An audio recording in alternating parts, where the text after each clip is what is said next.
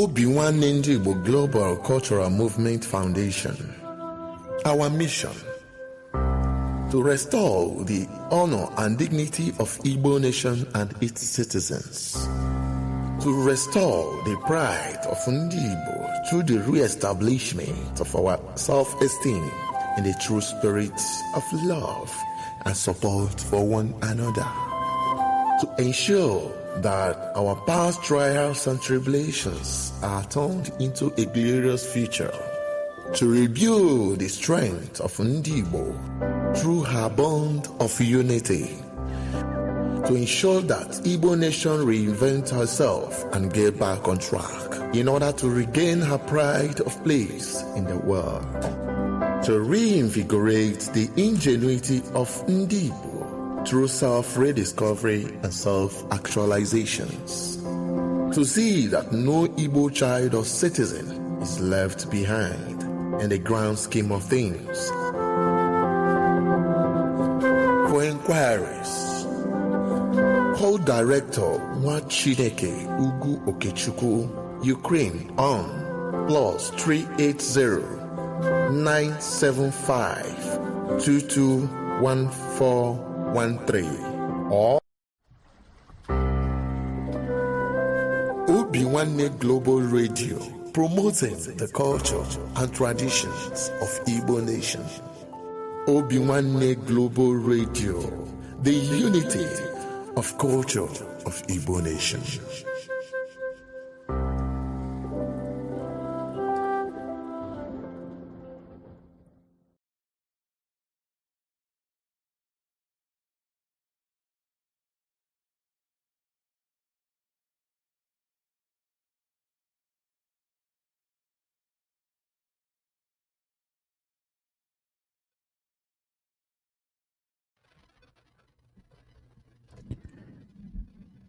Igbo bụ nze m ọzọ, ekene m onye ukwu, kenekwenye nta wee na-asị nke onye chiri ya zere ya mara anyị niile mma n'ụbọchị tata. Ụbọchị tata bụ ụbọchị afọ ana. Ụbọchị afọ ana bụ ụbọchị anyị ga-enye Chukwu okike abịa ma ekene n'ife ifeọma ha na-emere anyị. Ị bụrụ onye Igbo ebe ọ bụla nọ n'ụwa niile, ọ ga-amasị m na iburu oche gị bịa ebe a ka anyị kpaa nkata dịka ndị nwere obi nwanne. Tata bụ ụbọchị afọ na anyị na-ayọ Chukwu kere n'igwe kee n'ụwa ka o jiri aka ya gboo mkpa ife na-eme n'ala Igbo. Ọ bụ eziokwu na ọtụtụ amaghị ebe mmiri si bụ opi ụgbọgụrụ, mana ọ na-adị mma na ọ bụrụ na ị mara esili mara ya.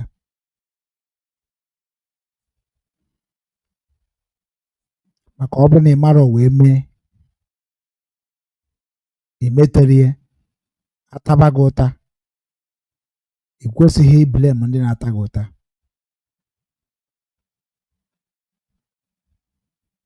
So tata bụ ụbọchị afọ a na anyị na-ekene Chukwu kere n'igwe kee n'ụwa mana onwe ihe kerie. Chukwu anyị na-ekwu okwu bụ Chukwu ome mgbe o nyere dibịa, Chukwu ome mgbe o nyere pastọ, Chukwu ome mgbe o nyere nne na nna, Chukwu ome mgbe o nyere ife niile nke ekere eke n'ụwa na onye nwa bụ onye mbido na onye njedebe. Ọnya ka m na-akpọku kemgbe m mepere OBINWANNEM since 2019. onye nwa ka mma na onye nwa ga-emecha mee ka udo dị n'ala be nna m. Esi ohu m n'elu daa, esi m n'ala Igbo wee pụta. N'ala Igbo nsi wee pụta, mụnwa ma na udo ka eji biri ebe ahụ before ndị oke ọchịchọ wee bata. So na anyị na-akpọkwu ya ka ọ bịa jiri aka ya mee ihe o ji bụrụ oke mmụọ n'ala Igbo. Agaghị m abịa gobe ọfọ na onye ọbụla na-eme nke a na-eme nke a tigbuo ya. No. Ọ bụrụ ọzọ Obinwanne ahụ ị na-ekwu okwu eke na-ama na because na ama m n'ihe mmiri ruru eru ga-ezo ezo, o zoro ogodo ezo nye ayọ you gotta go, because you people think that people like us don't know what we are doing on social media, but your leaders, they must arrest them. Everybody you are thinking that they are the one that doing right thing, they must arrest all of them, home and abroad. Only when you will understand Igbo race. Igbo don't joke with truth. Unu bụ ndị Igbo lapụrụ eziokwu. Ana wutere mụ nwa bụ Obinwanne ndị Igbo. Dat unu fere eziokwu wee tụọ ya mkpọrọ na-ekwuzi ihe unu laikere. It's very shameful. Ka nna ya Chukwu abịa ma na-asị ya, ọ bụ gịnị ka m ga-eme ka ndị be anyị mara nke bụ eziokwu? Ọ sị na o nwere ihe ga-eme ka ha mara nke bụ eziokwu na-abụ na egburu ha riri. Because na ndị Igbo ada agba ọsọ mmiri ma ọ mazụghị ọhara, ọkwa ma onye ha na-atụ. Yeah. Many of you people na-ezuzu na-edere m na social media, na-edere m na WhatsApp before na-asị m ana support Simon, but na support Nnadi Kana. And so what? What your father and your mother and your leader and your president and your African people can do to me? What? You don't know the truth and you don't want to stand for the truth. That people saying the truth. How many years are we saying the truth? So na ma yo Chukwu kere n'igwe ka enu wa ka o jiri aka mee uche. Mana ọ bụ na o menwu ha ejiri aka eme nke a ji bụrụ mmadụ. Aka na-asị ka ihe ọma mebere gị nwa na-ege m ntị. Mana ihe ọma ga na-emere gị nwa na-ege m ntị bụ na-ebukwa onye ọma ahụ.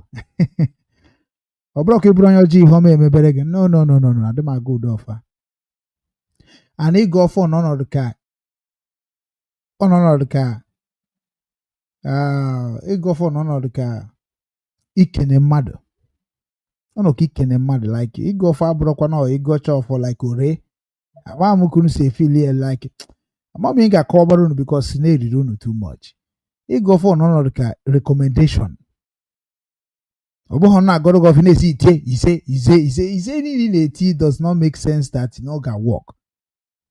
N'ihe na-agwa gị bụ ka agwa gị ka isi mee. Ọ recommendation. Ọnọ ka mmadụ ije chozi asị ya daalụ Nwachukwu. Ijere ọfụma jecha bata asị gị na ọ dị ka ịma ha eje ozi.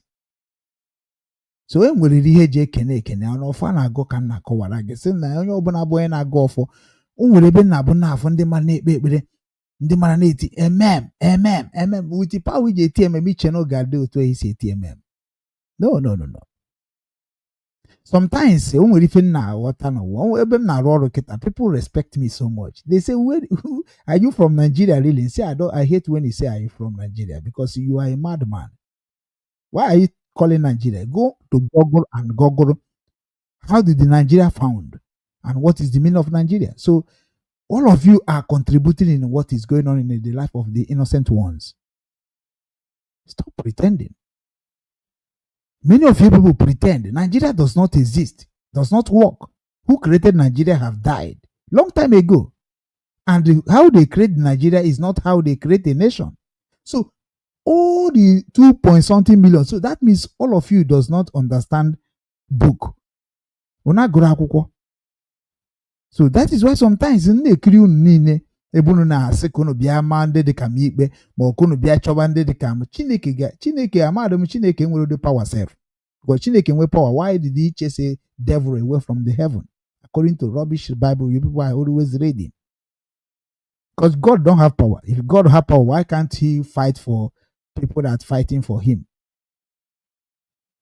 So it is the mankind, is the God you see. So whenever you're looking for any God on anywhere or thinking that when you call God, when they want to shoot you, You think that when they want to shoot you, you call God, then the bullet will not shoot you. You wake up from sleep. Oh. So even that they can't talk and go near gunofo. Western of phone na goro no but stab is for comfort so be na ha chukwu na den na ndana. Na nnem na nna m bụ nwanyi nkwo. Ugwu. Eze jam ugwu weje. So he Nsụka ife a na-ejere ozi na mmụọ ya ka nna ekene. Wee sị na ma agbarakwara ndị na-amere ihe niile ọjọọ n'ala Igbo. Anyị gba onye ọbụla nwara anwa gbaghara onye ọbụla gburu mmadụ n'ala Igbo. Ajọ ife ga-esogide ya ọtịrị ọnwụọ maka ihe ọjọọ na-eme n'ala Igbo. Ọ na-emetụta m na-emetụta ụmụnne m. So ana m asị ka ị na-ekiri m n'ụbọchị taa ka ị na-ege m ntị n'onu. Lechaa ntị maka ihe mekwara ịgwa gị n'ụbọchị taa something ga-abara gị uru. Ọ bụrụkwa maka mụnwa ọ maka gị nwa. Especially ndị nọ n'ala Igbo. A lot of message abịago na my WhatsApp na-disturb m. So nsị ka m bịagwakwa unu ya. N'anya enwere m time of everything repeat bụ ofu okwu a na-repeat ofu okwu. Ka ụbọchị taa bụ ụbọchị afọ ana mmụọ afọ ana were ọnọdụ n'aha Chukwu na ndị na ndị na ise ka ọ rabụ ebe na mụnwa gochiri ọfọm n'okwu. Maka ndị na-amaghị onye mbụ maybe ndị na-ekpu anya ka ndị oshi. Maka ndị na-amaghị onye mbụ I still remain Ugwu Okechukwu Obinwanne nke ndị Igbo.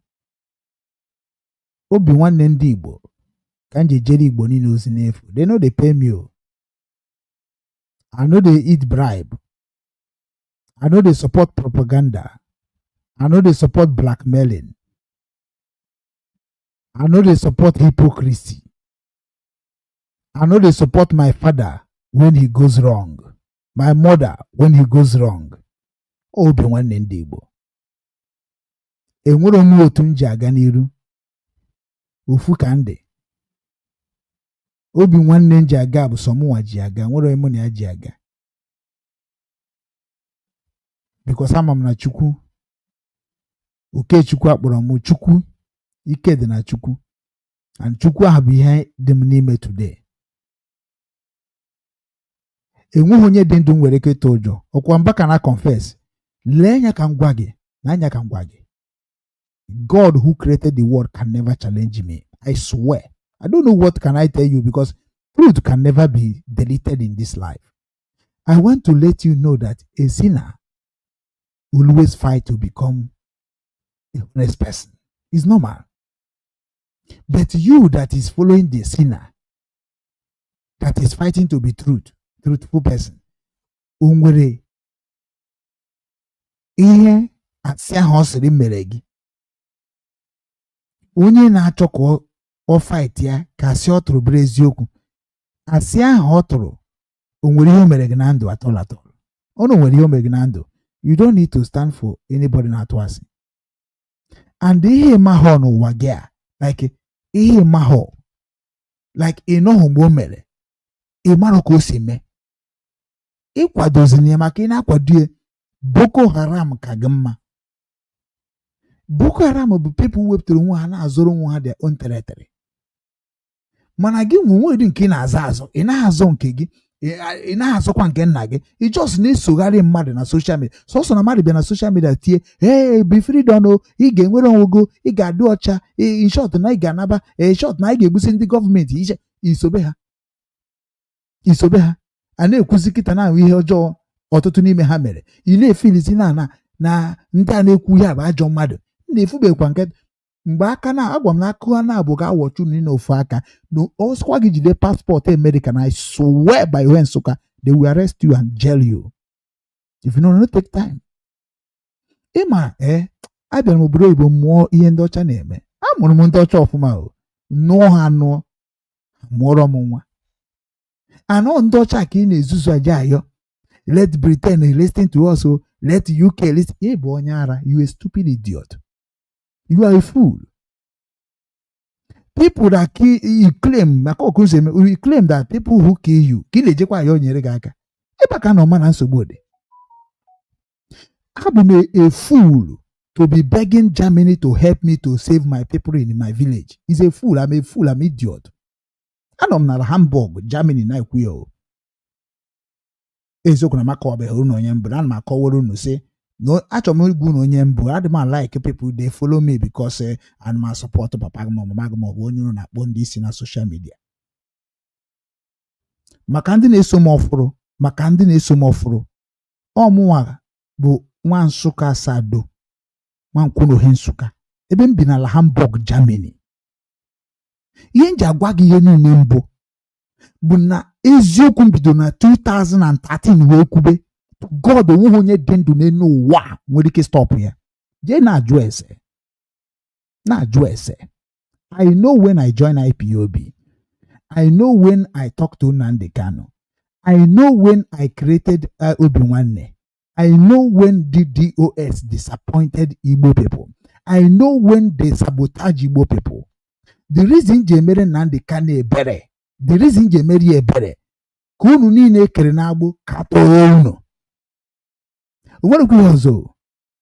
Maka na asị m kwube ka nsi wee mara ife nke ụwa nji akparị n'ụwa niile. Unu afụ na IPOB, DOS disappoint and betray Igbo race. Adịm agwa gị agwa na mmadụ anọ m na Hamburg, Germany. And eji agwa gị ebe m nọ bụ ka izuzu. Because sometimes unu che na mmadụ niile kwuru na ama aka o mmadụ niile kwuru ga-abịa na social media na blackmail. Enweghị onye n'ime unu nwere ike iwere picture ekwensu dị ka mụwa tinye na page gị, weregodu face ma tigo na page gị kọrọbish ka ụmụnne gị na ụmụnna gị niile nwụọ on 24 hours. Ntọasị ka nwụọ. Do you know why you cannot see this face in anybody platform? Maka na ekwensu. Ịma na ekwensu Chineke emeri nwe ekwensu. So ọ dịghị ka nwere onye ga-emeri nwu na what I'm saying about DOS, about Nnadi Kanu, about IPOB, about Biafra. Do you think onwe ihe emeri nwu? Do you think na onwe onye nwere ike ịnọkọta n'ụwa medie nwa Nkwunohe Nsụka? N'ihe na-agwa unu about what is going to happen in Igbo land and what is going to happen in the life of those that call themselves a leader of the indigenous people of Biafra? Do you think that amara m ihe mere? Eji m record evidence. So you may blackmail others, kill others, but over on aside them, ige ayobiko. Me yohobiko, even president of Tinubu Nigeria cannot talk to me. Tinubu, Muhammad Tinubu can never, ever, ever come across me. Do you know why? I remember how they killed the same story. Let me say not story. I could corona about Jesus Christ. That's not Jesus Christ was saying the truth. Mana oburo nke a ka mụ achọrọ iji wee gwa gị na ihe mbụ. Achọrọ m ime ka ị mara na the global leader kemgbe na-akparị na international community na-negotiate na-aga na gọọmenti na-apụta ka nchọpụtara na ịchọ ito ogologo ndụ were eziokwu gaba. Ama m n'ala Igbo kịta o enwere oke ikwuru eziokwu ikwu eziokwu ihe ga-eme gị due to na system a corrupt go. How did the system corrupt? Papa gị na mama gị bụ ndị oshi. You cannot reset it. Mgbe ị chọpụtara na nna anyị bụ Igbo, ụmụnne anyị bụ Igbo, ndị a niile na-akpọ ndị Igbo n'ọhụwa bụ ndị oshi nọ n'ụwa, mgbe a ka eji mara na forgiveness ga-abịaba. You cannot think that na ndị Ghana bụ ndị oshi na think hụ na ndị be nna papa gị na mama gị bụ onye oshi asị onye Igbo. Ịma na a na-abụ na-ekwu sometimes o nwere ike ihe etibe ka m si ekwu ya mana ịma hate adịrọ dị oke ị kwesịrị ịchọba m ka igbuo. Or even na-eme expect. I have mentioned a lot of people that is committed crime n'ala Igbo. Ma Obi Kubana ma chief priest m ihe niile ana m achọ ka ofu onye wugharịa ka m gwunu na akwụkwọ ka unu na-ekpugharị n'ụwa si na ego kunu kpatara akwụkwọ na akwụkwọ ka ị na-ekpugharị. Akwụkwọ can never give you power. What gives many people that you think they have power and have money is they are buying people secretly. Ịma na o nwere ihe unu amara na try ka nkọwara unu. Anabịa m na IPOB ka m meghe ka anyị wee si otu a wee nweta ndị ahụ niile aka ha dị ọcha innocent ones. Amagha m na IPOB, let me say DOS, the worst. Ihe ọsọ gị kpuchibe n'ụwa ihe zoro ezo ga-emecha pụta ife. ọ kara unu mma na unu bido kịta gee m ntị ka unu na advice ihe ga-esave unu nwere ihe ọzọ. Simon unu ji emere m ọnụ akọm ọnụ ọ nago ọ nọ na mkpọrọ. Nnamdi Kanu unu ji emere m ọnụ ọ nọ na mkpọrọ. Now amaghazikwa m ihe unu ga-eji wee gwakwa m okwu ọzọ. Abịarakwa m ịchị unu na unu adịmachi ndị nwụrụ anwụ na ndị na-esi isi. Abịakwana m idu unu, abịakwana m ịkụziri unu ihe unu ga-ama na unu amarụ gị ama na unu na-agha aghụghọ. Onye mere adị m ya akụzi gịnị ka na-abịa ịkụzi ọ mbịa nkọ unu ọnụ ka m si like m nwa naba.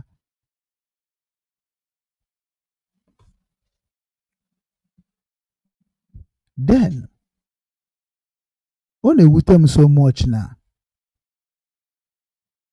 mmadụ ga-amacha nke bụ eziokwu mana ị na-agbara eziokwu ọsọ. I don't know. Ị ma na ndị Igbo niile na-eme ajọ ife na mma ha? Ị ma na ndị Igbo na-eme ajọ ihe na ama ha? So why are you looking for problem? I don't know what you would want to. Ị na-achọ ka idozi ala Igbo? How? Ị na-ekwu ka Biafra bịa? How? Who is going to restore Biafra for you? Who is going to Anmeku restore? When you can restoring Biafra, I have telling you people, Biafra abụrụ osisi ọ bụrụ akwa a na-eji achịta. Biafra bụ ị na-eme ihe ọma merie gaba, ị na-eme ihe ọjọọ tụgharịa mebe ihe ọma. Ọ gwụchakwa ya bụ Biafra a na-asị ka restore. O nwere mgbe m na-agwa unu okwu na-asị many of you people are looking onye ga-afly Biafran flag. Ụmụ Igbo na-azụ ya azọ. Who is going to be the person that's going to fly nyabụ atọ Biafran flag ka ọ rigo? Ebe a ka nọ ma na unu dị very wicked among of unu nwa bụ leader of Biafra struggle. Unu dị very wicked and very very very dangerous, which is na Amadioha ga-etigbu unu niile one by one. Abụ ịma na mechi unu ka unu repụtacha ọfụma file unu na-enwetago freedom. Mgbe unu nweta freedom ka unu ga-ataba nke bụ afọ. Ụmụ mbosi gwara unu imagine na the United Nations bịa sị unu were Biafra. Who is going to rule it? Which structure? Which foundation? Which security are you going to use to secure a land? Now na United Nations you are disturbing every night now. Even in our summer Yoruba say, okay, Biafra, ngwa Nnamdi Kanu, October 10, ngwa go and take Biafra. Don't disturb us again. So what is going to be the next? You know they think that one. Oh. Which the administration can get church and will not see a bazi.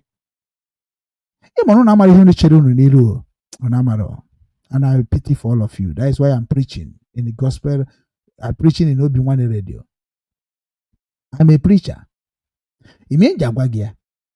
Because he a lot of union now we're in Ndo was okay, my Trump, oh, Biafra have suffered, they have killed them. Okay, go. From now, go. What is going to be the fate of everybody? Who is going to be the leader of Biafra? Who is going to lead Biafra? Who is going to set the military of Biafra? Obu ESN mepere na-egbu ndị mmadụ. Ka obu Biafra Liberation Army mepere na-egbu ndị mmadụ. Which army are you going to use to take care of your land? Ihe a ka unu ga na-ajụ onwe unu every day. Nwa adị m eme pretending. Many people will call and begging, okay, please don't talk like this. Let you know, you are mad. You are unuchani nebundala. Iman, okay, in Ayobi, why can't you your biko karab go to Boko Haram? Ka Boko Haram no more ka no rofuma mobuka habutacha go dundi mother. Okay, really, ka mata go no Boko Haram. Amaro mukunu say save undi bunu nemi hojo. Amam kunze kuchitendi bunu nemi hojo. Ndi aha nemi hojo. Obuna habro mad ka isi bro mad. Onya kanji manu chani na aruo. Today, assume that now.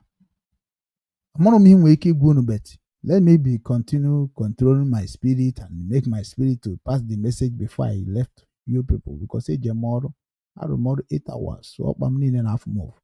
I have to go and sleep. Okay? O nwere ife ndị n'enu akwụkwọ ebe a. But before man aga n'ihe ndị n'akwụkwọ. Nna m Igbo bụ ndị na-ezi m ozi nja eziri na ozi. Ọ sị m mee ka unu mara n'ude ama ndị n'ala Igbo ude ejekọghị edo echi ude edekọ ide nwanne echi Nnadi Kanu pụta onweghị level ime ka udo dị n'ala Igbo. I am saying it in case next time anụnụ kpasuo nna anyị Igbo iwe ogbusisi ihe unu fọrọ n'anya. Ana m agwa unu something that ga-enyere unu aka. Like I don't want you to think that I am illiterate or I am talkative. Listen, abụrụ m ejike mba ka onye ara. Abụrụ m ndị idiot prophecy unu. I am the one who castigating them, cursing them, and they shall suffer. Ị ga-anọ n'ụwa na-eme na akpara anya gị na-agba aka ya nọ na-eme. These people are the one that changed the word of God. And the word of God is the word of our fathers. I change it to their suitable beneficiary way. In eso ha. Anyị nwa na-ajụ ha, why this thing like this? When I say just na ha na etere ha mmanụ. Fine and good. Okay, kita ejike mba ka bego kwube nke ya. Otu a ka a na-asị na ọ na-ewure Ebuka Obi uwe ọ na-eme nke. Let me tell you, enweghị like ọ bụ na ị mara ihe mere ala Igbo eji egbu ndị mmadụ n'ala Igbo today ị ga-ebu ụzọ gụọ Ejike Mbaka, gụọ Ebuka Obi, gụọ Ebube Mmụọ Nsọ, gụọ Lazarus Moka, gụọ Chibụzọ, gụọ nke a na-akpọ Odumeje. These people are the one that train criminality in your kingdom. And they put on obodo oyibo. Okay, look at social media today. Almost Africa niile na-ekwu against of what religion came to do in our land. Kita Ebube Mbaka na-agwazi unu ya bụ nwa mmiri na ịbụ ụmụ mmiri. Mba o. Remember that he is a reverend father. Ha na-emekwa ihe arụsị o. Because ị ga-agwa ndị nna gị ihe kpọrọ arụsị. Unu jicha niile ji bụrụ ndị ọjọọ Chineke ga-akpọ ọkụ. Na ọ bụ na ọ kpọghị unu ọkụ, anyị nwa bụ mmadụ enye aka kpọọ unu ọkụ. Bụ na unu na-afụcha ka nna unu na-eme ajọ ihe. Unu eji maka na ọma papa unu wee na-akwado ajọ ihe. Banye si na onwere ihe papa unu mere. Ị na-afụ na mama gị mere ajọ ihe. Gị ji maka na ọmama gị wee pretend bazie na ọ bụ ha ji ihe. Ịmakwa ihe ọ bụ. I am telling you that na people na-asị na ha mere ajị ọ bụghị onye dị ka kedu nke a na-akpọ Jofeza kwuo okwu na amaje maazị dibịa kwuo okwu na amaje. Why can't you people bịa na my program ka ọ na m erughị oge bịa na program mụ nwa bụkwa onye kụziri n'ọlụ. Ị na-ajụ onwe gị gịnị mere na anaghị asị na Obinwanne ndị Igbo mere kwuru nke a na o kwuru ajọ ihe na o mere nke. Why? Because na ha ma na Obinwanne ndị Igbo bụ Nwachukwu. Ejesi agwụ ị na-ata ya enu ya enu. Nna abịa m na-asị gịnị mere unu ji na-agbara eziokwu ọsọ ntinyekwuo link na-abịa ka ị chalenji okwu ọnụ m chaa achọkwa m ka ị bịa ka ime m ka ndị adịgokwa m popular radio. Gọọmenti mana m na-eme exist, Nigeria gọọmenti mana m na-eme exist, German gọọmenti mana m na-eme exist. Then gị nwa na nwoke bụzo ordinary common Biafran freedom fighting na-enweghị level in the world.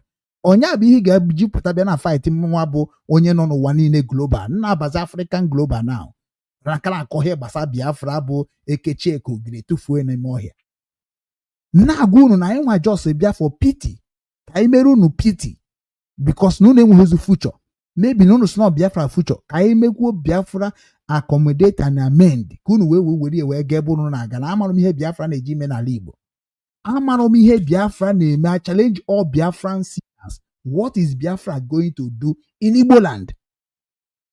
Kedu ihe bụ ọrụ Biafra? Maka amarụ m ọrụ Biafra na-achọ Biafra mana Igbo onye Igbo bụrụkwa nwa nkwọ bụrụ nwa eke bụrụ nwa ori na-achọkwa ihe adịghị na be nna gị. Fine and good nsịkwa na Biafra.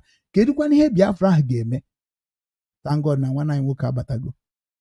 Nwere onye ọbịa bata. Ekene odogwu nke anọ 12 stone. Nwoke ọma. Nwoke ọma. Obinwannem. 12 stone. Ofu obi ndị Afrịka. Anyị ga na-agbasa ozi ọma nke akụrụ mmiri. Yes. Because akụghị mmiri osobe ihe ọzọ. So ndewo asị m ka ikene ndị Afrịka before kenekwu ụmụ Igbo be anyị before mụ a conclude ife m na-ekwu wee tinye vidio anyị ga-etinye ọnụ n'ụbọchị taa. O nwere vidio m chọrọ ịbịa tinye ka anyị ga-echatị anyị kwuo ihe dị n'obi gị. So kene ndị be anyị igwe ha onye bụ Igbo mma mmanụ, Igbo makanụ, Igbo kwezuonu, udo Chineke dịrị unu niile. Mụ bụ Ikechukwu Emmanuel Okeke, onye tiri Okwute gị na Ebụna. Ndewonu. Onu Chineke nna anụ na-achị anyị atụ n'egwu. Ya atụ n'egwu na ihe a niile emechaa na ọ ga-adị mma, anyị ewere emere ihe akụkọ. Ndewonu. Obinwanne ndị Igbo jisi ike n'ọrụ. Ekene m daalụ welcome. So ife mgbukwa n'ọnụ na-agwa unu ụmụnne m na nna m abatago na ịma na asị na afụ ihe kubiela ọba, maka na onwe ndị mmadụ nọ n'iru ha wee na-aba mba ma ọ na-akpọ iyi magono ka o si adị na ndị a bụ ndị mmụọ ji aga n'obodo. So anyị na-ekene onye ọbụla na-ege anyị ntị n'ọnụ wee na-asị dịka ndị ahụ bụ ndị na-agwa okwu bụ especially ndị m na ha na-eme na anyị na-eme ihe Biafra, because I was trying to si na tru Biafra wee nweta ife bụ udo na be anyị merie gọọmenti na-emegide anyị, but na mbechasị na Biafra fụ na ya bụ ihe dị njọ karịkwuzie Naijiria, and mụ ama nzokwana ya ezo because ị na-ezi ya ezo ọ ya egbuo gị. So ọ ka mma na anyị niile bịa kwuo eziokwu. Onwe ndị a ga-agbaghara ha, onwe ndị a ga-egbu egbu ha, onwekwa ndị a ga-enye aka, onwe ndị a ga-atụ mkpọrọ. Ọnya bụ ife anyị nọ na because na orugo mgbe a na-ekwu okwu ya. So na mụnwa na ụmụ bịa n'ụbọchị tata ka m gosi one or two things, but before ma na-aga n'iru, o nwere okwu very dark man o kwuru. Ama m ma wee na-atag very dark man na vidio. O nwetego vidio m, o nwere onye dere m sị m that na ya ga-epushi that thing ka o ruo very dark man ndị. Ịma na ihe nji wee mee ya, ọ bụghị na mụnwa nwere ihe m fụrụ ebe very dark man nọ, maka ọ nọghọ na level anyị, mana ime nji wee use very dark man na-ekwu okwu niile na-ekwu abata Nnadi Kanaba Simon na-atag ya, ime nji atag ya ka o wee maa na ihe ọ na-eme na ya emechaghị ewusa ọwa, and ka o wee bido n'oge chụba ewu ojii tupu uche ji na ihe nwanwe bụ very dark man na the zoo bụ Nigeria. Because very dark man onwe edukwu smart wee ghọta ọ dụgo okwu na abụ okwu jugodu kedu onye motivated the very dark man to be talking about Nnadi Kanu, kedu onye mere. Enwere ike adị m alike ka m mebe ka m bịa kọbara gị no this that ime emeji ekwe because mme ya ọ ga-abụ aji ife n'iru nna m sịrị onye ebunine onwe ya nụ ọnya nweghị eji aka ya bụ nne gị ibuni onwe gị nụ Chukwu ebu nna anyị ebutu oge. So mụ nwa ada like bịa mebe ka ghọtaba na ọmụne mba ihe ahụ ị chere na ọ ga-eme ma ọ bụ na ọ gaghị eme otu anyị si chee ka ọ ga-adị. So don't forget that na ihe ọbụla dị n'ụwa edego ka o esi mee. Very dark man pụtara na nkịta na-asị na Nnadi Kanu na ekwesịrị itinye ọnụ n'ihe gbasara Nnadi Kanu, ekwesịrị ikpe Nnadi Kanu kedu nke na-emenụ, kedu asị na ome nke a. Ọ na very dark man anọbụ na Nigeria before, ọ nọ na Nigeria nke aga. Very dark man pụtakwara kịta na wee na-agwa gị sị that na Nigeria da workzi na ọ bụ na ga-etiri Nigeria into pieces ka etirie ya ọ bụrụkwa the thing anyị standard na IPOB ifuge.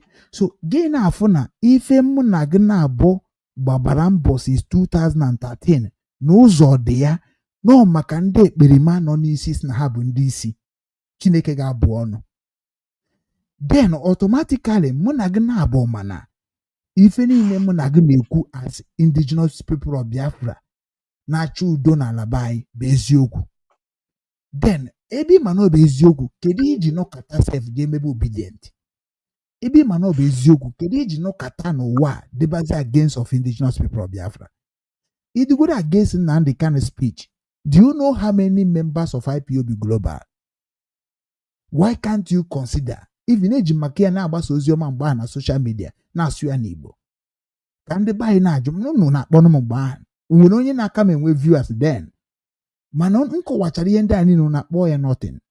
Fine and good. Very dark man kịta apụtago okwugbo okwu ọkwụnụkwụnụ na-eshe ya ọ mara mma, mana ife niile ahụ unu na-eme ka ndị be anyị na-akpọ mere n'ikwe mkpete n'azụ. Very dark man ma onye mbụ ọ bụsị na ọma onye mbụ ya nwee iyi onwe onye nọ na Naijiria anaghị n'onu Obinwanne ndị Igbo. and na-ekwu nke ma adị m ekwu ka anyị ihe unu na-ada akpọ diplomatic or maybe ka onye adị ama m kwu nsada asụ oyibo anya bụ ka o uche dị ka o mee ka mmadụ ya ka ọ mpakejie mana adị m package. You no like me, no like me. You like me, like me. You no understand me, no understand me. You understand me, you understand me. Anaghị ejeri ihe niile na court. Today kita now enwere ihe na-eme na be anyị now. Asịkwa na ejidere snow nke kpọrọ nwe yahoo.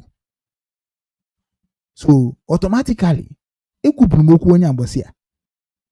Akpọpụrụ m afọ ya ebe a si ya nwoke niile ezuzu a na-akụtịkpagba gbagbuo gị dị.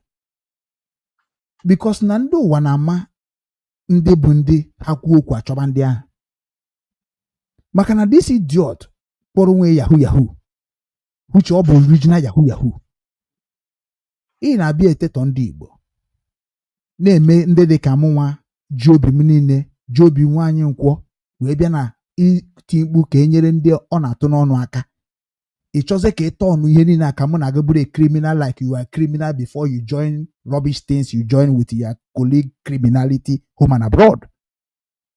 You want to paint what I suffered and put all my energy and everything to become like a mockery.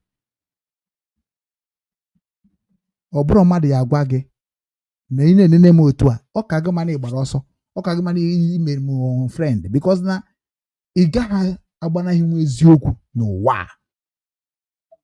Today kita asị na-ejie na-ejiri ya bụrụ our business. Ọ bụ business ndị ya na ya committed a crime because na ihe ha mere bi eso na-eme na mụ na gị ka na-ata afụ n'ala Igbo today. Nke a bụrụ gịnị ịbụa. Nke ịtọ enwere ife furu ndere ebe a. Datin ndere ebe a kịta na bụ about ihe Tony Nnadi dere. Unu mana Tony Nnadi commented on my platform. Mwe dekwara nke ndere request ya contact ya odele m mụ na akpaba na WhatsApp. Onu esendiri m ọtụtụ video dị iche iche. Then video ni na ahụ na-esend m na-egekwu ya ana m afụkwa something bụ ihe gị nwa n'oge ga-emechekwa fụ n'ikpeazụ. Maka na ndị ọcha sị gị don't start what you can never finish. Oyibo ka ha sụrụ. Nna anyị sị gị kpachapụ anya maka ife ọbụla na-eme n'ụwa maka mbịaghachi nke ụzọ. Maka na anyị na-abịaghachi. Okwu a na-ekwu na ga-emecha na chetara m. Ọ bụrụ nke dị m ọ ga-abịa, ọ bụrụ nke dị jọ ga-abịa. Ọ na-amara onye mere na-ekwu nke na-ekwu uche ga-adị ya. Video ahụ ga-etinye kịta. Many of our people adịghị ekwu eziokwu. Because of na ọ bụ mụnwa na-ekwu, you no go like am. Mana onye ọzọ bụ onye ị bịara love ma ma m kwunu sa love nkunu na-akọ m ọnụ na-akpọ m like ya. Ana onye ahụ ị likere na-atụrụ gị asị anyị mara na-atụrụ gị asị ihe na-eso ya. Ndị ahụ na-ekwu eziokwu nọ na-agbara ha ọsọ. Ndị ahụ ji format nọ na-agbara ha ọsọ. Unu na-emezi expect ka onye nyere unu aka na nsogbu nọ. Afụbeghị m onye Biafra n'ụwa niile na-ekwu eziokwu. Isi niile na-ekwu eziokwu na ịbụ Biafra na challenge you. Let me put link. You know they talk through because if you ever enjoy go for ajụjụ. One question can ga ajụ gba itaba obugo eze. You know they talk through. That is why I created OBINWANNEM. I created OBINWANNEM because I saw every Biafran is a liar. Pure liar. If you are not a liar, you are afraid to come out and defend Biafra you are talking about in public with the face and showing all over the world.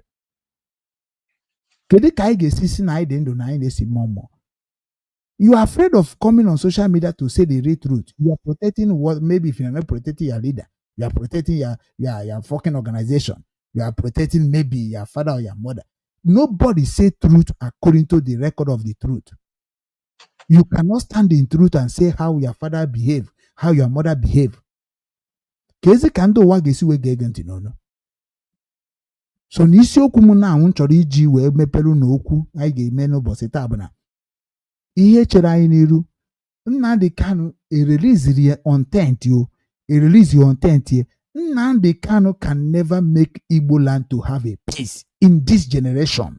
Adema agwa gị na azụ ina agwa gị in case release ya kita na wọs ga-ebido mebe.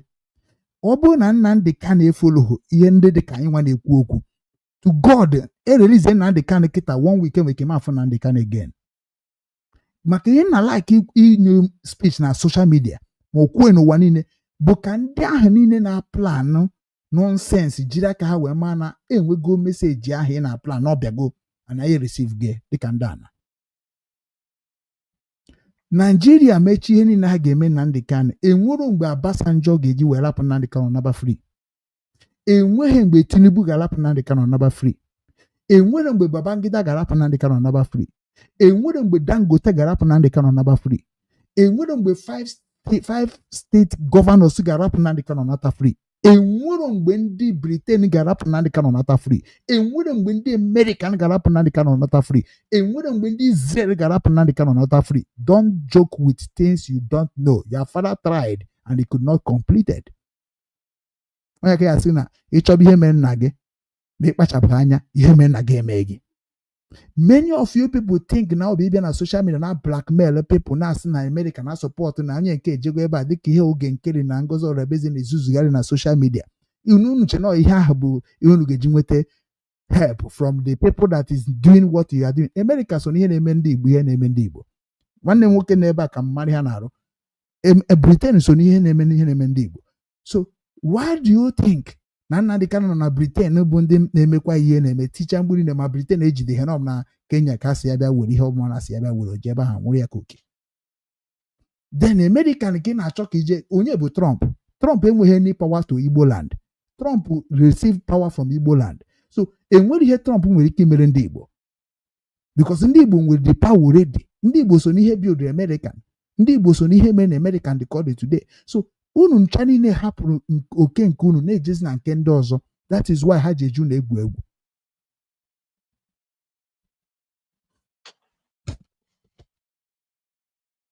So ana m ekene unu niile wee na-asị na ebe m nwa kwụ before ka m chọkwara imekwa ka unu mara na anyị ka kwụkwa ebe a. O nwere ife anyị mere na IPOB ndị DOS mebe referendum. Referendum bụ ife onye ọbụla dị ndụ na-akwado. Bịa jiri aka gị kwuo ị chọrọ iso na-ezu oshi ka ndị Naijiria si ezu oshi. Ị chọrọ iso na-egwu wayo ka ndị Igbo si egwu wayo. Ị chọrọ ịdị na-agbagbu mmadụ na-enara ihe n'ike ka ndị Igbo si eme.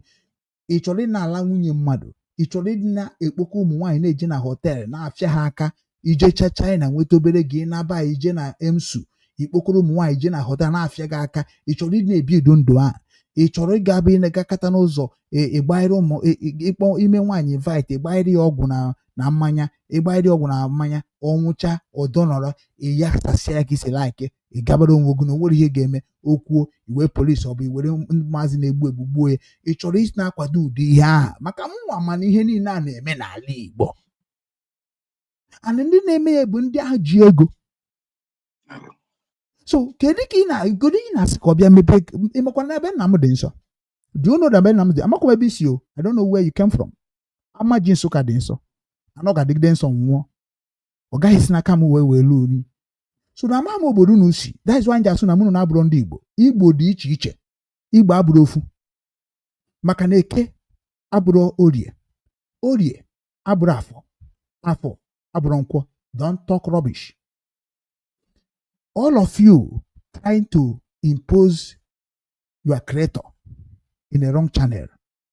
Onye mere ihe na-eme unu ji eme unu. Anyị amarọkwa ndị gọọmenti, anyị amarọ ndị religion. Ihe anyị ma bụ ndị ahụ bụ ndị Chukwu kere n'ụwa ka ha bịa kwuo ka ụwa si wee dị. Without etinye ewepụ. Achọrọ m ka m tinye vidio Tony Nnadi kwuru maka Naijiria. Tichere gị okwu na Naijiria. Then nwanne anyị nwoke tinye ọnụ, o tinyechozi ọnụ, onwe onye nwere ike ịbata onwekwa onye nwere ike ịbata na-egere egere na enwere ihe nji ịbata eme na-egere egere maka eru echi. Ana enwere ihe anyị mere echefukwana na ndị Igbo mere inauguration. Ndị nzukọ ndị Igbo mere inauguration n'oge gara aga and nwanne anyị nwoke a n'ebe a kịta so na the founder of nzukọ ndị Igbo. So aga m ajụ ya 1 or 2 question today. Ọ gaghị egbu oge mana mbọsị anyị ga-akọzi maka ya na-abịa because enwere lot of things na-agabiga na nzukọ ndị Igbo. Anyị ya na-eme na nzukọ ndị Igbo ebe a na-eme na ọtụtụ ebe niile ndị Igbo na-agbakọ Onye mere Nnadi Kanu ji wee sị na nwe ebe ndị Igbo na-agbakọ a ga-emepụta ihe bara uru, mana mụ nwa ama nkwe ka data okwu ahụ dị ile, onye ka m nọ n'ọrụ. So n'ebe ọbụla m batara na-agbakọ bụ nzukọ ndị Igbo, to God enwe corruption dị there, to God ihe ga-eme that place, unu ga na-anụ onu m very soon. Emere m na South Korea, ha manụ na-eme. I will not allow nzukọ ndị Igbo na Hamburg a ka enwee ndị rubbish a ga-akọ achọs m abata maka adị m nsọ. Ha ga-eje mara ebe m si n'ụwa. Amara m ude gị kpatara ma ọ bụ ka isi mee, but m ga-agwa gị na ọ bụrụ ego ka ndị Igbo na-efe. That corruption dị na nzukọ ndị Igbo na Hamburg, ị ga-anọ wee dozie. Onye mere nji wesị ka m na-akpọbata nwanne anyị nwoke maka na mgbe m na-ebido ma foto ndị ahụ niile na-ezuzu aga m agba ya n'anwụ. Ha agaghị anazụ n'ụwa, ha agaghị agagharịzụ n'ụwa. Ụmụ ha niile ga-abụ a wasted product. Ọ bụ na he take your time because your father are evil. Because we need to condemn what we are doing. We need to condemn it so that we can live. So na ị ga-ajụkwa nwanne anyị nwoke dị na nzukọ ndị Igbo. Then na ekwucha maka nke Tony Nnadi ya awa because time adịrọzi n'ihe anyị na-ekwu. Na ya bịara osi ka ogologo akọ. Na ya bịara ime. Okay, let me start from very dark man. No wahala. Let me start from very dark man. Giving Nnamdi Kanu a peace deal. Because I mean, up till now, I don't even know what he did. But I just know, say, when I put him. No, I won't say I don't know what the problem is. You say, okay, treasonable offense, it was encouraging crime, it was encouraging terrorism, and all. Person where they encourage, different from who buy. This one where buy, they give him a peace deal. But the one where you claim, say, he do treasonable offense, you don't give him a peace deal. So why is the man there? What's really going on in Nigeria, bro? That terrorists are being encouraged with a peace deal? So meaning say tomorrow now Bello Truji, for all the atrocities where Bello Truji they cause. Bello Truji, as we speak now, he gets soldiers for bush. These people don't take over the north. They terrorize the full north. They'll go into different villages, pack women, go. The Northerners are suffering in the hands of these people. They don't have peace. So tomorrow now you give him a peace deal? Because I already heard that they don't send one imam go inside bush, may go follow Bello Truji talk. So in all of this, you give them a peace deal. So how about the justice for the people that their rights were stepped on? How about the people where they don't buy? As I talk like this, I feel just go now me they kidnap me. Yes, don't go buy me. Next thing I'll just see the story. That's how crazy it is. May God help us. This country.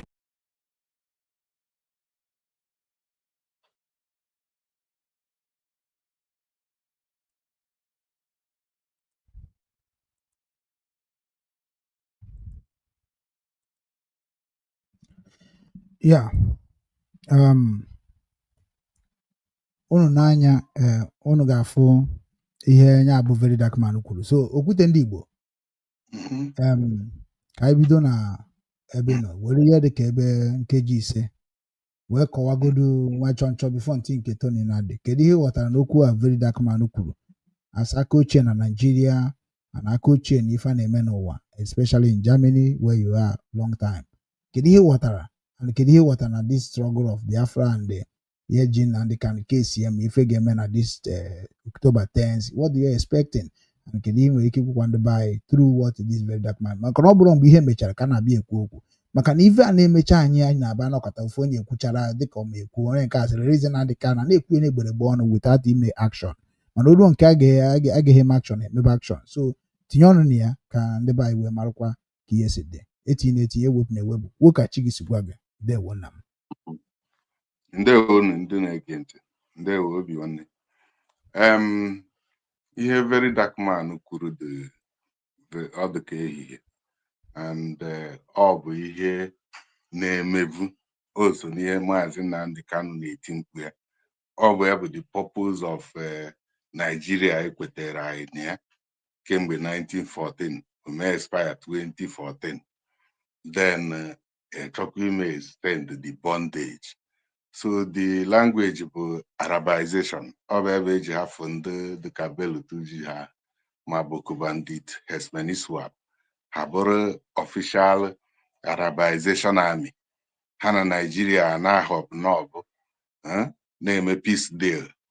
then Maazị Nnamdi Kanu gbakwa ọsọ agbagbuche mmadụ na Benue ejekwe kidnap kpọkpụta ya dowe ya na parade as the most celebrated terrorist trial. Ndị Igbo niile gọzie terrorist under na prescribe IPOB which ọbụkwa gọvanọ ndị be anyị wetara kangaroo court injunction wee need to court process eji wee prescribe IPOB kpọzie anyị niile terrorist. So ọ ihe a na-ekwu ọba ebe ọ dị dịka ndị ọcha uwe na Afrịka na-akpọ anyị a na-reference anyị as anụmanụ sef dịka animal kingdom. So Nigeria ebe egbugoro hundreds of thousands of innocent souls. Belu Tuesday alone kwuru na ya lost go count ya na ndị amị a na-ese ha foto.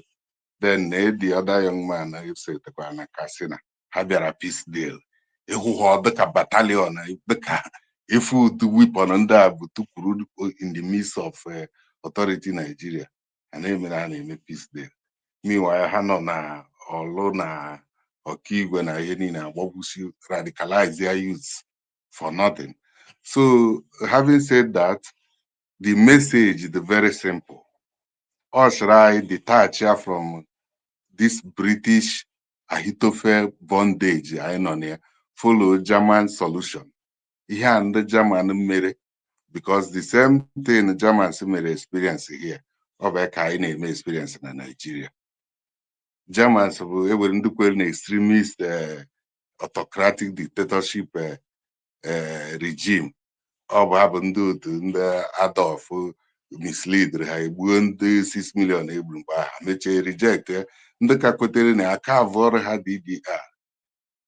Then build a wall. Ọ bụ ka that dictatorship created hardship, poverty, ruo ndị obodo na-eji. Women and children, young and old, were pụta mee occupy government facilities. Sons of one slogan ka ha na-ekwe within the Falcon. And one demand ka ha were let that Berlin Wall fall, ka ha dị free. So at the end, ha nọ n'eji anyị shi na mamụghị na those government facilities. Then that one party dictatorship extremist government nọ na DDR mgbe ha na-akpọ Social Einheit Partei Deutschland. Secretary ha nọ na-eme adres live na-arịọ ha ka ha na-awa ka etinye okwu na ha mba na ha ama nna until a collapse that war. So eweta ozi na that Berlin Wall fall.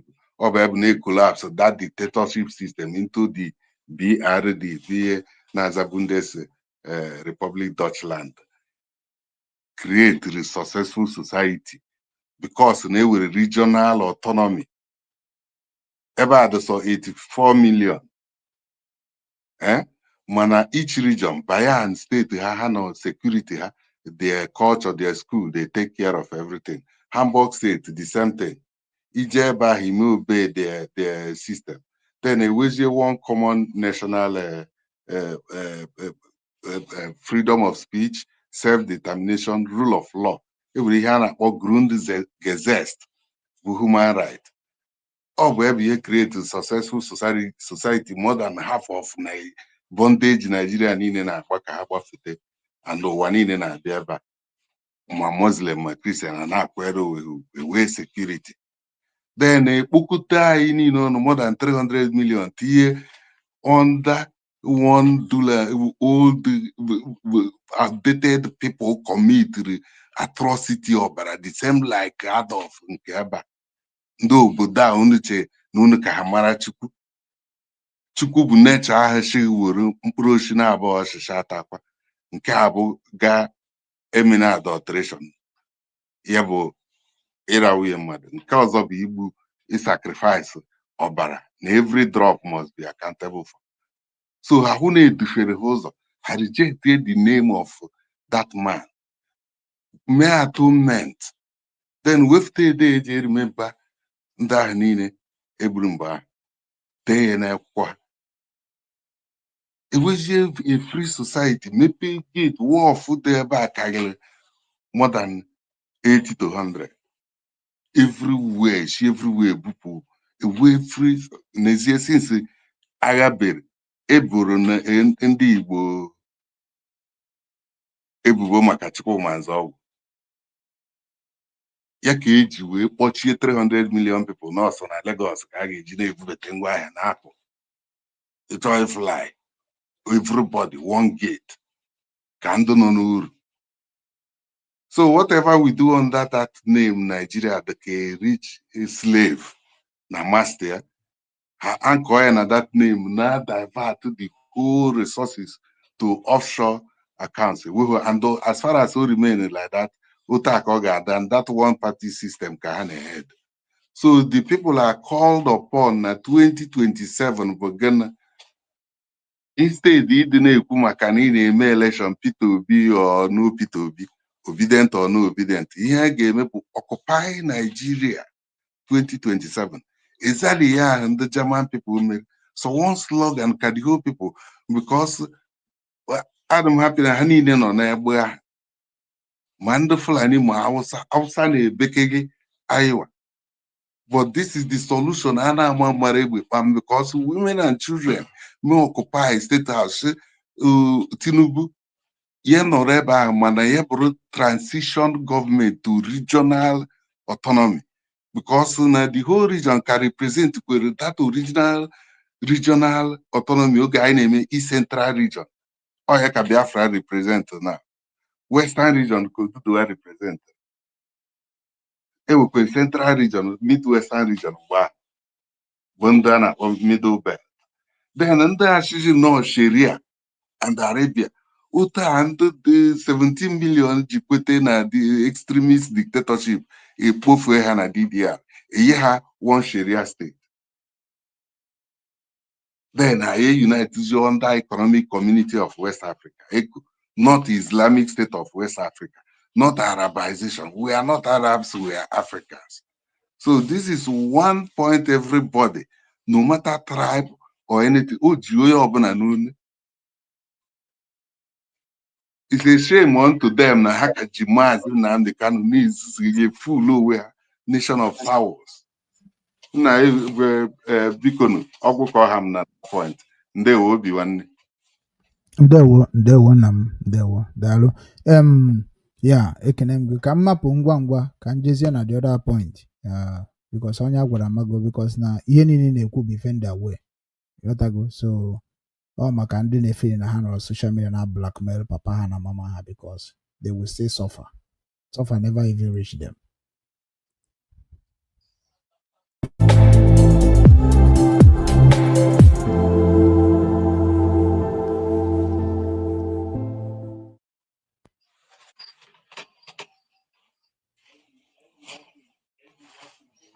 Yeah, in recent time, you must have been hearing about the North and West Alliance of 1967. Or at times you just say 1967 Alliance. Now let's explain. The Nigeria, there was an offshore criminal enterprise of the British Crown, operated in joint venture with the Caliphate, that's the Sharia North. When things began to go in the direction of a challenge from the rest of the country, from the southern part of the country, it had to reinforce itself with some kind of a disguise, something that now presents that Fulani hegemony as Nigeria, federal government of Nigeria. And these things happened, that deployment of that alliance as a mask by which the Fulani pretend to be federal government of Nigeria happened in the period that Eastern Nigeria came under genocide, particularly from 1967. In fact, it began in 1966. July 29, 1966 was when, in some vengeance, in some revenge of for what happened in January, where middle rank officers who were looking out for their country attempted to stop the politicians from what they were doing at the time. And so Britain and their joint venture partners in Caliphate North turned the whole situation upside down to now make it look like it is it was an Igbo plan. Igbo decided to come and kill off everybody else to own Nigeria. No, everybody knows the truth. Some of those truths have forced themselves into the arena.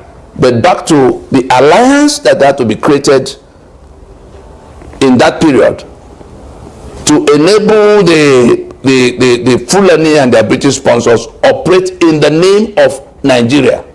The Nigeria that was agreed in Lancaster House 1959 was a federation.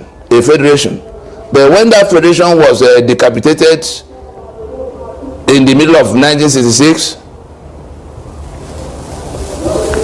those who, the caliphate that seized the carcass had to pretend it was still Nigeria. And so they had to, co-opt some renegades from the southwest, Yoruba land. And so, in order to make the picture complete, they also had to go to the coastal area in eastern region to bring people who will stand with them.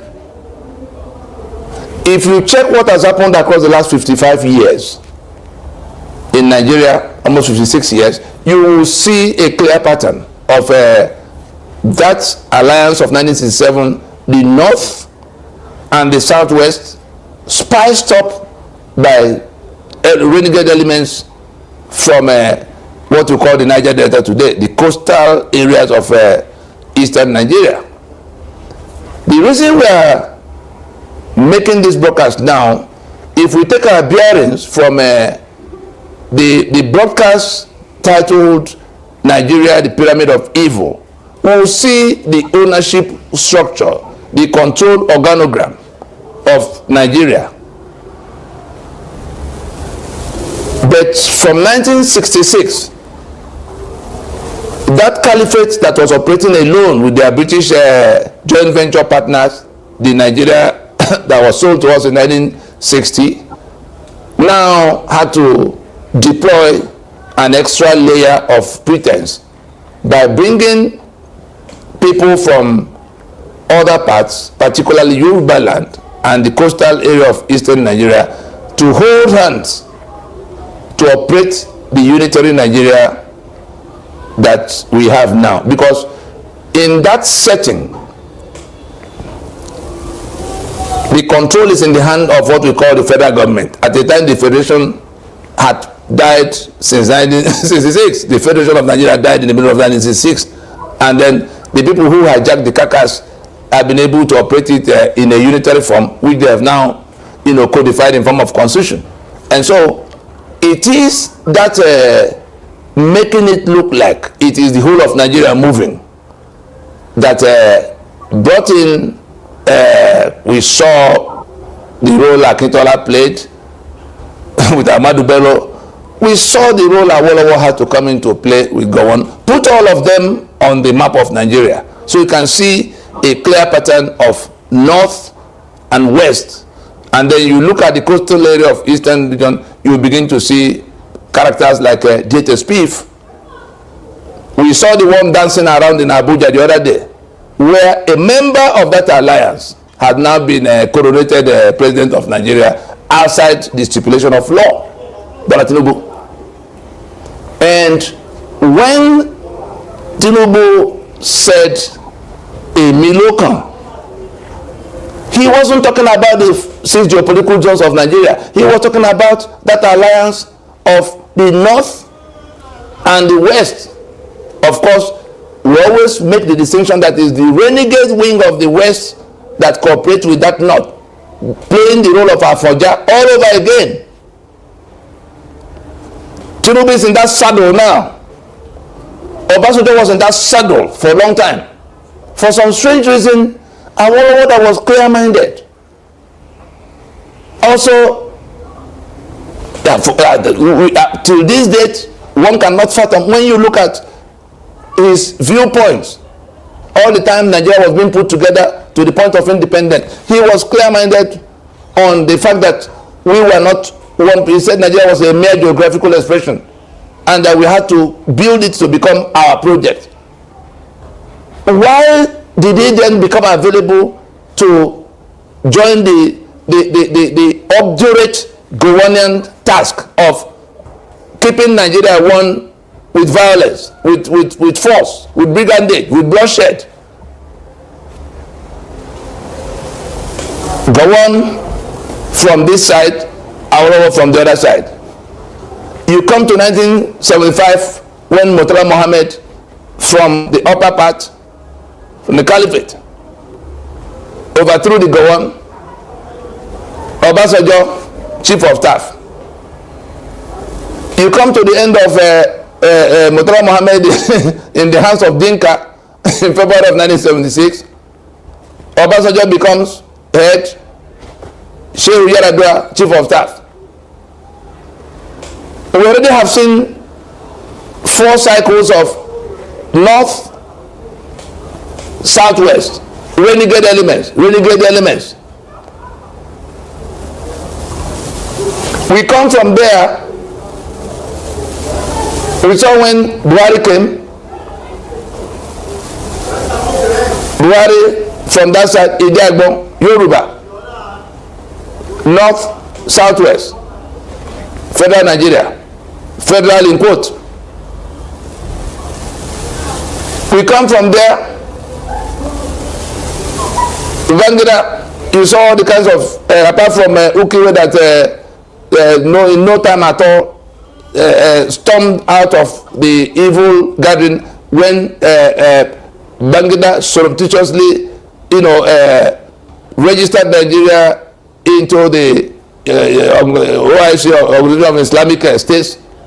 Bangida took Nigeria into OIC without consulting anybody, and his second in command said, "Why would that be? How will I explain my presence here if I'm not to be told?" He resigned and left the government. Then look at all the people that replaced him. Then Abacha comes, you saw they are there. Just put them on the map and you will see a consistent pattern. We came back to 1999, Obasanjo comes back, Atiku from Yaradua's circle. North, southwest. Southwest, north. Therefore, you saw when Buhari came, Oshibajo, and then Tinubu that organized the ceremony in 2015 come to say, look, in this, for you to understand the meaning of a Miloka, it's not because it's not what he did in his party or the 6 geopolitical zone that has to rotate. He was talking about that North and Southwest alliance. They take their turns at power, one hand over to the other and then back to the other. Everything that happens in between are just providential interventions. We saw how Jonathan came. We saw the effort. We saw the concerted effort to make sure that that stranger from conquered territory does not come to government house. And so we are back to where they are all carrying on today as if the rest of Nigeria, especially in the eastern flank, does not matter. You lock down the eastern economic corridor. This same body of water that runs in Lagos goes all the way to Port Harcourt, Calabar, Oron. This same Atlantic water. You lock down the eastern economic corridor. You force the people of the east, broke down their infrastructure, borrowing money against their assets from everywhere, but the assets, the infrastructure being built not to touch their area, and you think they are all blind not to see. Then the ones that came to Lagos are being treated as people who have no homeland, killed at will. and it's all looking good. For those who think they are so smart that nobody knows what they are doing, you sell 3 million barrels of crude oil you take from eastern half of southern Nigeria, the lower Niger, and instead of going to address the issues being raised about the ownership and control structures, which the constitution, turned upside down, such that the oil of Bayelsa now belongs to Jigawa under your imposed constitution. You don't want to address that. Every now and then you go to Hamburg to create some kind of stupidity that will pretend that you are now addressing the issue. Look at the kind of NDDC business that have been done. That's a message to the Niger Delta. Now you say you are going to do amnesty when young people begin to say, why is this so? Consider, juxtapose the amount of money that Nigeria makes from the 3 million barrels of crude oil it takes every day. I'm not talking about gas and other things. With how much money they bribe, because it boils down to bribe when you select a few who are already making trouble and stuff their mouth with money. The other day you say you restore Tombolo's 4 billion a month. It sounds like a lot of money. Convert 4 billion naira to dollars and then compare with, let's even take 2 million barrels as what Nigeria is selling. Let's not go to the 3, because I was in the industry to tell you that what is being reported to you is a far cry from the reality. Let's come down to 2 million barrels a day. Convert it at the rate of $80 to $100 or even $70 per barrel. In 1 month, on daily basis, you could be discussing between $150 to $200 million daily basis. That's the size of the booty. That's the size of the loot represented by Unitary Nigeria being shared under this alliance of 1967. If you convert 4 billion in the month, you could only be talking about $5 million at the most. And then for something in which Nigeria has to take away 200 million every day, put it across 30 days, you will then see how much 200 million times 30, even if you say $150 million times 30, that's in 1 month. But in that same 1 month, all you are doing to secure the taking away of that asset is the paltry $5 million you select who you give, and then whatever is left, the same. It was the man that became president that mobilized the ones that came to dance in Abuja the other time to show that Niger Delta is happy. That alliance of 1967, the North, the Southwest, and renegade elements of the coastal East. Nobody is deceived. Nobody is deceived, and I tell you, it will all come crashing. If you think there's anything that will save that 1999 constitution, you better go and think more properly, because you are in error. You are building your great Nigeria on this depth of injustice. Nobody cares. You can kill the balance of them as you find. But there's only one thing: the first casualty from that brigandage, from that Nigeria that measures its success by how much it puts down a section or how much it kills a section of that country. I can tell you that Nigeria, that unitary Nigeria defined by this constitution, will be the first casualty from your brigandage. All of you involved. That Nigeria defined by this constitution, all of those who are being destroyed, whose future have been destroyed by the unitary constitutional order you imposed, the 1967 alliance, as enabled by the Class of 66. Don't think that people do not know. We know. We are not going to get into any altercations with you. Those who prefer freedom to bondage, those who prefer, who subscribe to justice and equity. Don't tell me about the justice of giving Igbo man presidency. To do what under this constitution? Peter Obi, I ask you, and all of those doing obedient movement with him, Pat Utomi and co. To do what with this constitution? And so, let those who go canvassing equity of whose turn it is, you better know that you are not on the table. The people who are on the table pass it among themselves. I've given you 7 clear episodes spanning across 55 years. We have just entered another episode, though this is not yet complete. The election is still inconclusive. We don't know who is going to emerge. But Ninas will not accept anybody coming to govern Nigeria with this constitution. We said it 3 years before the date of election, since 2020. So if you went to buy form after we said this constitution cannot remain basis of union or democracy, then you're entirely on your own. We are not interested in whatever happens to you, whether you are killed. Anybody who is prepared to swear to defend and uphold the 1999 constitution deserves every kind of calamity that can befall him and his generation, whether his candidate or his political party proprietor, because they all subscribe to that constitution, or his voter or his mobilizer, including church leaders. Anybody who is prepared to subscribe to swear to govern by and defend and uphold that constitution is the enemy of the people, is directly responsible for the killings going on to everybody or with everybody, directly responsible for the impoverishment that has happened to everybody, that will continue to happen with the kind of characters we have seen now converge in government house. Drug here, terror there, converging to manage criminal enterprise. You are all caught in that middle.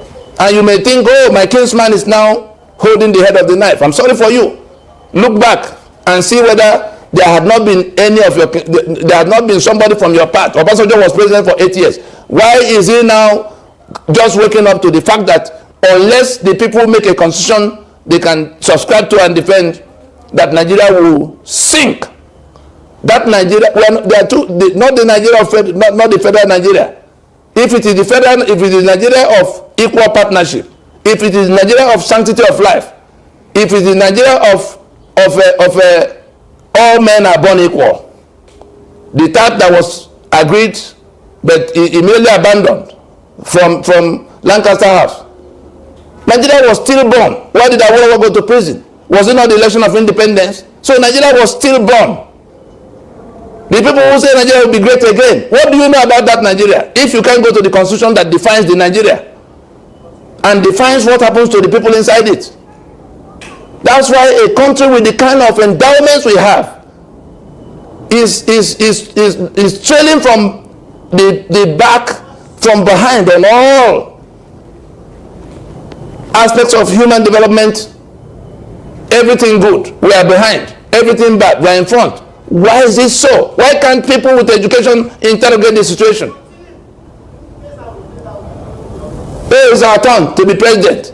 Then some even go to the ridiculous, okay, if they can't be president, let us, if you don't give us vice president, give us a senate presidency. Shame on all of you. Shame on all of you who are not interested in addressing the cause of the woes of the community. You want to go and take, your part of the cake. That cake has been poisoned. All of you who gather now to think you are coming to share a national cake, since you have no nation and you want to share national cake, just be informed that that cake is poisoned as it is. That cake is poisoned. Those who are being kept out of it are being preserved from the toxic, the fatal consequences of going to feed on the blood of the innocent. That's what you are all doing. Whether you come from the east or the west or the north, that is the owner of the whole enterprise. But that 1967 alliance should know very clearly that the constitution you imposed as victory charter from the war in which you killed over 3 million, anything between 3 and 5 million, because by Gowon's account, he said they killed 5 million people to preserve Nigeria in the unitary state. It is to this date. So it is that alliance of 1967 that imposed that unitary constitution, and they are still the ones, carrying on with arrogance and insulting people and killing others in their attempt to sustain Nigeria by force. Those for whom that Nigeria is not their project, and I'm one of them, we owe it a duty to bring that unitary Nigeria to death. That constitution 1999 is going down. Everything anchored on it, everything created by it, everything mandated by it will go down. We then choose whether we want to do it under a roof, settle what will replace it under a roof, like South Africa did with apartheid constitution, or unilateral self-propelling. You don't need to organize anybody who is being killed is going to fight back. So don't think that anybody is going to organize riot and say, let us Nigeria, that Nigeria of unitary Nigeria is of no interest to those who have to be slaves in their homeland. It must come to an end. We stop here.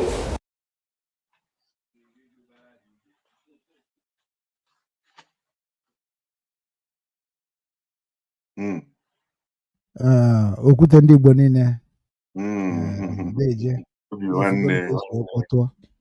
Obinwanne Africa. bịazie ka ị bịa lachaa ya ọnụ. Kedu ife ị ghọtara? Maka na egego m ya bụ ife gịchaa ya wee sị na ihe na-egbu ndị be anyị na ndị be anyị na-alaike, echefukwana nke i chetara, ndị be anyị na-alaike ka ị na-epromote onye ahụ ha laikere. O nwere na ebe m tụnyere vidio a ka ha bịa gee ya, ụfọdụ na-asị kedu ebe ịkwụdo akwụ sef.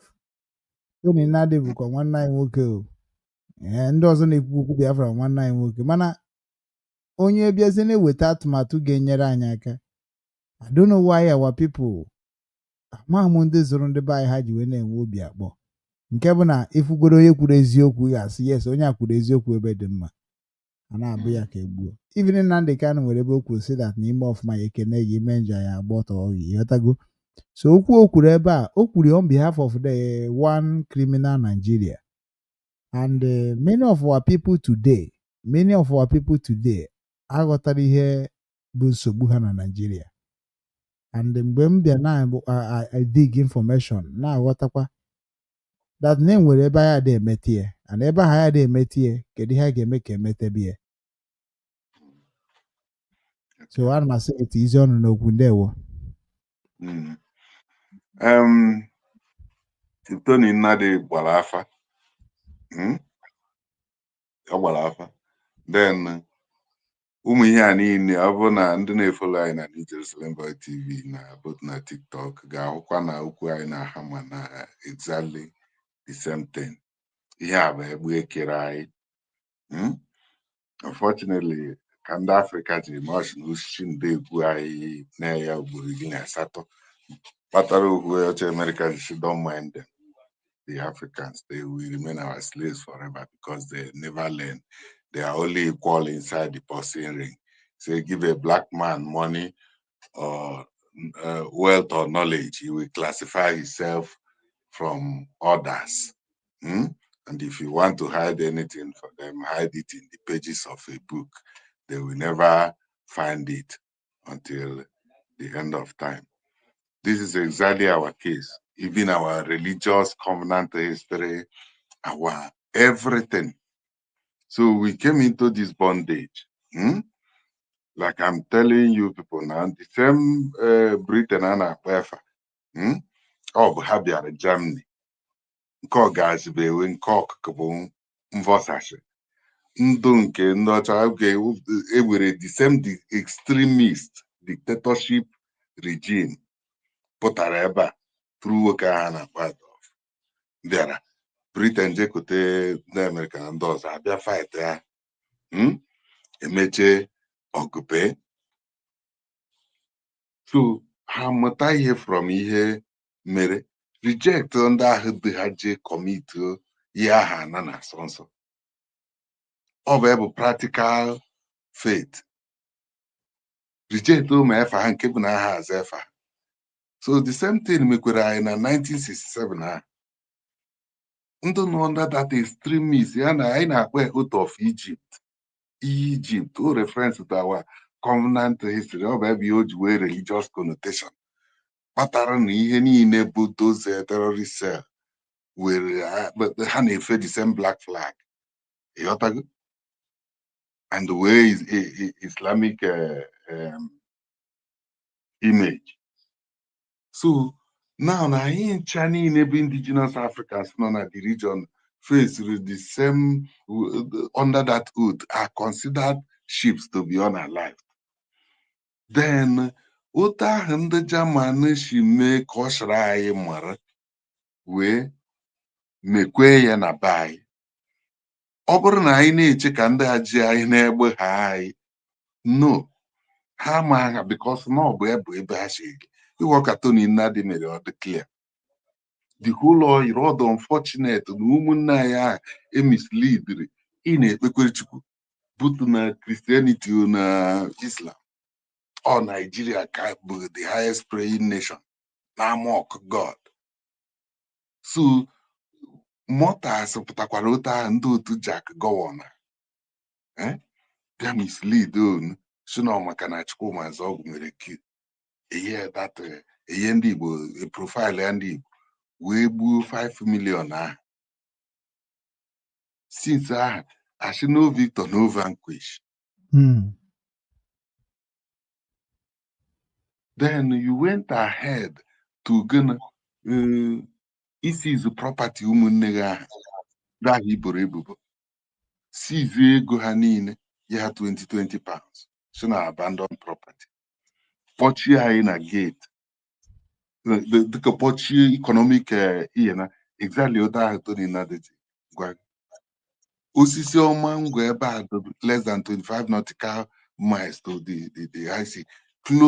More closer 2 times than Lagos. Then Lagos will be 300 million people. Go on away in Germany, it be Hamburg, in our from the haulage. For goods and the services should flow too far. An arrow shift. Attention will manage na Port Lagos. Truck gano 2-3 weeks. Non achieve to container. A charge ya ihe niile ọ ga-eme ya. Onye mechie business ọ ga-apply. Ọ bụrụ under that bondage and ọ bụrụ na Nigeria bondage Nigeria people anụmanụ ma ndị Hausa na-ebeke gị anyị maka aghọgbugo ha more than ihe aghọgburu anyị mgbe Biafra and ọ ka ga na-aga. Exactly. In as much as I could Nigeria, but where villains are being honored, where they think mock God. They say them and say, after I said for another whole crowd church. Man, ha practice practical religion, but also reject evil. Amakedoshi and Kehike. Now, so you buy a cover, still the name Queen John Moore to cover it up. Or maybe half of all those Buhari, IBM advance that Arabization, late Buhari, until on name advance to that, and in as much as I to continue, they believe in a election, in a House of Rep, a Senate. After those gangsters and the cultists, our politicians, they will hear a as a community. Check on all these state governors.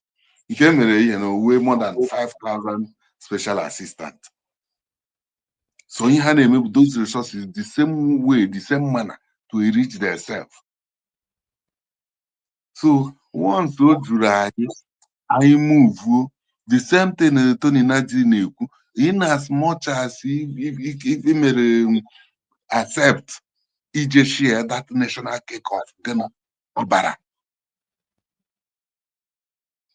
ahụ a na-eme atonement. Ndị Igbo maara ihe ọbara okwu ya na-akwa n'ezinụlọ na okwu egbere nsọ ọbara mmadụ o kere udo yi nke ihe ọ na-akpa mkpakpa na egbere ahụ na-ekwodozie 5 million ashaghị no Victor no vanquish.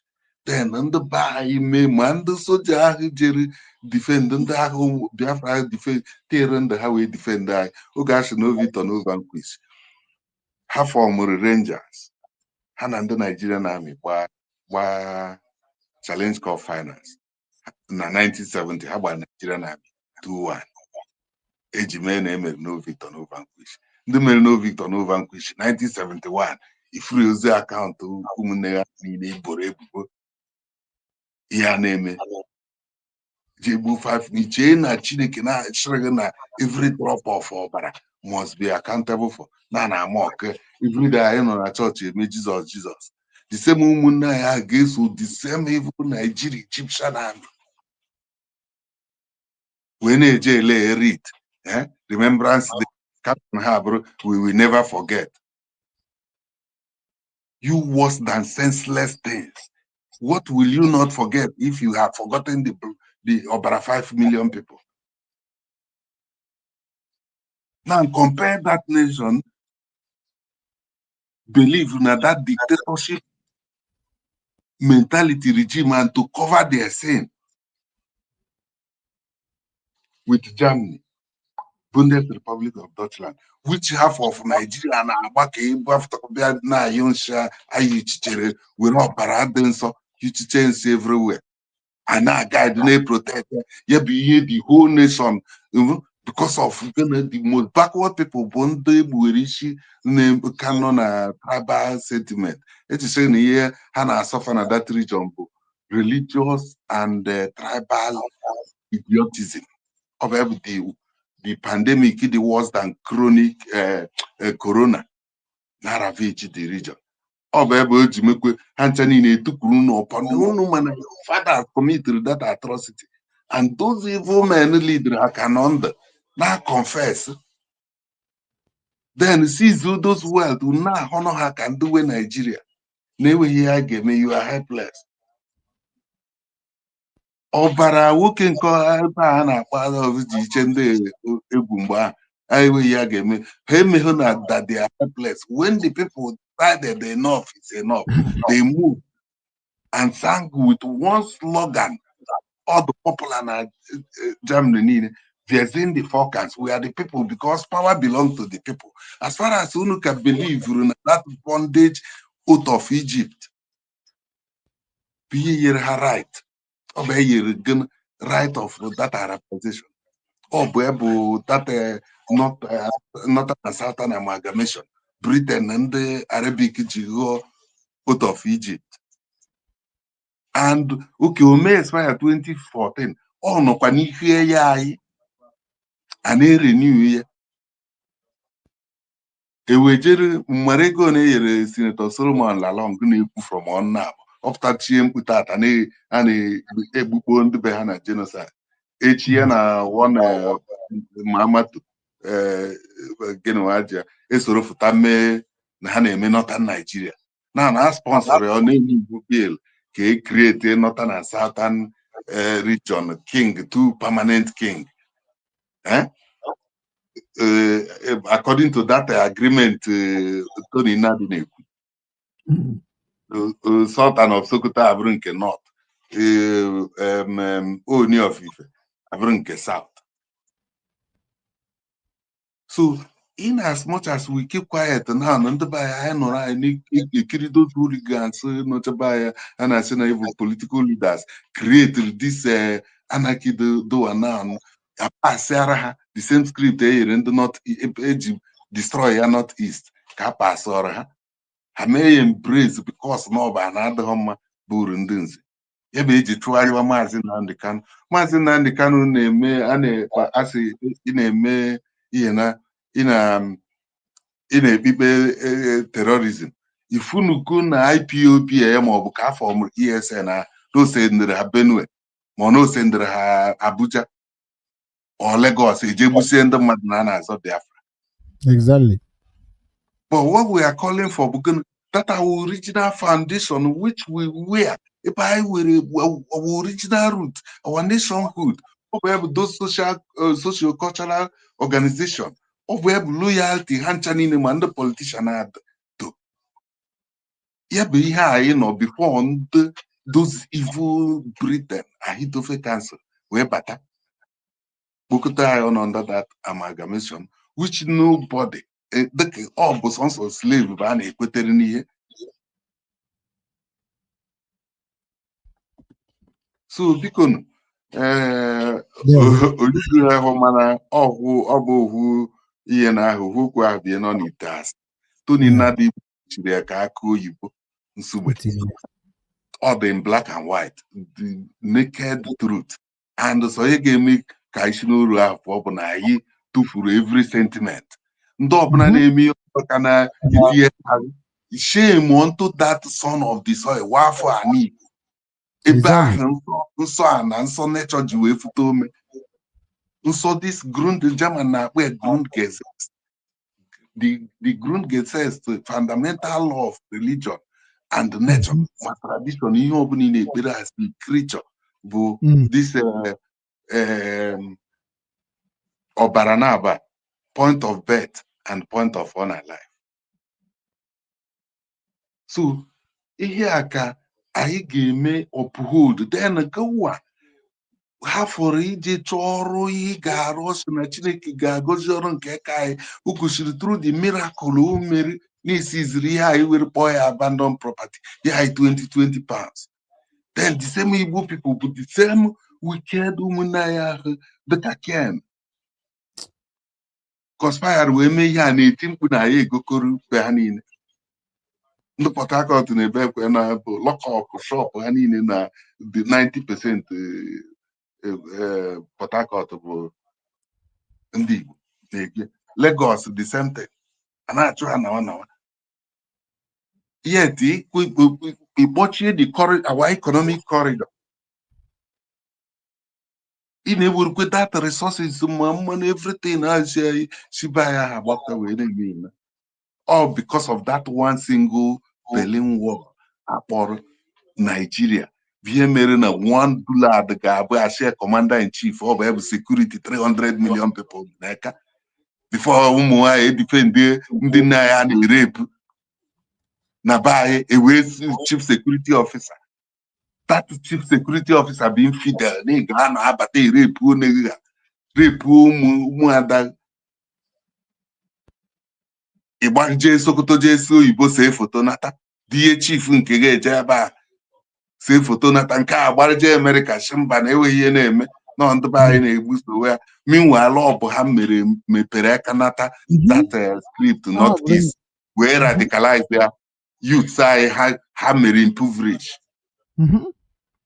Until we stand up Bikonu and move like people, just like the Germans moved within the forecast. We are the people. The man they are wanting the fall of that Berlin Wall. We have bondage Nigeria. That's illegitimate name. The person suggests late Flora Shaw. We need spiritual right. I do good. So my people, let us communicate one another, communicate our families. The way up and with the tomb election 2027. ABA carry any vote in the Nigeria. Gonna renew that slave certificate. Exactly. So here I game gonna be done kita plan what I organize exactly and the German we collapse all Berlin Wall into freedom, regional autonomy, regional freedom. I will away central region. So occupy Nigeria 2027 and that barrier my KJ nor a government house every state house. epurichi oru ndị ọzọ because ndị Hausa nọ na-ebe akwa n'okpuru si na ada anụ onu ha because na ndị Fulani na-represent ha under that bondage. So na agbagode ha ihe niile enwere nke anyị nọ more than 60,000 people nọ na TikTok live. A na-asị na village ya na-ekwu 400 na Benue ụbọchị na-agbara more than 1,000 that week. Na that day anyị pụtara na life na mmadụ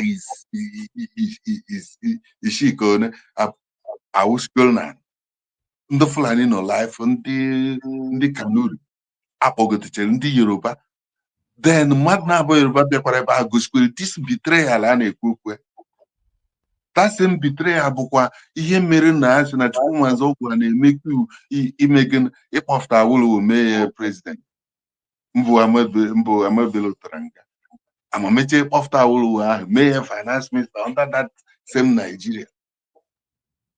Ọ bụkwa ha nọ wee sizie ego ndị Igbo. So my people, ọ bụghị okwu a na-ekwuche one day, mana ọ bịara okwu jide nchi aka, and I need rush while you're moving. Also, goodness and mercy shall follow you. So I move, goodness and mercy. Ndị amị iwe ha ama mgbakwa m ihe a ga na demand bụ Tinubu emelo ka ọ tọọ ma bụrụ the last gọọmenti a ga-ewe na this bondage. Ma ndị gọvanọ process ye no that regional freedom. Ọ bụ ebe ihe ndị Germany na practice ebe a eji wee vibrant economy. Security East ada anyị n'aka. Bụ Obi chọọ ịbụ president ọ bụrụ president anyị. Tinubu chọọ ya bụrụ nke bụ ụta ahụ anyị fụzie ka a ga-esi pụta ebe a ka a ga-ewe patriotism. Ifuzie security ahụ na-achọ ha healthy ka mụzie ka mmadụ ga-esi maachịrị bịa kampụ n'ime ọcha anyị na-erepụ ndị nne anyị ha na virgin. Ndị Igbo na-eje akampụ n'ime ọcha ebe niile anyị jere mụbacha ụmụ na mba niile. Ndewo nna m ndewo ekene ngokwute ndị Igbo anyị na-achịkọtasị ya because ihe m mebere respect ka anyị nọ 1 hour 30 minutes or 1 hour 41 minutes. So ọ ga-adịte echi ọ bụrụ na Igbo ohere ịbata na ọ bụ na m nọrọ kwọ ndị air ọta ka ọ bụ na mgbede ọ bụrụ 1 hour 30 minutes anyị bịa kwuchara ọnụ nwekwa nke dị na emeke mara. Ndewo, thank you for joining us. Ndewo ya gazie daalụ nwanne m.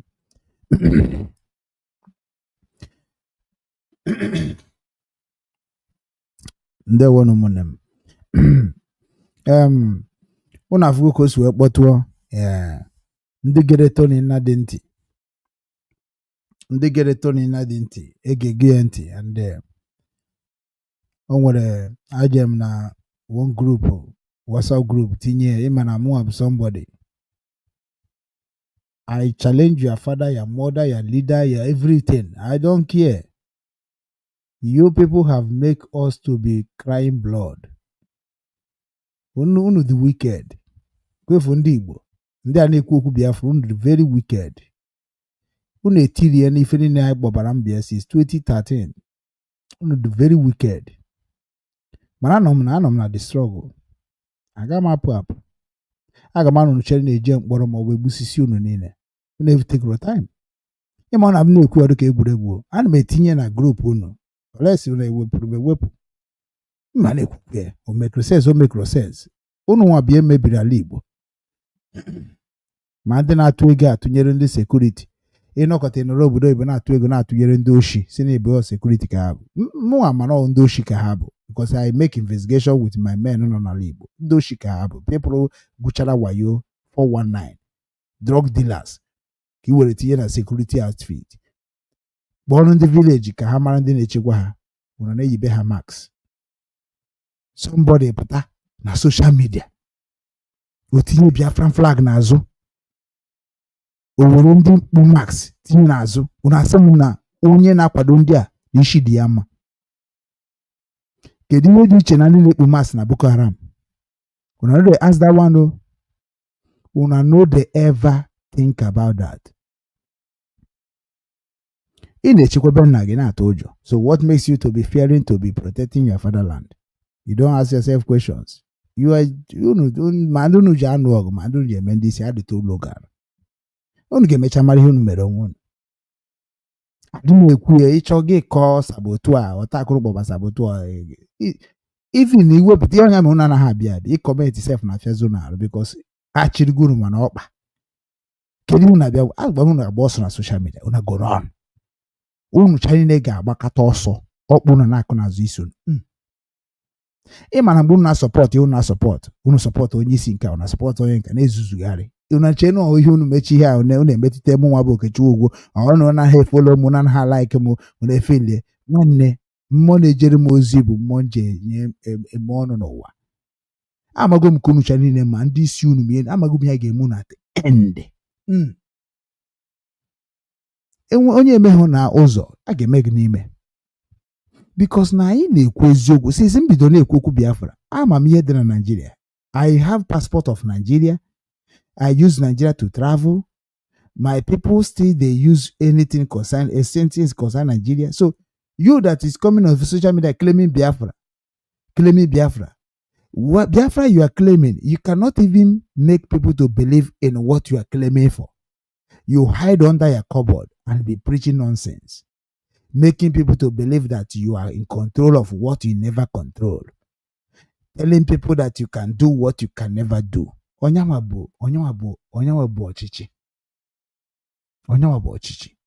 Ala Igbo nwere structure. Nyaka na agwa ndị ekpere monu Jesus n'ala Igbo. Ala Igbo nwere structure. You can't go to Ijo do that nonsense. Maka na ha ji ike ha ji nọrọ dị. Ị ga-eje na ikwere me that nonsense. So na ala Igbo kwuru na abịa ezuzu unu na-eme nchekwa. Nchekwa unu ji egbu onwe unu. Unu amaje na river, unu amaje na Edo. Sọnsọ na ala Igbo because unu ma onwe unu. Onye magị na-egbu gị. Na-eti mkpu na social media na ndị unu jikwa eme ihe security a bụ ndị oshi. Ọkwa retire criminals. Una na-efe isi kpakakpaka. Gọọmenti ga-eyuzu fa. Gọọmenti ga-adọmpụ ha. Ịma na unu chere na unu na-eme ihe unu na-eme na ndị mmadụ anaghị watch. Enwe ndị anaghị ekwu okwu mana ha bụ action speak louder. Ama m na unu cha niile ga-emecha zụ ụgba. Unu cha niile. Ebe unu bịa na-achị m ọchị na social media na-asị m na Nnadi Kanu dị not recognize me, onye nke a dị not recognize me, ị na-ewere Simon ikpe, ị na-ewere Jeros, ị na-ewere na I just dey look all of you. My Biafra as na anyị niile bi enwe. Why am I going to be fighting somebody that we supposed to be one now? Ekwesịrị na ọ nọ ka mama isi chara nri tinyere anyị niile n'ofe efere. Mbịa na rush ya nri anyị ka ọ bụ na we need to calm down and eat it like a brothers or sisters. So Biafra is not only Nnadi Kanu get am. Biafra is not only Simon get am. Biafra is not property of Nnadi Kanu alone. Biafra is not property of Simon alone. Nnadi Kanu and Simon don't have impetus to decide on Biafra without Biafrans. You don't know about that one. Only thing you know to come on social media, talk rubbish, and then later you regret it in prison or regret it anywhere and begin to talk rubbish on the whole world. Ndị na-agwa okwu n'ụwa ka gma ihe. Abịam na IPOB to educate you. Abịara maybe as a power. I know that you don't have knowledge. You think that, how many years can na-agwa n'okwu about Nnadi Kanu, about IPOB, about DOS, about Simon, about how many years? You think I will back off? I will not back off. I will not back off. Do you know why I don't back off? Ndị mụnwa encouraged, motivated through ego na IPOB. Ihe ọ na-eme ha, sorry, na m kọsam. Waka waki na anya nwụrụ anwụ. Ọ na-ewe ka mbego dị.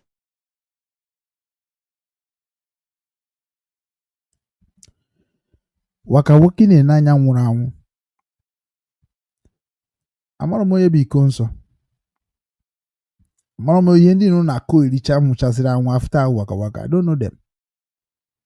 After Nkiru Cantoni, I don't know them. Because unu kwara waka waka. Na Nkiru Cantoni, unu kwara ha ka ndị ụchụ.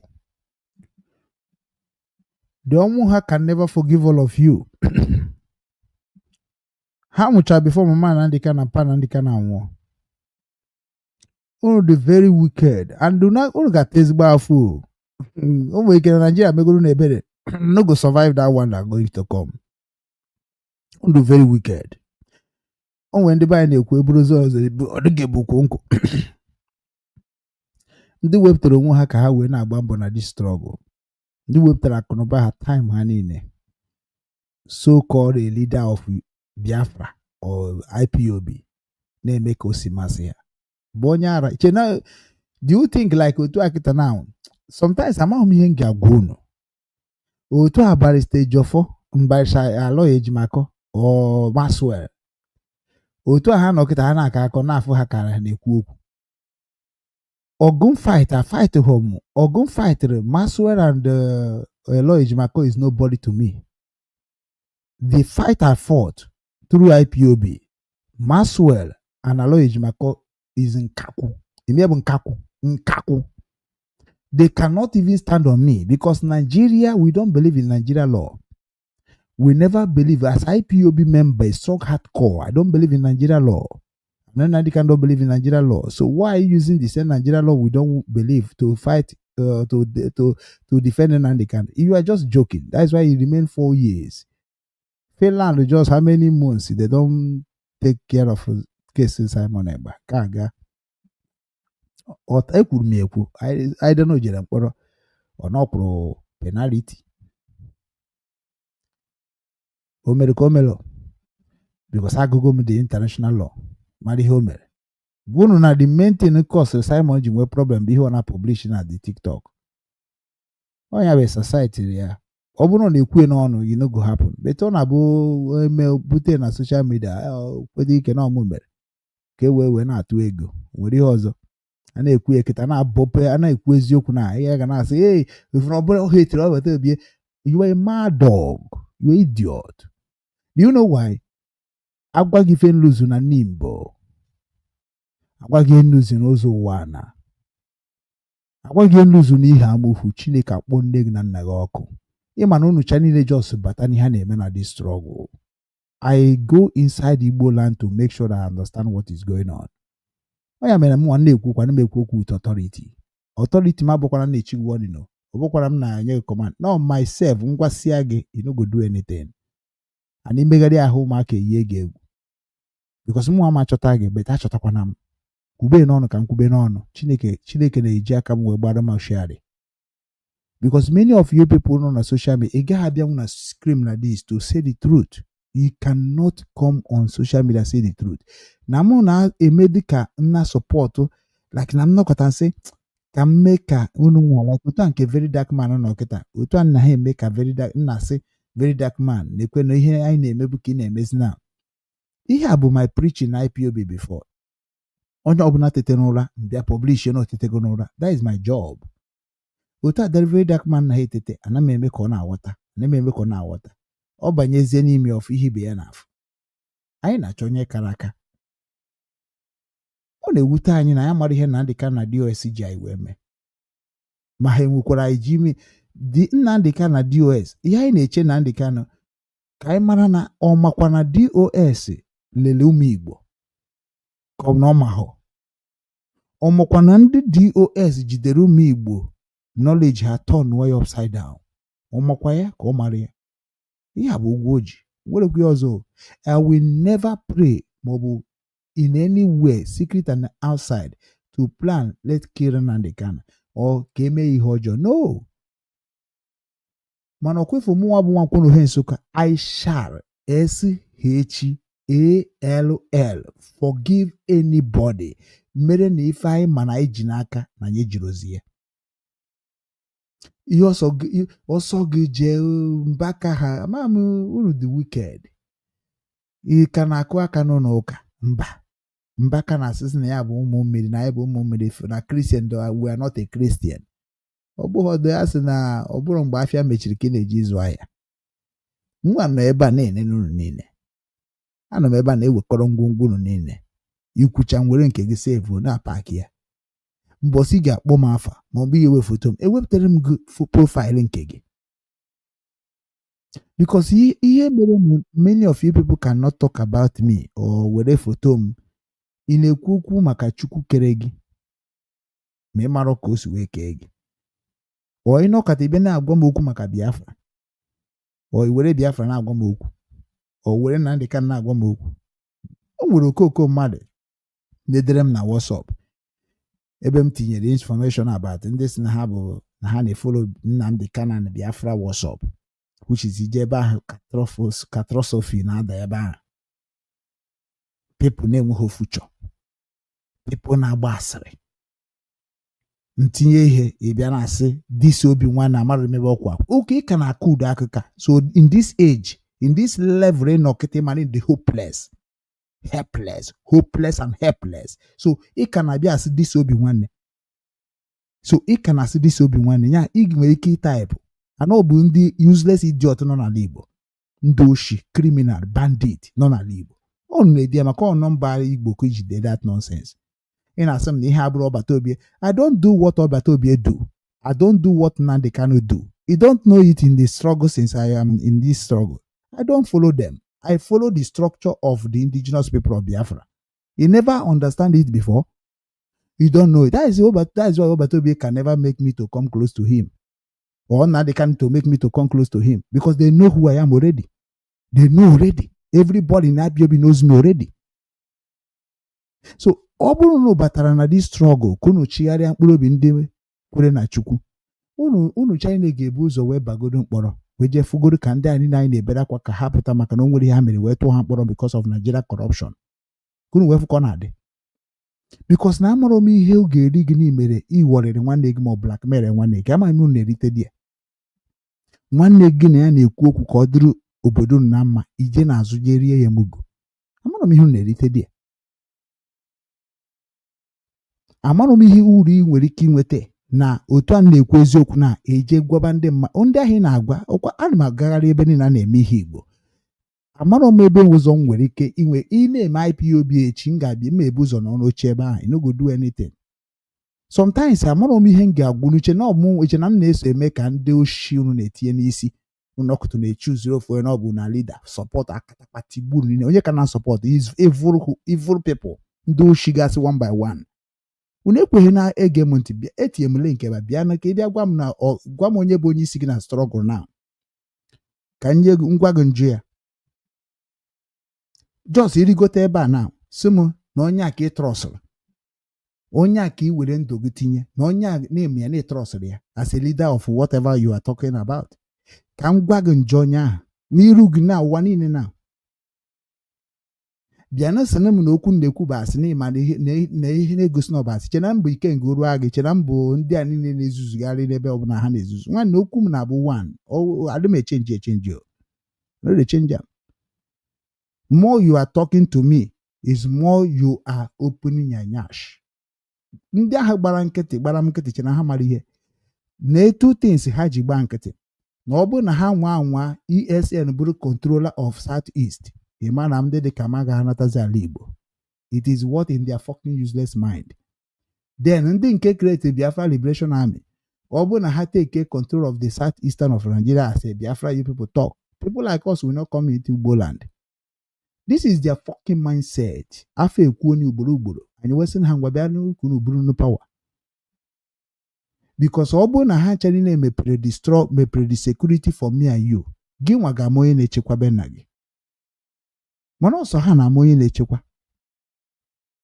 ihe niile na-akpọcha ma ndị nke na-akpọ yahoo even ihe na-adị eme ndị be anyị Nnadi Kanu like guy name amanụ ebe ndị a si wee mụta guy name ihe niile na-akpọ all the security of so claim Biafra security is guy name. Nke a bụ gentle yahoo nke a bụ snob caterpillar nke na-enenesi obodo a ọ bụ this land ka mụ nwa na-agiteti ka nna ka ogene dị Chineke na ntụpụkwa sọ gbopụ ya agbopụ chere ka m bịa. I don't know where they learn what they are doing. That is isi gbaka ọ bụ obodo oyibo ọ bụghị obodo oyibo ọ bụ ala Igbo ọ bụghị ala Igbo nke ebe unu mụrụ nọnsensị unu na-eme na oyi afọ mmadụ nọ na social media gentle yahoo bụ only man defending ala Igbo gentleman bụ ọ na-edifendị ala Igbo mana a na-egbu ndị Igbo everyday n'Imo steeti, na-emebie ala Igbo n'Imo steeti, na-achụpụsị ndị mmadụ n'obodo, mana nwere ndị na-asị na ha bụ gentle yahoo. So ị naghị afụ nke ahụ maka na ejebeghị na family gị. E nwere one person etere maka family ọ na-azụ nsị oke because a gwaziri na a ga-enweta gị family gị ị nazi azụ. That means ịkpacha anya eme ihe ị na-eme na mee ka m afụrụ ya. Ihe mejighachi ikwu okwu maka some people bụ maka na that people na-respect onwe ha to my kingdom and they know that I know what I can talk about anybody. Adịm arush eje eme mara attack because nlele onye dị ka gị fụ na nwere ihe nwere kedu na-abịa ime gị attack ka m na-abịa gbawa war saga.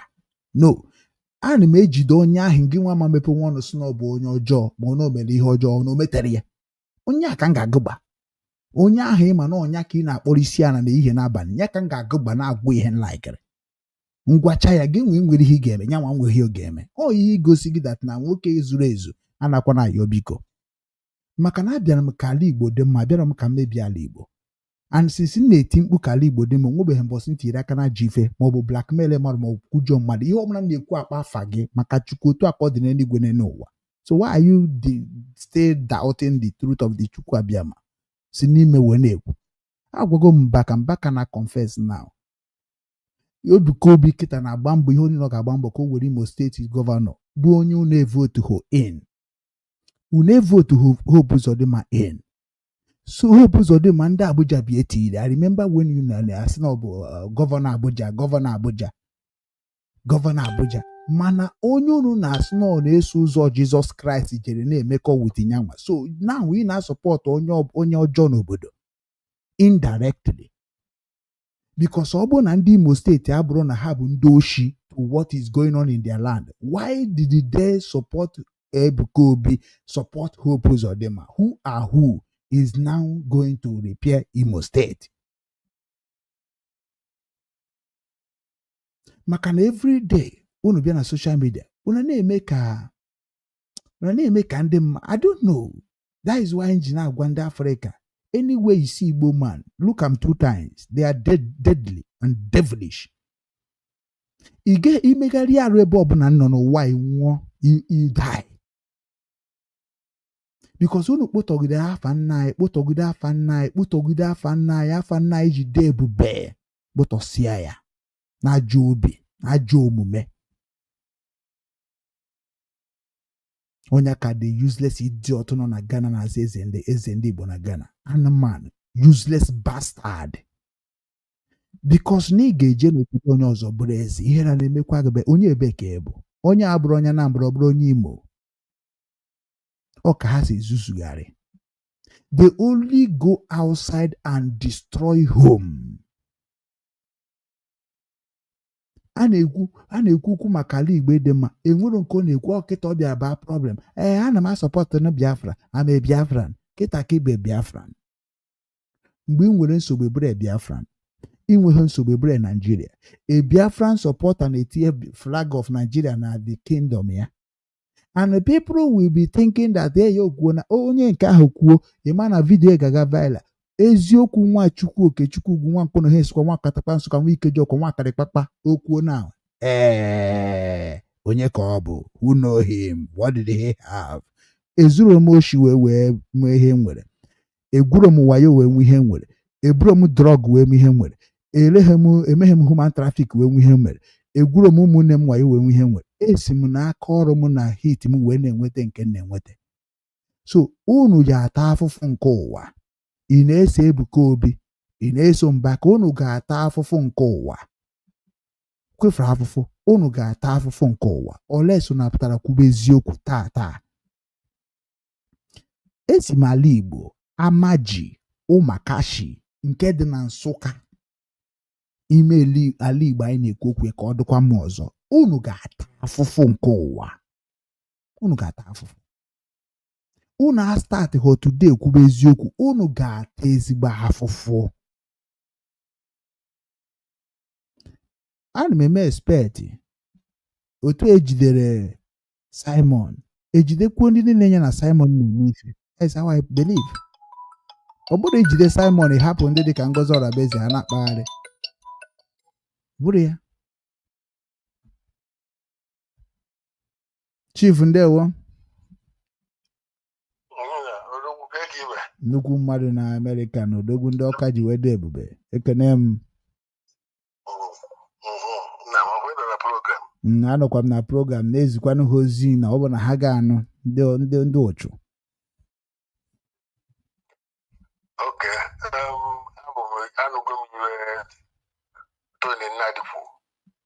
Ya. Nke ahụ ihe ahụ okwukwa kịta ya ọ bụrụkwa kịta ka o kwuru ebe mgbe ha na-eme obidient o tekwana okwuru okwu a.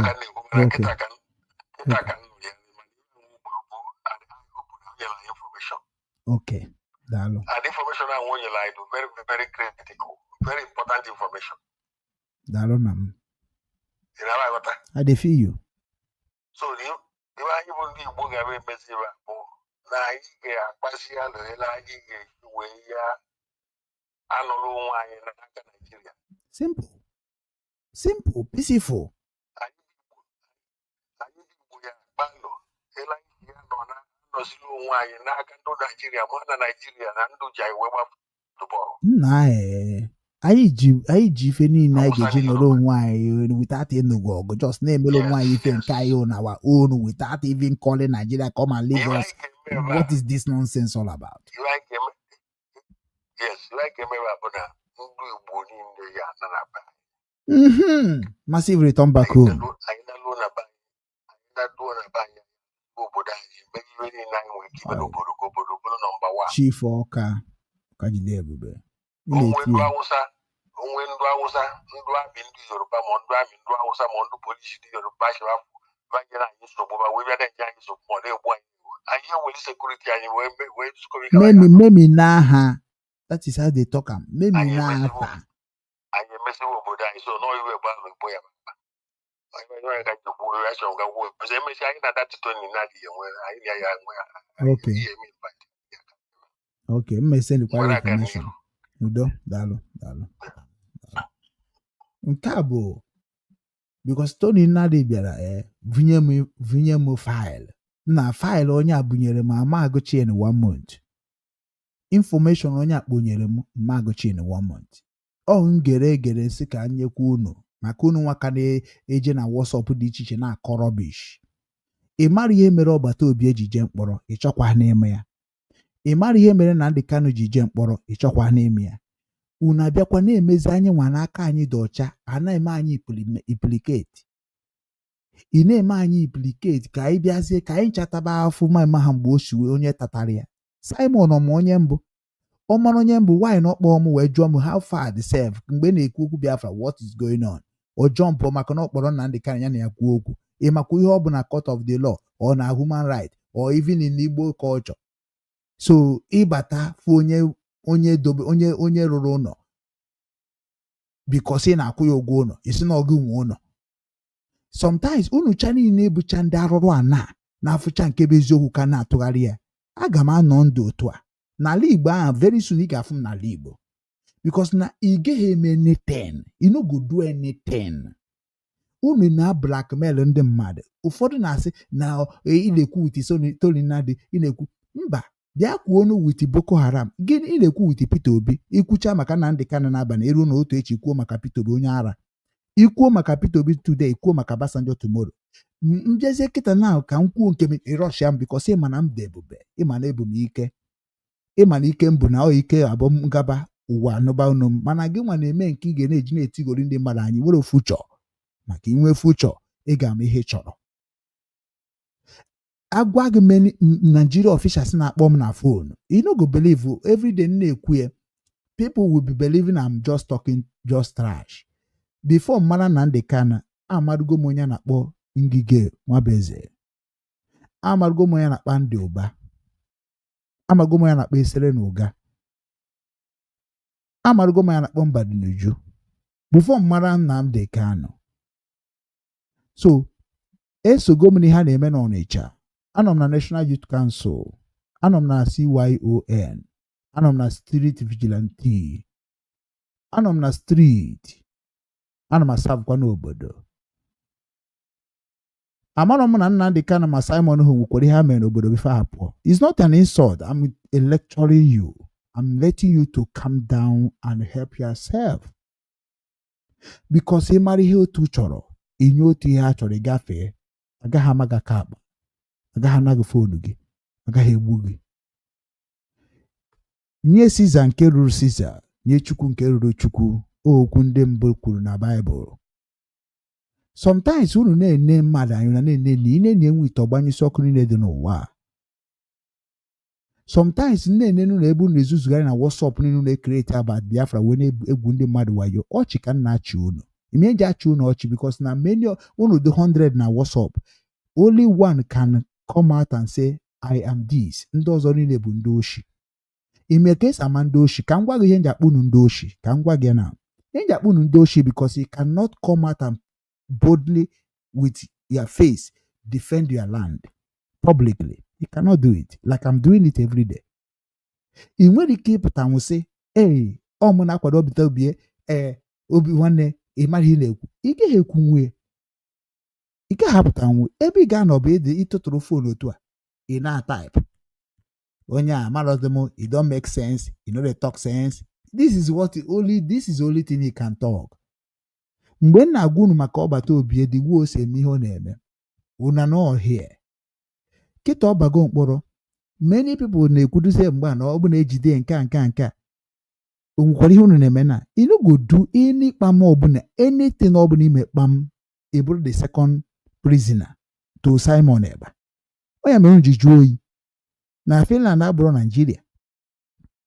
Ijekwana ka isi Finland ị na-eme protest release Simon iprison Simon in a wrong way. Ọ bụ na o nwere ifunu ndị Finland abịa na gwa gị bụ onye ara onye bịara abịa na-abịa bụ onye nọ na bịa. Then ijezie na Nigeria. Some people na-asị ejide ha na Nnadi Kanu ha agbawa igwe. Ejide ha na Nnadi Kanu ha agbawa igwe. Anwakwara nwa ejide onye ndu anyị agbawa igwe. Ejide na Nnadi Kanu igwe agbawa ha. Ka number 1 point. Number 2.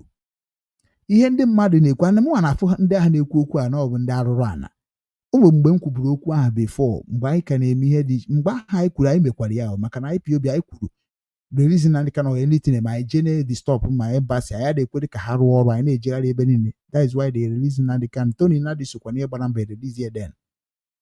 Ọ bụ na o kweta ịbata na my platform which is na ọ na-adịrị onwe too busy maka na nke mụ na ya kpara akpa abụrụ dị na ọ bụ ịgbagonu mmadụ efu na onye a ma amara eziokwu bet o nwere obi nwanne. A lot of people na-agwa m ya that n'ịbụ ezigbo mmadụ mana ịma ha ndị na-akwado ịmara ndị na-eso na-asị ha that unu ga-eprove n'ụmụ ihe mụnwa na ụmụ ga-eji wee kwete. So ọ bịa na program bịa na jubani ya ese ịbịazi mara ihe ahụ ị chọrọ ịjụ ihe ahụ esori na Tony Nnadi gịnị mere dị eme nke gị ịma mgbe Tony Nnadi bidoro na-eme agitation of the peace in our land. Ịma ha ọ mgbe ibido sobe mmadụ ọ maka na ụfọdụ na-abịa akwụ ndị mmadụ ụgwọ ka na-eshe ha eshe. Onwe ndị dị bribable, onwe ndị dị sell out. Ndị dị ka m can never give you one shishi na ọ bụ Peter Obi to share my program or to love me give away. Ọ na ndị okenye na-enene m nka ichigo ụwa nka chere ka m bịa oke nye gị ego ka iwe follow m bribe ọgụ ka iwe follow m ka m wee kụziere gị ejide ndụ. Ọ ebe a ka mma na unu chere na-ebu bụ a criminal. Iche na m nwere ihe eji eziokwu anaghị achọ dị ya achọ n'afịa ọ na-agala onwe. Tony Nnadi etekwa na o bidoro na-ekwu okwu Biafra. Tony Nnadi bidoro bifo ụwa zuru ike. Tony Nnadi bidoro bifo Nnadi Kanu. Tony Nnadi bụ so na ndị izizi bụ ụzọ gwọba Naijiria ife ha na-anụ today. Enweghị Tony Nnadi ekwugo with Obasanjo, Tony Nnadi ekwugo with Peter Obi. Ndị niile anyị na-ene anya na-achị Naijiria today ha na Tony Nnadi sitigo one wee kpa a na-atụgharị uche. Then ihe unu lebere bụ na ọ na Naijiria ego. Ọ nọ na ntị m wee suwe maka ọ na mmadụ agwa onye ọbụla bịara to me si ya na number 1 thing ihe nji gwa Simon Ekpa na dị ihe ga-egbu m na ọ bụ na enwego ebe gị na Nigeria gọọmenti nwe economy one or two things. Ọ mgbe akụ ga-afụ na nwere onye dị ka Okechukwu Ugwu. N'ihe na-achọ bụ onye na-alike hozi Nigeria n'ụwa ọzọ like mkpụrụ obi gị ajụgo Nigeria jụ ihe niile ha nwere. Onye bụ ndị nchọga na this movement I'm doing. Achọghị m onye ga-agakọta n'ụzọ sị m ka emenyere Nigeria. No. Maka na mmụọ m ajụgo Nigeria jụ ihe niile. ana mmụọ jụrụ ya bụrụ na m ga-abịa gbube ndị kwetere na Naijiria na ọ bụrụ m kerefa ifuru ihe nke m ji dị iche. So na Tony Nnadi abịakwana gwa m na ya dịkwa eme ihe Naijiria o, na Naijiria nwere mgbe ọ ga-eji wọk unu afụ ka o si kọ. O nwekwara vidio o tinyere m na-eme study now ruru almost ebe 20 since ebe 5 to 6 years. And onye eti article o tichekwa na website ma nke ndị CNN meche ma nke ndị Channel TV mere interview ị na-afụ na ndị be anyị na-akpacha anya arụ ana. Ị nwere ike ịfụ na ọnya na-eme ọfụma iji because na ọ naghị akwado ndị otu nke gị ịdị against him. That is why I'm not against Wazirike, never. Since ụwa m. Many of you people today, kedu onye na-control zone kita? Kedu onye na-control unu? If only you na-adịgo helpless, unu dị helpless. And helpless ahụ unu dị kita. I'm not sorry for you people. No, mbịa nsị unu ifuru ka nwanne anyị nwoke bụ Okwute si wee kwuo Chief Chika bịa kwuo. O nwere ihe unu ga-eme na-abụrụ stop nonsense WhatsApp criminality ahụ unu na-eme. Bịanụ ka anyị naba ala Igbo. Ọkwa chọrọ ka ala Igbo dị mma. Massive return back home. Unu amakwa mgbe m agitate for massive return back home. Ka anyị kwuo ekwe Ngozi Orabaeze ka anyị n'ụlọ. Ndị a niile na-ezuzu n'obodo oyibo na-asị na ha chọrọ Biafra. Anyị na-anọ ụlọ. Unu soro na-abụrụ ndị oshi na-egbu ndị be anyị. Bịanụ ka anyị n'ụlọ na onye na-eme ihe ọjọọ na-agbara ihe ọjọọ ọsọ. Bịanụ ka anyị nabanụ n'ala Igbo jee dozie be anyị na ọ bụrụ kọmand ka anyị ga-eji dozie be anyị na ọ bụ ọrụ aka. Unu sunu na-eso ha egbu ndị Igbo. Kwụọ na mgbịrịgba Ngozi Orabaeze ka anyị naba ala Igbo na ọ bụ ihe na America nwere protection nwere human right na na-akụ iri na the American. Ọ bụrụ ya ga-azọ ndị be nna gị na-eti ihe na more problem. Ana m ekwubie nkwuchechekwa unu jekwu na-agba asịrị ndị nọ n'ala Igbo ga-echekwa m ntị n'onu ha fụkwa sensị enyere onwe ha aka. Onye isi anyị bụ onye Imo steeti na Obinwanne kwụpụrụ onwe ya n'ọkụ na the whole group Obinwanne. Why? Maka na ije na n'Imo steeti now na kedu village ya na Ụmụnọha. Ọ sị na ọsọ na-agba na Ụmụnọha now. And ọsọ na-agba na bụ ndị amị na ndị Biafra. So na Ụmụnọha ka ndị bụ ndị Biafra ka ndị bụ ndị amị. Ifo nọ ihe eji eri unu mugu. Then otu o si eme ofu onye bịakwasị that na ihe emego na Aba. Na mgbe o mere na Aba na ha nwere onwe ha kwatụrụ ya na ọ bụkwa na ndị a na-abịa unu anabatakwa na ha. Na ịnwe anwa anabata ndị amị ka abịa chesi Biafra mana a ga-egbu unu niile. Na ọha na-abịa ụna na-echesi ha ewe. Plan na ihe ọbụla ga-eme destroy them. O nwere ihe Nnadi agwa Simon before with nke a na-akpọ ndị security o created. Ọ bụrụ na enwe anwa nye m the commander in chief of army forces of Biafra or any Igbo nation, ị nwere ike ịfụ anything concern security on social media in your generation ọtara nwope. And onye ọbụla disobey the command of the armed forces of whatever I'm using, you are going to die and be buried and nobody go talk about you. I don't need to tell the world that I have buried you because you disobey and you betrayed the land. Oh, maka na ndị otu ndị isi unu bụ ndị oshi, they want that fundraising to be moving. That is why they are getting that money from you. Because if they are reality and they want to do it according to the international experience on security aspect, you don't need to tell the world what you are doing because they will use it against you. Then na-etinye mgbe a na-asị m na nwere ihe ịma maka ịmakwa na asị na arụba guy nwanne ịrụkarịghị m na guy asị ka ebube ntụ ibukarịghị m na ntụ maka na ọ bụ ikuku ama n'ọnya ka nne m ji wee ebe m bụrụ ihe mbụ taa. Nna abịa m obodo oyibo fuchi eji enweta ego n'ike ncheke the consequences nsị na ọ bụrụ maka mụ nwa na ọ maka ụmụnne m nene m anya ka onwukwe ga-ewenata maka na egbuo m egbuo ka njọ atụọ m mkpọrọ ka njọ sọ ka ma na na-enye ha 10 euro ha na-erijigoro nke bụ afọ dana m jeje mee ka m bịa ka nzọ ọkpata ozuola ọla ọra nwa na afọrọ ọzọ m ụmụnne m nwa na afrozi m ana m ata ikikere eze na mkpọrọ wee sị ka m kwụba aka m ọtọ na-alụ ọrụ ka esi alụ ọrụ na factory ọkwọ nwe ndị rụchara unu golden house where are they today? ụmụ ikorobịa na-erubeghị 40 years a na-arụ ụlọ worth almost ebe 100 million naira. You know, they ask question. I draw question. They say that Nine would hang your go and make your own money. Don't ask stupid question. Man, na good okwa. That stupid question be na masakunu today. I know on the Iman ebi hojo karịrị ka nsogbu na-adịkarị. Imo State bụ ebe hojo karịrị n'ala Igbo. I know onye ka ọ na-aga. Imo State mecha cross or Anambra na wickedness in the global. Go and check it in the record. Nọọsụ m ga na-agwa unu nju unu n'iru nweghị nge unu megharị arụ Chineke abụọ unu niile ọnụ. Why? Because na Anambra na Imo State nwere arụ ha na-akpa n'ala Igbo before. And that arụ ha na-akpọ ha na-achọkwa ka akpuchie dịka ndị Biafra ji Biafra wee gwuo ndị Igbo wayo chọkwa ka e were arụrụ a na wee kpuchie Biafra. The reason ji abụ ngwa Nnadi Kanu okwu in the way Kunu mara na Nnadi Kanu is not going to give order in Biafra without Biafrans or without Igbos. Because Biafra does not exist in Igbo land. It's just like a politics. That is when you create a party. If you don't like the party, you destroy the party. Omuna gunu no kwali Igbo bụ first. Eba is no be kwele ni banke ni shekri na nam ni isoko n'urobu ka anyị ga-eji wee kpọọ nwa anyị Biafra. Fine and good.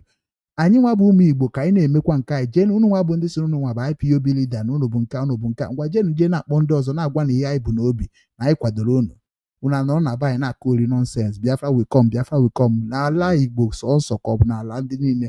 Tony Nnadi is asking this question long time mụnwa jukwuru ya ajụ na IPOB. That is why they are chasing me everywhere. Mgbe gwa ha na radio Biafra abụrụ sọsọ ndị Igbo ga na-eme broadcast there. You have to go and bring other tribe to come and broadcasting. Emechekwa ngwa efe urobo anụ ọfịa nọ na wherever they are na-abịa nwa bụ nwa nkwụrụ ha Nsụka na-agaghị atụ asị n'ụwa wee nwụọ na-abịa asị na mbụ sabụ na nna emekọ wit ndị American mana ijere rụkọ wit Simon Ekpapụta yoba apology which is need ka isi gị daa n'ala ala gị na-ebesisi ya na-ayị ara because ị mara ihe bụ nwa mmadụ. Maka ịmara nwa mmadụ ị gaghị anọkọta otu a wee bobo mmadụ ebubo ma ịma ihe onye ahụ mere because ịchọrọ ka ndị DOS like ya gị ịchọrọ ka Nnadi Kanu kpọọ gị ezigbo onye na-edefend Biafra. I work in IPOB. Anyị nwa na-etu morning day and night before nche na-etete n'ụla. I write hashtag Nnadi Kanu more than 5 years. But ị bịara na-asị m nwa bụ Okechukwu Ugwu rụrụ ọrụ iwe mata Nnadi Kanu onye efu Nnadi Kanu onye ndu efu onye efu m nwesa onye oke ana m erotere unu ihe mee na Baịbụl. Ole itene ga-azụ unu n'ụwa ka nna agwakwunye ma nzukọ ndị Igbo aga m enye ha meseji ruru ha very soon. Adị m agakwa obodo na ibe m na-aga obodo ana m eji plan eje obodo. Ọ dị ha ka fim mgbe m landịrị na Germany ọ bụrụ ọmụnwa bịakwa Germany n'ọkwa nna m Igbo bunata m na Germany tirie osimiri Ukraine ọgbawa m wee ji nwaanyị gafeela onwe m. Mgbe bịa na Germany a ha ji eme ọnụ si nso ụwa ọsọ wee gbaa Hamburg first come IPOB.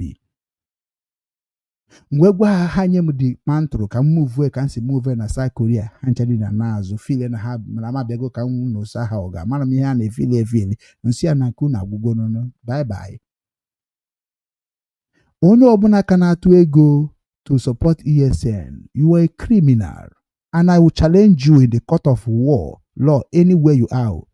Mgbe m ebido na-ede na unu na-asọpọtụ terrorist n'ala Igbo maka ọ na-abụ unu na-asọpọtụ na anaghị akpọ ya ESN ndị oshi. Mgbe m ga-ebido mebe unu ga-agbagbu unu n'ọsọ. Ọ kakwa mmanụ riji nwayọọ n'ala Igbo ke ndị unu na-asọpọtụ n'ala Igbo ọ bụ ụmụnna gị ka ọ bụ ụmụnne gị. Who is those people na-atụrụ ego Chukwu akpọ ọgụ ọkụ ọsọ gị ka like ala Igbo ọsọ gị hụrụ ala Igbo n'anya.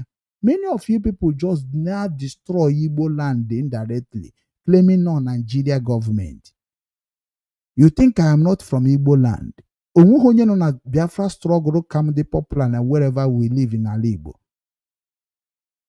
ana m ebu nkwuo nsịkwa gị wepụtakwa na ekwe kọmentị ka ọ nọ ebe a nwekwa unu na kọmentị why because na unu chara na-ebe ekperima bụ onye oshi bụ ndị na-ezu ma okwu ọnụ mmadụ ma ije mmadụ ma ebumnobi mmadụ ma echiche mmadụ onye oshi ka ị bụ.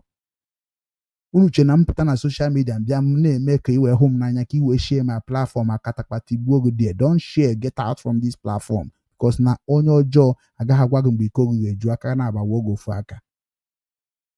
Unu che na ndị Igbo na-eji nwayọ agwafe okwu. Ndị Igbo na-eme na-abịa ọ bụ na ọ bụ obere ihe abịa fọrọ ka ede ndụ then hafụ na ọbịa afọ ka ede ndụ anọ nwere ihe ị nwere bụ na ọ bụ na nwụọ na ihe a ha ga-ewere tie na nke ha. To God who made me and you, Chineke nke usu nke ndị agha, onye Igbo ga-eme ya ka enwe ka o were nke a tinye na nke ya. Onye abụ ihe na-asị m bịa ka anyị bịa bụrụ gịnị ka anyị bịa bụrụ gịnị. Imagine ebe m na wema na ndị DOS bụ ekwensu idiot with ndị kreatirie ha ncha niile ga-ata afọ nke ụwa bụ mgbe m nwa na-ekwu maka Igbo structure of Igbo these people si m ga-abebe ihe Igbo ma which is na nke a na-akpọ Jonathan Kita na-akọwazi maka tradition and culture. Mana when I started telling this idiot useless bastard in DOS, they was thinking that na mụ na-achọ ka njeje amamihe ha na-eche n'isi ifa. Kita na ha sakigo Nnadi Kanu overnight. Ha chụpụgo Nnadi Kanu na ụdị na Nnadi Kanu pụta ọsand hot ụdị ha si chọọ ha gbaa ya wụọ. Ị na-agba onye karịrị go wụọ. Sọnsọ Nnadi Kanu karịrị everything o create na DOS. Onwe onye na ama aka that place. Onye ka o ji na-emere onwe ihe ka o si like. Man, you no go fit do am when I'm there. You no go fit try am no wa Chineke kere. Man, no ga try ya because unu channel bụ ndị humanizers. Ụfọdụ na-achọ ka achụpụ Uchemefo ka ha wee position. Uchemefo apụgonunu. Iwezi position a, iwehonie. I nwetara onwe gị, nweta onwe gị. Unu channel ka ihunu na-afụ onwe unu. The lawyer you did not support.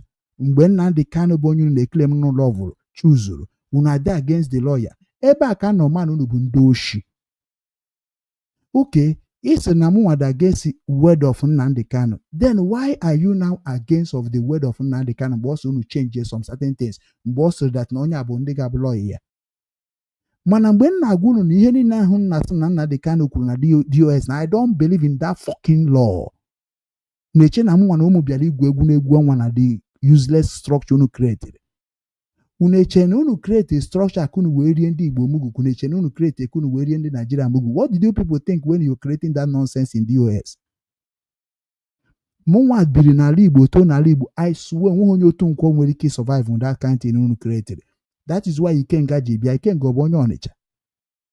Ọ bụ na Ikenga bụ onye Ọnịcha. Ikenga na onwe ya mụnwa ma na South Africa batara n'ime ha na-eme because na ọ batabeghị ọfụma ka nsi bata ọfụma wee mara ihe na-ama wee na-ekwu Ikenga jos ma bata chọ ka ọ wee bata n'ihe ha na-eme were gara ka ọ batacha ka ebe ọ nọ today. Mụnwa ka nọkwa na IPOB anybody pụta n'ụwa ma Chike Ezuzo ma Nnadi na mabara IPOB m ga-eme onye ahụ ihe Chineke na-ama gbaghara ya n'ụwa ka ị mara onye na-agwa gị okwu o because na mụnwa abịarakwa ime ihe ị na-eme o. Ị bịara iso Nnadi Kanu bụ iso Simon mụnwa bịara iso ụmụnna m ifo na ọ dị iche. Ị bịara iso somebody mụnwa bịara iso obodo maka na ọ bụ na isobe obodo inugbo n'obodo mana isobe mmadụ ifunu na n'onu mmadụ maka na almost all of you just join this struggle because of pity. I pity this person. Ọ taga afọ ọ gbago mbọ. Ngwaba gị ka ndị tara afọ na the struggle ifu na even ndị isi atabeghị afọ n'anya ọ kara gị mma n'ịnọ mkpọrọ dan n'ịnọ na Nigeria Fulani na-achụgharị gị ka egbuo. Ị mana onye nọ na mkpọrọ nọ na save karịa onye nọ na Nigeria street. Inwe ha dị ya bịa bụrụ nke otu a Simon nọ kịta na ahụ ọ nọ mkpọrọ o meteghị nke a ga-eji na-adụ ya n'ike. O metere nke a ga-eji na-apịa ya ụtarị nke o metere nke a ga-eji dobekwa ya a na-eche ka o zuo ka ọ pụọ. The same thing to Nnadi Kanu emego ya nke emere ewute iwe because na o nwere ihe ngwara unu mgbe eji Nnadi Kanu nke izizi erelize Nnadi Kanu ngwa unu si that na ekene nkenere Chineke nna amụrụ na ga-ekenekwa Chineke nke ahụ wee nwụọ. Why? Na mụnwa bụ onye tụrụ na Nigeria amụọ m na Nigeria mme ihe niile na Nigeria. I was almost 30 something years wee pụọ na Nigeria. Then, as a Nigerian citizen mbụ onye dịka Nnamdi Kanu amasịnwu n'aka m pụọ na ọ bụ na ọ bata m aka after ka ọ na-ekwu ihe gbasara m nwa about that. It's like otu a na-ekwu maka Nnamdi Gede Africa is a feel. Imagine how Tinubu will feel. Imagine how P2B will feel. Imagine how Emekofo will feel. The same feeling in a feeling and I cut on Nnamdi Kanu and I cut Obatobi. The same feeling now can dia hanini na no gubuche benama no power na the whole world. The same feeling now can they feel. So how did you think you will win them? That is why Nnamdi Kanu Juwekuku for the first time as a guy man that we cannot win these people na iji gara weje. No kaina agwo nwanye eziokwu na-ekwukọrịta eziokwu na-emekọrịta ka ụmụnne na-agwo nwanye eziokwu as IPOB. Nyaka mbata na IPOB uche na ọ bụ eziokwu ka ji ji build ama na ọ bụ asị na ekwuru na anya ukwu ka ha ji aga na-eti mkpu bịa na-asị na mba sabotu a. Achọrọ m na respect onwe m. Amara m ụdị ọnụ gara kokwu n'ọzọ. You may think I'm frustrated but na unu chani na-ga-enwe problem. Eziokwu ka na agwa gị. Enweghị onye kpọrọ m any power or authority kpọrọ m ka napụ ihe anyị unu niile n'aka ndị a. I swear. If you don't want to hear to me, then I will tell them because enweghị onye na fight IPOB ma ọ bụ fight through IPOB ka m wee gba mbọ n'ụwa. Ma Chike dozie m ma nne ya anya ma Karumonde ma Nnamdi Kanu enweghị minus that brokers a na-akọ every time a na-akọ story man we go sense juru everywhere. No maka na nne gị na nna gị bụ ikwuru ịgba. Maka na ọ bụ na ezigbo nwa afọ Igbo ka ebu you cannot think twice when somebody tell you that no way na eme na be nna gị. To rush and go and do things very fast to solve the problem. So na Biafra struggle come for that na that thing in the Christianity mere anyị.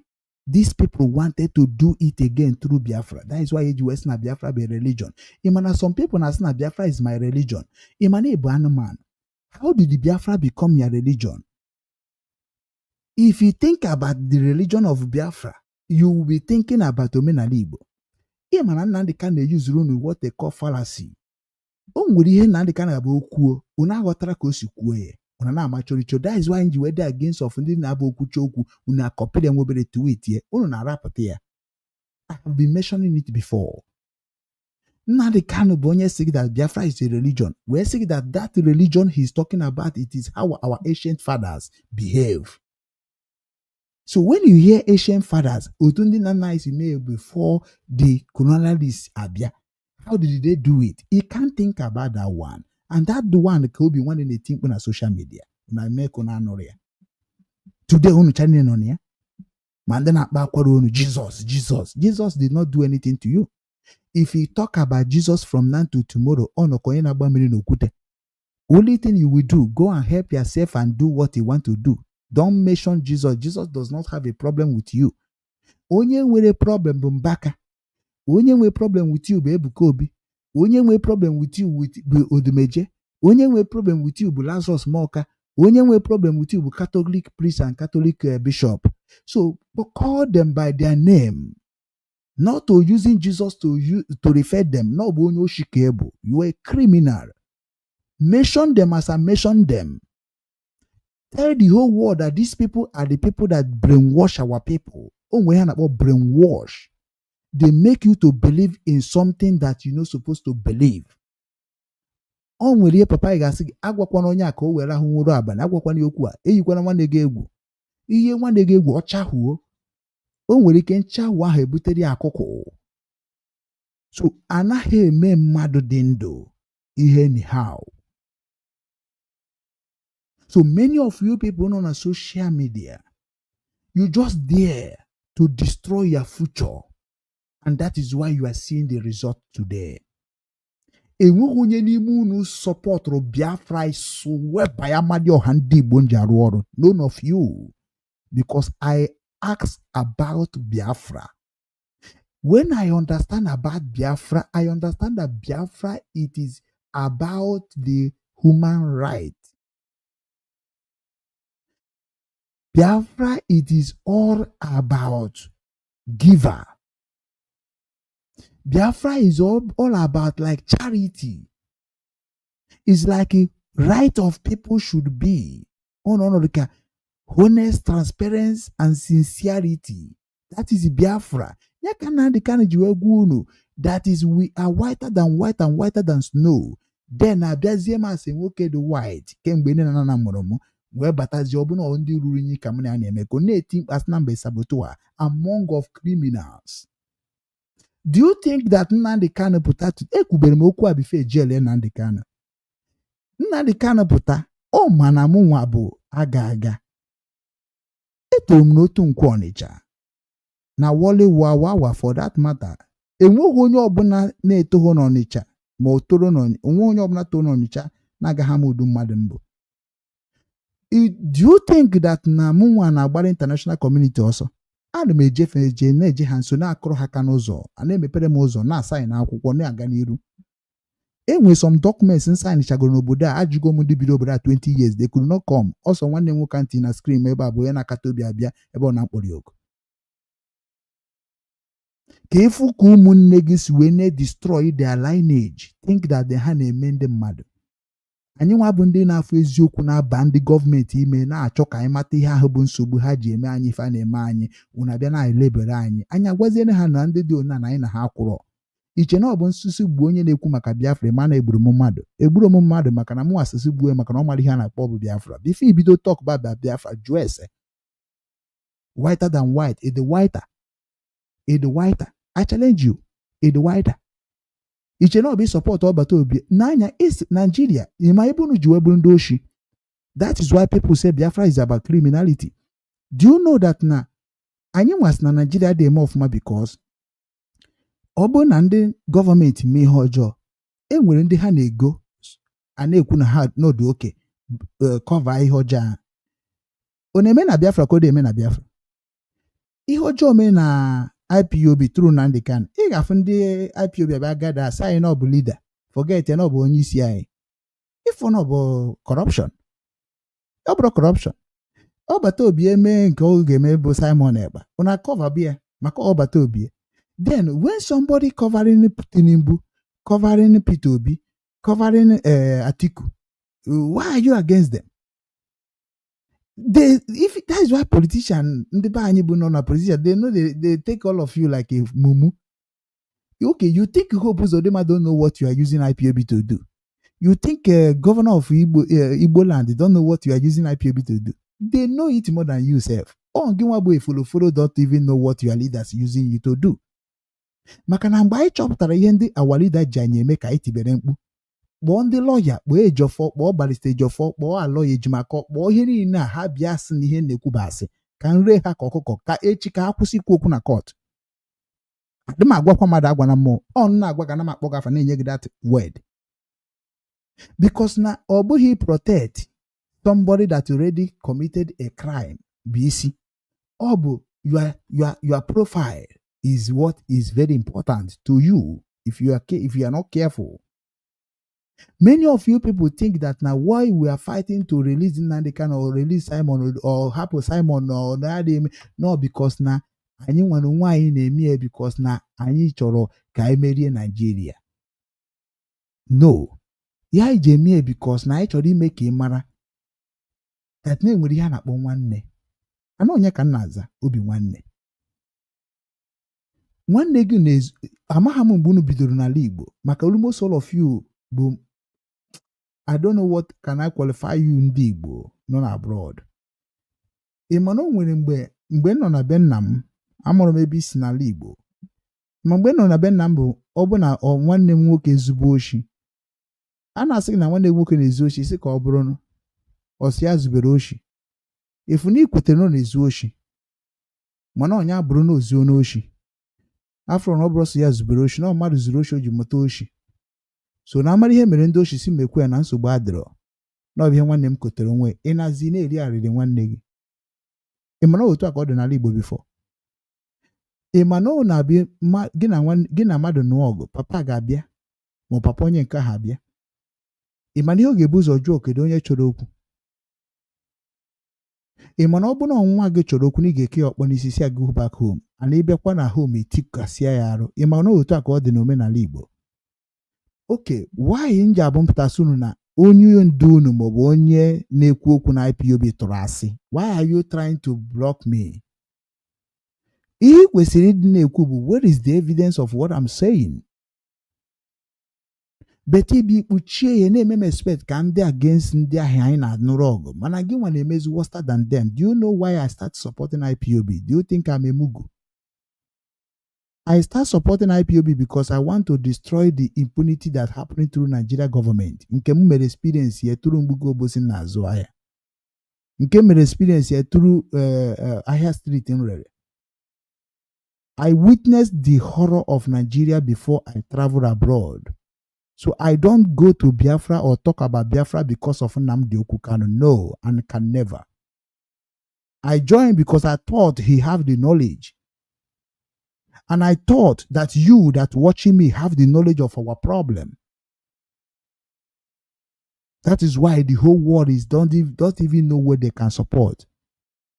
United Nations, a lot of different groups have submitted they want Biafra. What a nonsense. Otu akịta na ihe a na-eme Ngozi Orabaeze na onye ọ na-akpọ prime minister na-atụ onye mkpọrọ ọ ka na-akpọ onwe deputy prime minister. The idiot like you stay there called deputy whereby the prime minister is in prison. Adadorama kwutere ọ sị that na if Obata Obi really commit a crime, that means the cabinet is supposed to be arrested around the world. Na ọ bụ na ọ bụ ezigbote arrest ka emere Simon Ekpa. Mana ọ na-aba n'ugwu unu si ka unu were nke mere mmadụ wee mụrụ ihe unu eme ka unu amara ihe. Ama m eji asụ unu jee jụọ unu gịnị mere eji tụọ Simon mkpọrọ. Unu ga-ajụrịrị ajụjụ, unu ajụrọkwu ya. Many of you people will end. Kedu eji tụọ Simon mkpọrọ? Ị ga-amụtago nne before you begin to talk about Biafra in the name of Simon Ekpa again. Because ihe na-afụ Ngozi chọrọ ime bụ na ọ chọkwara use Simon as Simon using Nnamdi Kanu name. That is the same game. Ka o wee dịghị ka ọ na-use Simon template iya meche na-afụ ife niile. O use katani o change ye. Simon bido na-use Nnamdi Kanu template wee ruo n'etiti west na ya adịghị Nnamdi Kanu na ya na-enwe his own template. That is what they call international 419. People that have a mission that cannot declare it in time, it is in center they declare it what it is. Ngi wana ege ntị n'onu kita na nwa agaghị amara ihe wee chegharịa wee si Chineke gbaghara gị na nke imere eme na nke ikwuru ekwu ka anyị move on je save ala Igbo. Ndị ahụ ị na-ene anya ga-emechikwa pụta na ndụ na ọ bụrụ n'ọnwụ oles na Ochukwu jizi aka wee mee ka o ji bụrụ Chu, mana ị makwara ihe n'ihe ahụ mere ha. O nwere ihe mụtara n'ihe mere ha. E nwere ihe ị ga-eji ihe mere ha wee kọwaa na ndụ gị na ndụ ezinụlọ gị. Ka iche na ihe mere ha just na ome ha because na ọ bụ hatred of ndị Igbo. Imana sometimes you people forget that na law still exists, because law does not exist in Nigeria does not mean that na law does not exist in another people's country. Many of you people where they talk nonsense on the name of Biafra, you respect the law. But what is the law that guide Biafra you use to make a noise on social media? There is no law. Everybody speak your mind. Then how do you think that I will speak your mind? I've been crying that unu na-emebi ihe Igbo na-eme. Unu na-emebisi ala Igbo. Unu achọrọ ka Igbo dị na mma. Nya mere unu ji aghasasị ala Igbo. Mana ana m ede ala Igbo must be great again. Ọsọ unu n'ụwa niile gbakọ ọkọ ọnụ ka unu nụsa nwankwụ na ha esukọ ọgụ. To God, one bullet unu niile na anwụsịsị. Because unu ga-echegharị. Kwe ma nchegharị, unu ga-echegharị. Unu echegharị ha n'Eke, unu ga-echegharị n'Orie. Unu echegharị ha n'Orie, unu ga-echegharị n'Afọ. Unu echegharị n'Afọ, unu echegharị n'Nkwọ. Jee na wujuonu na ndị ka na-ekwu ka unu wee nwụkwuo mọ. Ọ nọ ka onye na-achị dainamiri, na-asị anyị na-achọkwa dainamiri, ọ sị na ya dainamiri ya egwube n'egwube, eme egwu mmiri. Nchegharị na agwụ unu ga-echegharị. Kwụsị na ikwu maka Biafra on social media. Everybody pack your property and go back home. If you don't want to go back home, stay in your comfort zone and don't talk about Biafra because you are going to have a biggest problem. Nnadi can be able to see everybody talking about Biafra in Igbo land. Cease for now. Cease fire. Pack everything concerning Abiobi. No meeting. Nothing. Hold it here. In the same land of the Biafra. So now, what are you going to be talking about Biafra if you are not talking about the peace in your own kingdom? So if now peace come to your land without the Biafra name, so you cannot go. That no Biafra, there is nothing will exist in Igbo land. I begin to ask you people, so Igbo only Igbo. So when you Chinese there with the same flag you are mentioning, because when you are fighting Igbo people or fighting the structure of Igbo, automatically you are a stranger. Because I have been presenting Obinwannem Igbo unu jụrụ ya ajụ kịta unu ejego kpe Chukwuemeka Ezeni na-achọgasị ndị ga-abịa yọọ on behalf of Nnadi Kanu, mana ndị ahụ na-asịsị bịa yọọ onye yuna publish na ọyọna onye yuna publish na ọyọna, ndị ahụ bụ ndị unu nọ na social media na-akpa iyi na ha bụ ajọ mmadụ na ha bụ nke a na ha bụ nke ọzọ, agbụbụcha na-alacha. Kịta na ị nọ na social media ka na-achọ onye ga-apụta ka otu isi ka iwee sọpọt bakwe ịfọ na onye ara ka ịfọ na-erigo gori ego without change. So ọ bụ mụnwa ga-agwa gị ebe nna gị na asị gị naba kịta chere asị gị naba village na me go tell you your village, so ịma ha your village onye ka nji mmanụ nchari na-ebu 419. I know my village, anything will happen I call my phone nwanne ka ihe asị na-eme dia fine and good enweta m information nchọ. So what is going on in your village? Na Okigwe, what is going on? Ndị Okigwe juru ebe niile. If not ka nzukọ ndị Igbo ka onye ndị Okigwe ka ifenye na tebụl. Owerri. Enwe ihe na-eme. Mba anọ, onwe ihe na-eme, onweche ihe na-eme na be gentle ha. Okwefu mgbe na confess. Ndị nke a anya anọghịkwa otu a. Ndị obodo m enekwe ọkwa kansara ọnụ me ị na confess onye. Ije a confess ndị obodo gị bịa na social media, ọ bụ onye ara ka ịbụ. Why can't you go to your village kpọọ ụmụnna wee confess ife ahụ dịka onye kpọrọ nwe gọvanọ eziokwu bụ ndụ ka ọ sị na gọvanọ eziokwu mgbe Ebuka Obi na-eme nke ọ na-eme na nga ọkpanụ jebezie wee gwaba ha na ihe onye a na-emekwa bụ 419 ka uche onye ọbụla dụkwu ya ọ dịka ọ bụ onye ifu ka o si jee na ụmụnne ya kpọkọ ụmụnne ya wee na-agwa okwu let gentle yahoo ka yahoo jee na be nna ha gwabe ya confess bụ ọbịa na social media na-eme anyị niile implicate useless bastard na-akwado ya bịa na-akụgheri ngwa nkịta na ahụ ọ bụ na-ejideghogode gentle yahoo ga-emecha confess ife o mere n'ala Igbo ome ọfụma ya bịa gwa ya ka o si mee ọfụma nke bụ na ọ nọ na-ebugharị egbe na-esegharị foto wit ndị Boko Haram otie n'azụ yicha max. Enwere m ihe ji wee hate ESN Instant Security Network, ihe ji hate ha with a passion bụ mgbe ha na-eyi max. Ozugbo from max n'iru ha, I condemn them spiritual and physical with aja ala Igbo. Ọgụnụ mara onye unu na-emekọ adịmanọkọta hate ihe for nothing. Immediately mfu na ndị ESN bụ max ka ha na-ekpu arụ ọrụ. That is when I know that they are scammers. Onchi ichekwa ụmụnna m, onchi ichekwa my family, ejiri m max. For what now? Onye yi max nwere ihe na-atụ ya ụjọ. That means you are not for real. Enwere ike je gote mmadụ machinery, yibesie ha max. Ha na-egbu gị, ị na-ajọbs ka ụmụnne gị na-egbu. Ị mara machinery ka egotere. Na-agwa unu na mgbe m kreetiri nchekwa ala Igbo na-asị m na nna anyị Igbo si nothing like machinery. Everybody chekwa obodo gị. Unu enweghị youth na-eme aka otu a na unu enweghị youth ekpotere unu youth support unu. How can you create Boko Haram adịghị the self max? Many of them adịghị the max. Ndị na-eyikarị max bụ ndị gọọmenti. Now a security created na-ekpu max. Unu asị na ọ bụ ka unu wee secure unu ka Nigeria police hapụ ịma ka Nigeria army hapụ ịma, then you cannot defeat your enemy. So why are you fighting your enemy? If you are afraid of Nigeria police or Nigeria army in your land, you claim you have everything to defend your land. So why are you now pretending? Because every time unu jụ nkwu okwu na-achọ ofu ihe wee tụgharịa na ọka ha gbuo onwe ha n'anwụ. So ndị nọ n'ime ọhịa na-anọkọta bata n'ime ụlọ. Eche m na ọ n'ime ọhịa ka ha bụ. Gịnị ka ha na-achọzikwa n'ime ụlọ? Onwezi ha na ndị ime ụlọ enweghịzi mmekọ ọtere ha nwụọ. Maka na ihe ndị amị saịnchara.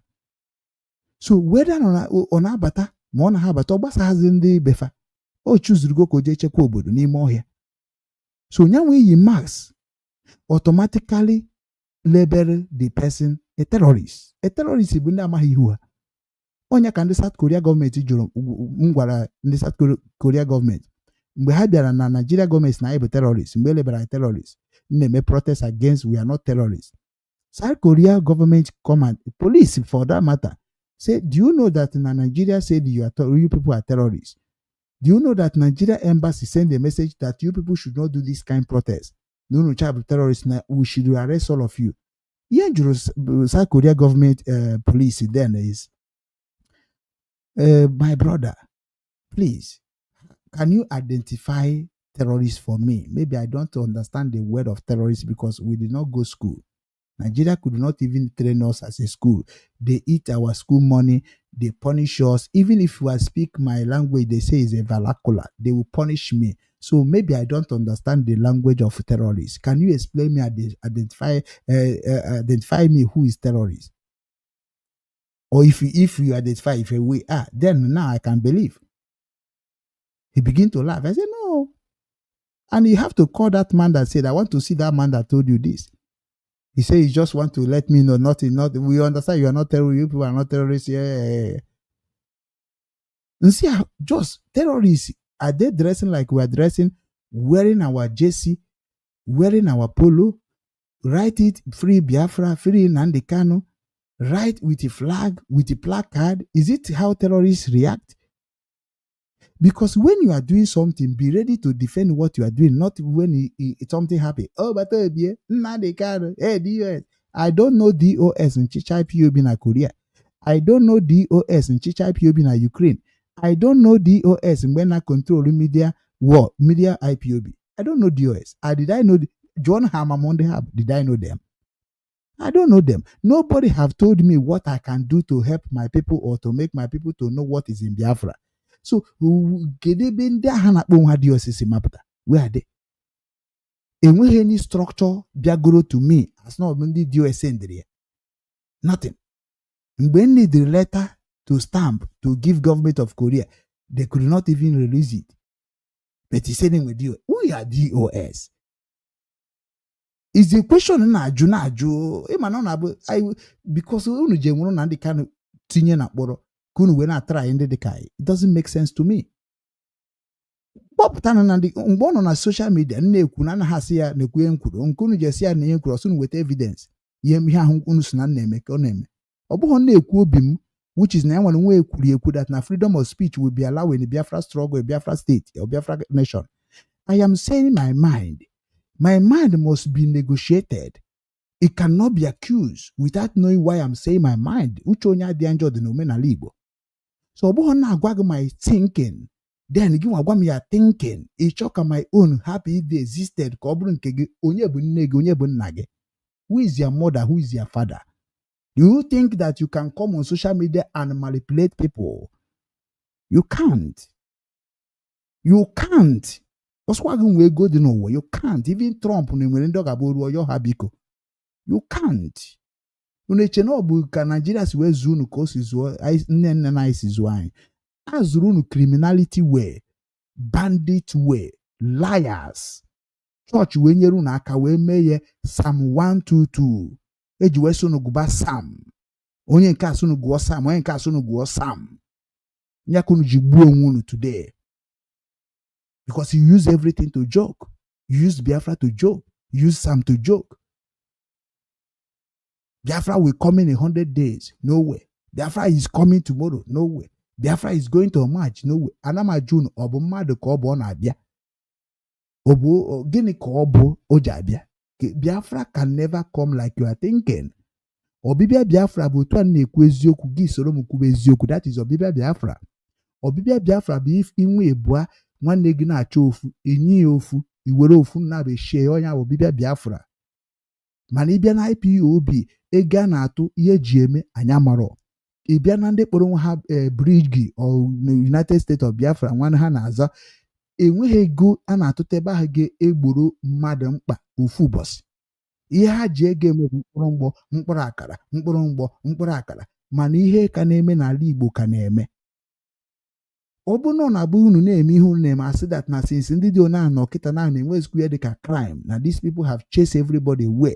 Okwe na anyị na-ede ya afụ n'ebe anyị bidoro aka wee kwuo okwu mana ọ na-abụ nkwuo oye unu na-enwekwa got ịbịakwa na-agwa m sị m na-emechere na ọ dị izi ihe mana ọ dịghị easy to you ka ị na-eje try ị chọrọ inwe onwe gị ọnwụ ị chọrọ ịnwa chi gị ọnwụnwa ụfọdụ ime ya na-asị m data ịmakwa Naijiria amị nwere ihe niile na ịmakwa na ndị a den gịnị ka iji mana ha mara na-eji anụso onye karịrị ọgụ so unu na-amacha some certain things unu asị ka unu were ndụ mmadụ gwuo egwu ịma na ọnya ka ndị ụwa ji wee hate almost everything we are doing. Cheke ndị nọ na IPOB membership cheke ndị nọ na ya cheke ndị anọghọ na ya marụgoro ndị nọ na ya na ndị anọghọ na ya ndị ka ma ihe ịnọkọtakwe na-ajụsị why the professional, why professors, why the billionaires no dey join Biafra? Because when I join Biafra like people that voice to voiceless, people that voice for the hungers, people that voice for the people that they intimidated. So Biafra no ka ndị na-agba mbọ ụmụ ogbenye. So Biafra brought for millionaires. Biafra brought for trillionaires. Biafra bụ for ụmụ ogbenye. Onya me yas na ibu ndị baro push na ibu ndị ọkara this and that, fine and good. Mana kedu ka anyị si mebezie ndị mmadụ anụbonu anyị unu nwa bụ ndị ji $100,000 onye donate $100,000 a na-akụ aka onye donate $200,000 anyị nwa bụ ndị ji ego ọbara anyị nwa ego ọbara anyị maka hit gị bụ ọbara ego ọbara anyị wee mee ka ụwa wee nunu anyị n'ihe Naijiria na-eme anyị unu efu ozugbo na ọgaba gị ọfụma jeje wetebezie ndị ahụ unu na-akpọ na ha na-atụ $100,000 ebe a ka ntụrụ na Chukwu ga-akpụ mmiri n'ọkụ. Even ndị dị ka anyị can never be recommended because na anyị nwa dị irrelevant anyị nwa ka ji ịchụ aja mana isi unu niile ga-aba n'ala ịmakwa onye unu nwere ihe weti ịma na ajọsụ mgbe unu nkịtị unu makwa na mma ihe na-eme ya ka unu ji ise tie pakarati gwom media to come and fight Nwachukwu. Ejofo na-akpọ ụmụ Chukwu Ejofo mee ụmụ Chineke Ejofo bụ Nwachukwu wee na-achị ji IPOB wee gain interest. Iche na Nnadi ka na-amara ihe ọ na-asị gị na-enwe ndị ga-eji afịa na ndị IPOB wee gain interest. Kedu ihe Simon mere? Kedu ihe Ejofo mere? Ejofo started to stop giving DOS information using his platform and himself to promote whatever in IPOB. Is it how Obete do it? Is it how he do it when Uchemefo is on the seat? So why can't you remember him that this is not the structure of IPOB? You couldn't even talk to Ejofo in the manner he was supposed to deserve it.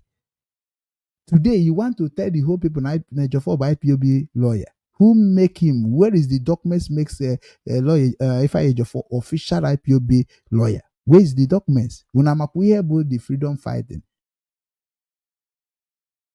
Makana a lawyer jimako nwere ebe unu ya si nwe problem. Unasibaze na oge heme na onwe okwesiho. Unu chari na dey against him. If against Ejofo, a lawyer jimako either against Nnadi Kanu or ihe ọ bụ indirectly. Mgbe ndị against Ifeanyi Ejofo unu si na ndị against Nnadi Kanu mana ọ nụrụ onu m na change ya overnight maka ntụdo gị aka ọ bụrụ mmadụ ga-agwa gị na aka ntụdoro gị tomorrow people will talk about you because onye ọbụla aka ya dị ọcha okwu ya na-aga n'eluigwe na-aga n'ụwa maka na anwụrụ m iyi wee too so ọjị wee sị na kama mma atụ asị na dị struggle kama ma nwụọ ọnwụ ike kama mma werukwa struggle a wee werie ndị be anyị mugwu kama mụ nwa na ụmụ nrahụra metetezina maka na amara m ihe m ga-eji weriri nwanne m nwoke na-agba mbọ ka ọ dị mma mugwu why atara m ezigbo afọ before mbịaba obodo oyibo wee bịa obodo oyibo wee fụ na this world is easy, this life is easy. Ọ bụghị na inwe ha akara aka bụ na ndị nwere akara aka ma nga n'iru. Many of you people are killing people because you don't have future. Because if you have future, why can't you use your future wisely? Ị gaghị azụ nwa afịa ịba pastor. Ị gaghị azụ nwa afịa ịba freedom fighting. Ị gaghị azụ nwa afịa ịba yahoo. Ị gaghị azụ nwa afịa ịba drug dealing. Ị gaghị emenwe ibe gị na-eme ị na-aya ayọ. Ya mere Mbaka ji aya ayọ. Ya mere Ebuka Obi ji aya ayọ. Ya mere Odumeje ji aya ayọ. They don't have destiny. They don't have future.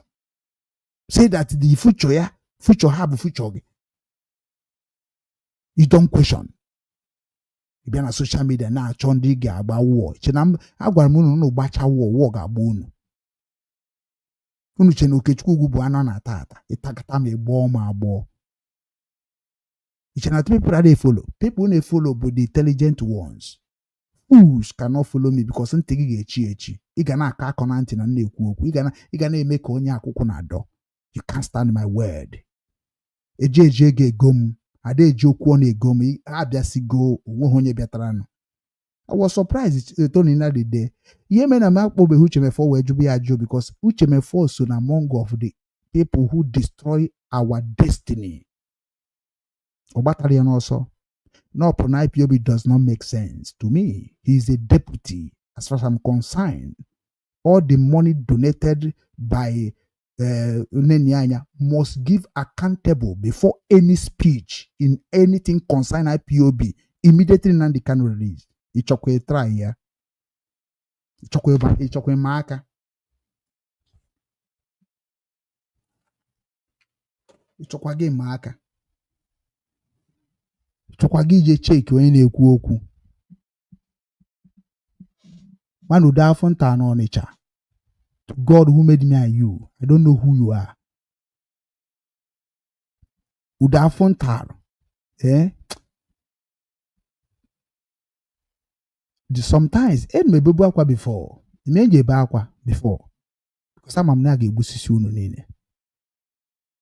I was not crying because I feel pain. Ama m n'unu ga-amụsị. Onye a ga-emere ebere bụ ka ọ bịa confess ya. I swear. And the room a na-eru oketa na bụ otu a tụrụ Simon mkpọrọ. O nwere ka Simon pụta with that kind accusation ka ọ rapụ ebu deportation. I collected the passport. He have already condemned the passport. And that is the same pattern a usual from our people. Our people na-eji aka ha emete ife na-emefa. Unu na-asị na ndị ọcha bịara gorosie ndị be anyị. N'aka onye ka egoro ndị be anyị as slavery. N'aka onye ka eji bata n'ime be anyị webe ebe amaba ihe dị na be anyị. Unu na-aka akụkụ na anaghị enwe second thought. Unu na-akọ kpum. Atụ unu chain, ekporo unu niile. Anụnụbeghị m ebe a sị na ha just nọ mabata n'ike kpọkọrọ wee jee ebe. Na ya na-ekwu na egoro ha ego. Na na-ele na slavery. Who is selling the children of the Most High? Who? Unu anaghị echene nke ahụ. Mbịa goro gị afịa na gị kwuchie m ụzọ. Na afịa bụ afịa gị maka na afa gị ka ede na afịa. What about ego nyekwana gị? Ichi bịa bụrụ afịa gị burukwara afịa gị wetara m ego m. Ọ bụrụ ka esi eme ihe ụwa. Nna gị na ụmụnna gị lee gị. Ị na-eme expect ka ha bịakwa ka ha napụtakwa ndị ha lebere gị. Sometimes what you are saying, think about it. If it is you, sometimes were shugu tinye n'aka ndị ahụ na-akọ ọnụ. Sometimes were onwe gị tinye na ndị na-akọ ọnụ. You get where I stand. Maka na ajụgo m unu n'ụwa. Jụọ unu na private, jụọ unu na public, jụọ unu na meeting, na-ajụ na ajụjụ. Ihe unu na just chọk unu were gasa gara wee gasị ihe na-ekwu. Ịkpọrọ m onye isi, ịkpọrọ m ọ bụ ya ka m ji join ya Biafra. Ọ bụrụ ya ka m ji join, ọ nya ka ji join, ọ bụrụ ya ka m ji join ya. Ịmakwa onye na-agwa okwu. I was a president of nzukọ ndị Igbo na Ukraine. I was a national PRO of CYON. I was also a PRO of national youth council. Onye amere ihe ọbụla na-arụ na-abụ PRO, public relationship officer. I know how to tell people the word. I remember what my papa na ezi m ozi well. Izie m ga-ama ihe ga-ezi onye ọzọ. Ana m rekọd ihe well. Onye ka m ji rekọd ihe mee na IPOB. Ya mere ha ndị isi na-ekiri m we have no choice than to sit down and get away from this life. Because you think that now, if you pray, I'm agwa Tinubu okwu, na agwa Buhari okwu, na agwa Obasanjo okwu, na agwa kuma ndị Honeze ndị be nna m okwu, na agwa ụmụ na m okwu, ọ bụrụ ndị ụmụ useless people nọ na DOS na-enweghị future, just hapụ be na ha gbafuo je obodo Igbo, ma ndị si na mmiri, ma ndị si n'ụzọ dị iche iche wee je obodo Igbo bịa na-emere m ihe Biafra. What is the history that you have created in Igbo land before you travel? Is a question to everybody that's talking about Biafra. If you have done anything in Biafra before you come to abroad, you will not mess up. You will not jeopardize your people from your stupidity. Nigeria adịghị mma, Nigeria adịghị mma, and so what? Nigeria adịghị mma, and so what? We all know na Nigeria adịghị mma. Is it ịba mba ịka ọnụ?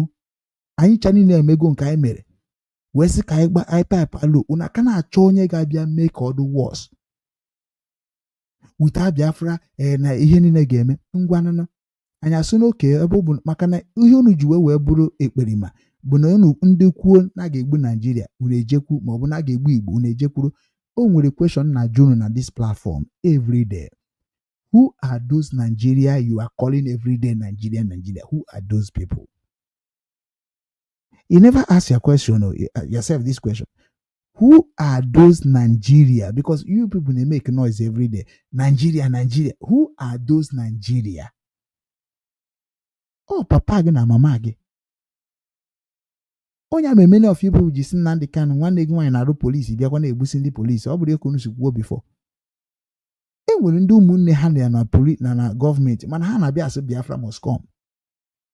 When Boson Guaruno say before me believe on a nonsense things unu jumu Biafra me, undi believe na Biafra me. Bumbunu bido na village unu we destroy bandi village unu. Igbo obodo unu, governor obodo unu, senator obodo unu, councilor obodo unu, local government chairman obodo unu. All ihe ngwagasiri unu n'okpuru na munu unu kpachara unu ji wee gwabazie ndị useless idiot Biafrans, believers of Biafrans that na mụnwa be sabotua. Wesi nukuru njecha bịa ije n'otu nkwu Ọnịcha jụọ ese ma ga-agwa gị oke Jakarta. Onye ebe ka ama gị, where did they know you? Go to Lagos na Lab International, they will tell you nwaanyị nature. Jee na Nsụka be nna m jụọ ese m na maji, a ga-agwa gị nwa si bido na nwata wee pụọ njem. Inweghị history n'ala Igbo bịa na asị Igbo onye ara. Are you mad? Iche na oyesi m na Igbo president ọ bụ na Igbo PM ọ na Igbo DC, iche na onwe ihe nji ya eme. Don't care. Unu ga-emeriri ka ala Igbo dị mma. Unu emeri anyị were isi unu mee ka ọ dị mma. Adakwa ejere court. Adụbụ enwe m ike ije court anywhere to talk about my home. German ketas na ha like ro kan si ekwu okwu. Ihe ga-eme emechi ọnụ n'obodo a, ọncha obodo ọzọ. And ihe ji ekwu okwu n'obodo a because ha nwere embassy na bai. Julius Berger nọ na bai. So ha ma ihe na-eme na bai. Bịa na social media gị na-asị ịchọ mmadụ ebu ma ịtọ na-akwado na na-atụ ego na-egbusisi ndị bụ unu. Na-asụ na ego na-atụ, what are you paying the money for? Unu asị na ọ bụ sabotu a. Ana m asabotaji be nna m. Unu eche na m bụ Christian. Unu eche na m bụ nwa Jizọs. Eche na m bụ ụmụ atụrụ. Abụ m nwa Nkwọ n'Ohe Nsụka, nwa Idenye Ajie. Abụghọ m ihe iche na mbụ. Na Biafra ka m gwara ha na mụ nwa adịghị emekwa ihe jụọ ha mgbe m na ha na-akpa nkata n'ihe niile gbasara Biafra weda onye ọ bụ onye ụka. Ihe na-agwa gị bụ na kpụrụgoto. Unu ka matara na unu abụrụ ndị ụka today, mana amatara m tupu m obu even na Ukraine jee jụọ fa ọmụnwa bụ ihe organized culture of Igbo traditional na-eme n'ụlọ ụka na Ukraine. Ebe akọrọ m walida asị awa katakpati gbogdie. Achọghọ m ka unu nwa anwụọ. Achọghọ m ka unu nwee problem. Ya ka m ji wee na-eme ka unu na-amara nke bụ eziokwu, ka unu na bench. Maka na enwere ndị ga-eji pụta unu niile nọ n'obodo Igbo na-ekwu okwu Biafra ga-enwe problem. Because unu si na nke anyị mere adịrọ mma. Then bịa na gwa na ika nke unu si eme si dị mma. We go to embassy. We go to all the Amnesty International. We go to all the senators of the world. We go to all the president offices of the world. Nke mụnwa ji aka m wee jee na South Korea, jee na Embassy of American Israel. Nye ha documentation right by my secretary. No just na say Obinwannem amadi mi Obinwannem akatakpati gbuo oge ọ bụ na ndị ka ga-ekwudo okwu a. Ọ bụ Simon Chineke bụ nne gị na nna gị ọnụ. Unu chene everything unu ga-abịa na social media na-edi nna m nwa si n'obodo Amaji Nsụka ka nsi.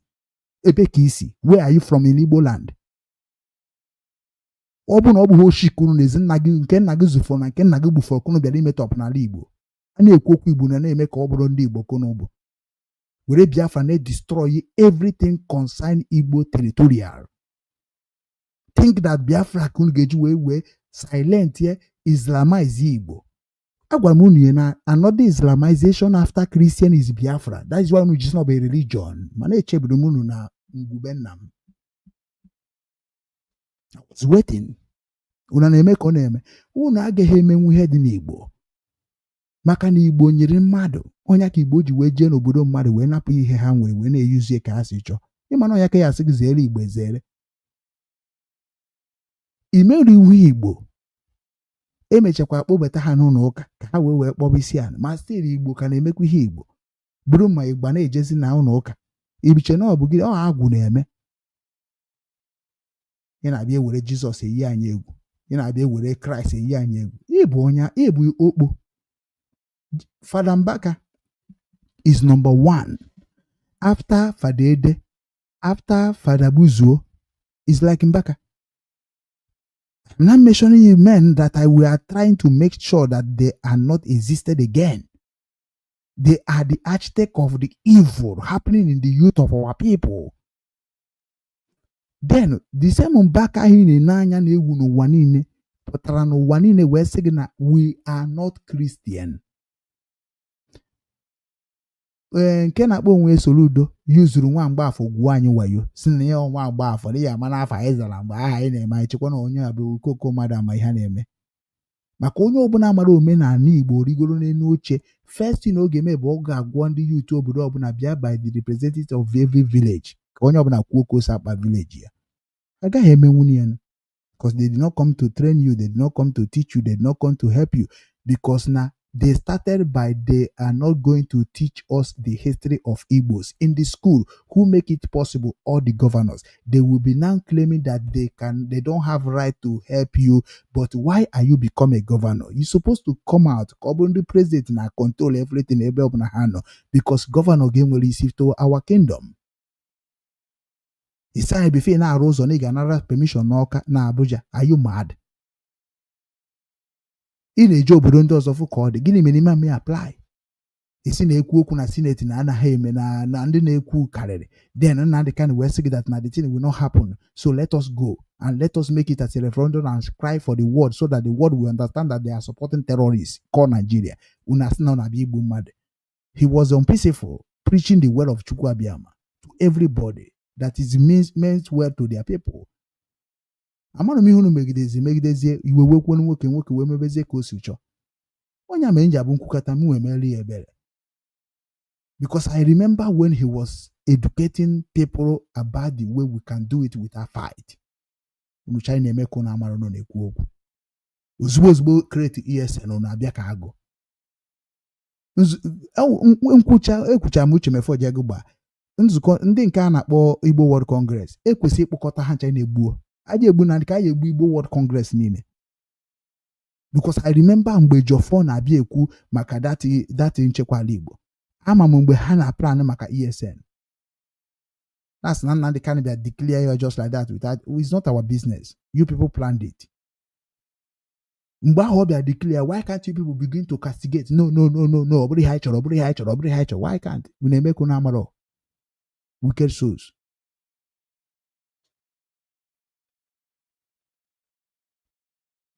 Mere ikwe mkpete n'azụ ndị ajọ mmadụ. Ị na-azụ Igbo World Congress, idiot, fools, animal, kingdom. Ị nwere ike ịpụta asụ ndị Igbo like otu a nna ha njọ na nzukọ ndị Igbo abịa mebe ịka ọtụtụ ga-eyi ha egwu na ọ bụ na ha kpachapụghị anya with the law of the constitution ha kponyere mebe. I don't go beyond the law. Ihe a na-ekwu na-abụ ihe nji ekwu ya na ọ dị according to the law. Nke Igbo a law, nke oyibo law. Ọ bụ na Nnadi ka na-emetere mgbe ha create ESN, why can't ndị Igbo World Congress makwa ebe Igbo World Congress, why can't people raise alarm? Even ihe Jofo mere Jofo pụtakwuo si na ka atụ ego ka anyị support ndị bai ọkwa ọtụkwuru ego eji m vidiyo na ọ dị na my file. Jofo the leader of Igbo World Congress eji m ya egbu mgbe ọ pụtara atụkwuru ofe ebe na-asịsị tụọ na ego ka so which is na we need security. Then Nnadi ka na-eme nke onye ọbụla mebe nke. Kedu ihe mere unu agwara ndị gọvanọ ihe ahụ na-ekreti bụ ebubo agụ? What is going on? Okay, kita na not ESN alone. What about ebubo agụ? What about ndị otu Asari? Asari still they work like a nobody. So also no Nnadi Kanu ya mere ndị ka anyị can never support useless people like you people to touch Nnadi Kanu. Because onweghị onye Igbo maọbụ onye Nigeria nwere ike imetụ Nnadi Kanu aka. Nobody. Because all of you people are criminal and bandit and terrorists. Ndị ụwa kwurie, Canada kwurie, America nti unu akwụkwọ mechụ na-ewepụ ya because of the interest America chọrọ inweta. Una na-afụda ya so okpo. Onye dịka Dino Manami or Dilo Warawi ka ọ ga na kpe je na UAE go everything vuru ma moto park ya n'ime flat ya. Nobody is talking. Ọbịa na media na-akọ rubbish na-ege ya ntị. Na-asị na Tinubu je jụọ Tinubu ego n'obiri. This idiot a na-akpọ Dino Malawi ego park na UAE ebe ka o si bute ga ke business ọ na-eme. Lamborghini moto niile ọ na-agba onye na-edobe nna ya kịta na-agba ọkụ. Why can't he use that money to go and build a factory that's going to providing job to the jobless people in Edo? Na-abịa rubbish. Could onye Nigeria, what education did you have? What qualification do you have? You can come and stand Okechukwu for where? Amugo Gam, Chenam name blackmailing, Chenam name terrorists. We are telling you the fact. When we government in our silent in their had ndumo benye. Can you support on the Igbo ka na ka ọrụ ugbo une were Fulani je na achọpụsị ndị Igbo n'ọrụ ugbo. Were ESN were Biafra Liberation Army na threat ndị m ji arụ ọrụ. Chena m nwa na ụmụ ga-agbu unu nkịtị na oseti. Unu agaghị emenwu ka ndị Igbo na-enweta nri. Unu agaghị eme ka ndị Igbo mara ihe ha chọrọ. Unu chọrọ na chọrọ na ka believe na Biafra which can never come in this life except you repeated. Even how did the Biafra going to come? Because echego m ni China na amarọkwa m go esi bịa. Because Biafra ịbịa bụ na gị nwa bụ onye oshi na-akwado onye ọjọọ na-akwado onye marọ na-ekwusa ịkwado onye mahụ na-akwado onye oshi. Ọkwa ya bụ na Biafra bịago. Ọkwa ya bụ na bịago. Ama m ebe unu na-eche ojukwa flag go flag. Biafra abụgo ihe nwere ego nwere coat of arm nwere ihe ọbụla mana ha enweghị asụsụ maka na njọgụ asụsụ Biafra ịma nkwutenwu. Njọgụ the slogan of Biafra ịma nkwunwu. Onwe isọsọ ihe Biafra kabara hụ ebe ego as not pants. Onwe coat of arm a design onye ọbụla can design. Obinwannem nwekwuru coat of arm. So from the meaning and the value of Biafra mana ntị ka ewerekwa ka ewee sị ka anyị na-agakwa n'obi ka ji n'aka maka ajụkọtago m ajụjụ ha na-asị na nna jugere fine and good. Ịbịa n'ala Igbo ị na-afight ka igbuo. Ịbịa n'ala Igbo nwere ego ayọrọ. Igbo nwere afa asụsụ. Igbo bụ mmadụ. Igbo nwere oke. Igbo nwere njirimara. Igbo nwere ekike. Igbo nwere ndị mmụọ nwere ndị mmadụ. Kedu nke Biafra nwere? Gwagodu m one Biafra nwere apart from coat of arm. Maka na ihe njukwara ndị a before na na-eme na amaghị ihe. Okay, ịbịa Biafra kịta kedu ego a ga-eri? Ọkwa isi na pounds. Fine and good. Then kedu ekike? Iyibe polo. Edere Biafra must be free. Onye bụ ekike Biafrans. So ichi je mba na what are you going to wear? The same thing that you talking about Nigeria is the same thing about Biafra. But I was thinking that na the name of Biafra Nigeria Ruginyi. Then Size Kaije na nke Ruginyi. That is the only thing who triggered me to go to Biafra.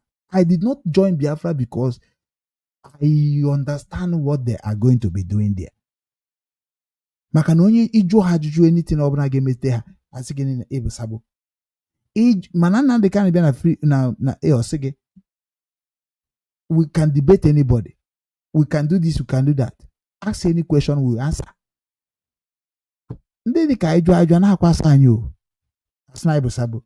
Mana ndị na-amarozi ya na arụbịa zuo ha were ụmụ kịrịkịrị nonsense dịcha na Google wee saa ha isi. Ike agwụ onye ọbụla akụba aka ka o nwere ihe winere mana otu a na ha agwa gị na gị nwa ndị ọcha bịa kịta sị gị what attire did we used to know Biafra? Did the Biafra used to be? What attire? There is no attire. What attire Nigeria used to be? No attire. What Igeji nwete Nigeria currency? The same currency Igeji will identify ya Biafra. It is what you are going to use to identify Nigeria. Ọ bụrụ asị na-ede o na-ekwugheri even isi onwe na na-edikwuru m unu nwa na ọnya ka m ji abụ mbịa nkwụcha nnara onwe m because na ị na-enene emiche na mamara ihe na-ekwu emie ji gbu n'okwete achọ m ofu onye ma ihe rigotegoro ebe a ka ifu change my pattern anyị kwubezi okwu ife gị nwana nwoge ya ama mgbe gbara ọsọ na ọ bụ na mgbe ụfọdụ iwe adị ekwe m kwupụ okwu mgbe ụfọdụ iwe na-eju m obi mgbe ụfọdụ onwere ihe mma m ga-ekwu kọba ọnụ because what can I tell a man or a woman that knows the truth to know the truth? Ọ izuru ezu na unu chama eziokwu mana unu kpacha anya because onwe ndị na-benefit from this Biafra struggle. Enwe ndị na-benefit and onwe ndị ka benefit na abroad the useless leaders. Any leader kọrọ onwe a Biafra leaders bụ onye oshi. Ihe o ji bụ onye oshi is that na atụcha ego na ọ naghị enye account is not accounting about the money. Has not be freedom, not freedom fighter. Then you get away. Come on, make one came can see cho. Una sukwa no boku. You want a monopoly to stop somebody that you don't born, you don't give a salary, you don't give any help, you just a single gay and account in a year. Una so no will believe in human rights. If you mother, what you know, onya metaphoric about to say that you give that in for Biafra. The same on the churches, you give that in for Jesus Christ. Nah, we do really in the banyan, my fight in the father and obodo, Ibuna fight in the Uchunobodo, Bobo, the useless people who call themselves DOS and Biafra, na Korobish, Briama Wokunando. Imokun Ichere Cambia Muma Gige. Obuno ka echite omun enweghị bob na mụ nọ n'ụwa amaghị ha kwụ ọtọ wee aka ka nkwu okwu ọ na-abụ nkwu mgbe ha sị na ma ha so ibe achịba ọchị mana still ka na-ekwusikwa okwu ike mana kịta na ahụ enwere okwu udo oyibo ị na-asụzi kịta na ndị mara ma achịga ọchị because ị bụrụ ebilite na-asụ English ị bụrụ American na-asụ English unu mụtachara ya amụta copywriters onye kwuru ji wee bịa destroy our own language. I na-ekwuzi okwu somebody like me na-ekwuzi okwu na na-efe na mama ihe na-ekwu because adị m asụ oyibo nu ji eme onwe exposed to the enemy na asị na ọbụka bụ enemy gị. First thing Burkina Faso mere immediately they regain their land, change the language to their own natural language. Na-abịa kedu ihe unu na-achị ji Biafra mee n'ala Igbo is a question ya ka ndị Ijo na-ajụ ya ka ndị Igbo nke na-ajụ mgbe gwakwa unu one day zunyu na ohi ụka sị na Biafra bụ government. So a government is people who are bringing beneficially to the indigenous. So which is now who are going to be the government controllers or broken indigenous. So Ibiana beg could only represent Biafra. If una ihunu na-eme bụ scam, unu ga-ebido n'oge kwụsị na ndị lawyer ị na-ejechi ikpe a ọ maka ha na-benefit from it. Na-azọ ikpe onye ga-ekpere na ndị ka na-ikpe they are benefiting a lot from this case. Onye nke maswise na nwere na-enweta onwe na-enweta na-anọ ebe a na-ezuzugharị ka ị na-ebe ha eme nweghị na-enweta na-efegharịzi obodo oyibo nweghị na-enweta ụnụ adị na-akọ rubbish na ya bụrụkwanụ ndị Hausa. Mụ nwa nwere ihe na-enweta na Biafra nka ji ekwu okwu were today. Why you people talk rubbish? How old are you, Maswell? How old are you, Aloye Jimako? Or if I need you, how old are you, all of you? How old are you people? Nwere ike iche echiche ka okenye. So Nigeria nwere ikpe with Nnadi Kanu. So what are you people doing in Abuja? Onye ka na-agwa unu na unu kwesịrị imebi ife anyị mere na 2015. Tell the whole world to release Nnadi Kanu. Mobilize people that are going to make it a reality. That is what IPOB did. Onye mere all of you ekwuru na-efu na IPOB mere highest. No IPOB nke nsogbu gba mbọ ya so wepụta akọ n'uche ije na Radio Biafra mgbe ha ụmụ na design flyer highest my own ka na-etinye na the page well gịnị ka ọ rụrụ onye mme ya kedu ihe o mere mba ndị unu ga-ama bụ ndị na-asụ n'isi dịka ndị 419 ọ ndị unu ga-ama ndị unu ga na-eso jealous waka gị ị na-eso unu akpasikwana m iwe o otu unu sa nọ silent ọ like kwam ya o even na comment izikwana ihe niile okwe mgbe evu na a na-abịa na comment na block na 130 something people are watch na-ekpu anya ka ndị oshi why because you are now confused you are confused you know confused mụrụgo n'ọbata obi gị nwụrụ na ndị Kanu what else again oke ị chọrọ ka onye ọzọ pụtakwa Ngozi ga-abịa bịa mee ihe dị na Biafra achọrọ m ka unu ghọta you can win the nature eziokwu anyị kwubere since traditional nwoke eribu m ụzọ wee bata n'ihe na-eme na IPOB nke Germany wee na-agwa unu maka culture ndị Igbo unu eme ya silent mụ nwa amarakwa jeudekwa batakwa na-agwa unu maka culture ndị Igbo na-eme ya silent all the Christian eju na IPOB na-destroy IPOB Ngozi Orabaeze bụ a na-eme nke ọbịa ka anyị celebrate Father Day ka anyị celebrate Mother Day na-ezuzugharị si na Biafra ka unu na-eme which Biafra Nnadi Kanu say we are not going to celebrate anything including bad day until Biafra restored. Let us celebrate once. Onye rigoro otu a na-agba egwu anyị were Biafra na-egwu egwu ị na-eso ndị ji Biafra egwu egwu ịmaghị na committee adultery Biafra abụrụgo ebe eji eme karikachọ alapụ ịgwa Nigeria gọọmenti okwu ha ncha agụgba ofu onye chọọ ofu onye ọgụgba criminal saboteur Fulani this ịbụghị onye Igbo ịbụghị onye nke a Hausa tụrụ ime gị what is this thing going to help you to restore Biafra? Who train you with this nonsense? Ịma ana m enene unu mbọsị m ga-eyi unu egwu abịa nnekwa na m akpụ na afa meji akpụ na afa because unu fụchara onye dịka m o nwere ihe somebody this Obinwanne ka ebe ọkwa mụ nwa ke na-akpọ this ịkpọ m this Obinwanne ị ga-akpọkwa this Nnamdi Kanu ịkpọrọ Chineke ga-akpọ nne gị kpọọ ụmụ gị niile ọkụ otu aka ya akpọkwa onye ahụ ebe ọbata obi maka na unu fụchara ụmụ Igbo jide ebube n'ụwa niile wee chọọ m iche na ọmụ na-ekwu maka omenala ọmụ na-ekwu jee cheke mgbe m kwubere omenala cheke ndị bịara na-ekwu omenala nwanne ị gaghị emerinwu ana ọmụ na-ede afọ eke orie afọ create na page ọdịdị before ijofọ abịa na-eme dede ka ede ọna ọ dị easy ka m gwụ unu channel bụ hypocrisy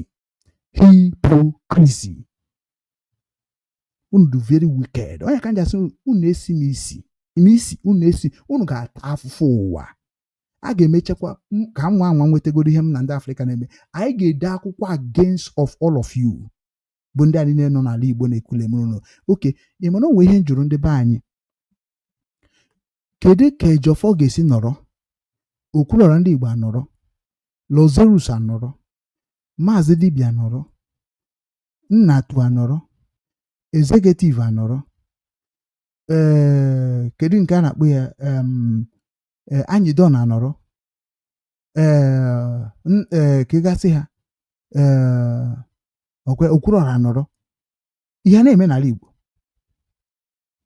unu afọ na boys adọghọzi ebe a ka a nọ ma na ndị a bụ ndị oshi ebe a ka a nọ ma na ndị a na plan ihe a ga-eji ndị nọ n'obodo oyibo wee mee this is another ihe a na-akpụ ya n'oyibo ihe ndị ọcha na-akpụ ya like ndị be anyị na-ezu oshi n'obodo oyibo na-egwu wayo ihe a na-akpụ ihe Lazarus na ndị a na-eme bụ local ha na-akụ local when you are duping your brother and your brother will be telling you thank you mgbe ya brother ga-eji mara that ni dupu edupu mgbe ọ ga-asị gị biko nye bigodo m ihe ahụ nye gị before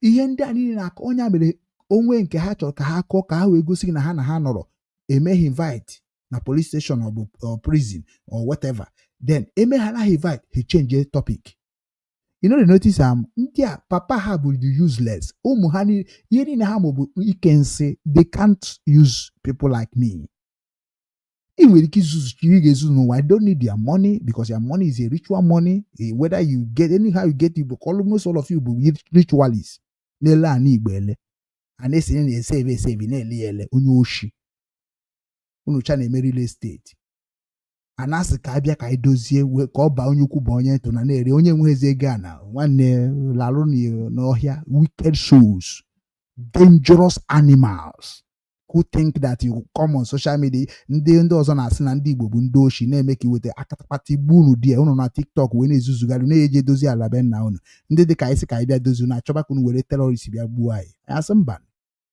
anyị nọ n'Ezai wee nye unu meseji a ihe anyị chọrọ ka ndị nọ n'Ezai niile na-eme ajị ka a nwụrụchagodo ha. Ọnya mere na onugbosi ndị na-egwu wayo anaghị ala Igbo na-emezi lokal. Ọnya bụ gọọmenti, ọnya bụ kidnapping, ọnya bụ ihe ndị anyị nọ ndị na-emebu 419 ọkụọna ọkụgo akwa ọkụkọ na anwụ evurugokwu ya.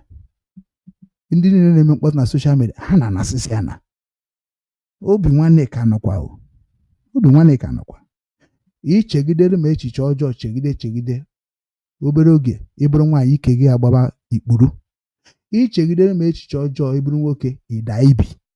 Enweghị gị emenwu mgbe nwa Chineke na-ekwu okwu. Because asịrị asụkọta eze anya ekpuru nkata gwa ya okwu. Mụ adị ekpuzikwa nkata gwa mmadụ okwu maka na almost all of you be fool. Ihe iji bụrụ efu na onye kwadoro nọ na mkpọrọ mana nwere ihe ị ga-eme nwee nọ ka ozu akwa ha akwa. Ị nweghị ike isi eje oke a na-eme okwurọra interview. Gịnị ka iji eme ha? Kedu ihe ihe eji eme because na enwego m nsogbu anyego m arụ na ama m ka o si adị. Ị na-eme ka i wee gain popularity. No wahala o. Gain popularity, enjoy your popularity.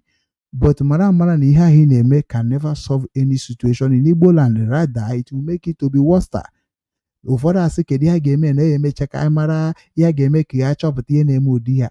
Anụmanụ kunu ncha niile bụ yutu nwụrụ anwụ. Ị mara na ihe na-akọs mmadụ ya yọọ nkanka ọya ejọfọ ha ji eme na ha bụ ezigbo mmadụ bụ ihe riri n'ọnụ ma ihe nwụrụ anwụ n'ọnụ. Many of our people anaghị asa alụ. Many of our people na-ebute ọya na public toilet. Many of our people na-ebute ọya na ihe ha na-eri n'ọnụ because chemical ka na-ekechizi ebute na enwere ihe dịka ezigbo immigration na-asachi ife na-ebunatara unu. Ihe niile a na-eri n'ọnụ na be anyị mgbe ahụ bụ ịchọrọ iri ji je na ụba ji were ịchọrọ iri green iwu je kpata green, ịchọrọ iri ụgụ ije kpata ụgụ, ịchọrọ iri ose je kata ose, ịchọrọ ịta mangoro je wọrọ mangoro, ihe ndị a niile mgbe ọ dị ka anyị na-eto ogologo ndụ mana kịta almost all of them you bought it in market without knowing how they plot it. Na asị m na ị gaghị ahịa ọya ga-ewegide na edo ha na okwurọra n'Igbo Igbo niile osekpuru anyị Igbo niile weta the horror one nke a na-asọ oyi nke a ga-eme ihe ndị unu nwa bụzi ndị n'obodo Igbo feel ewo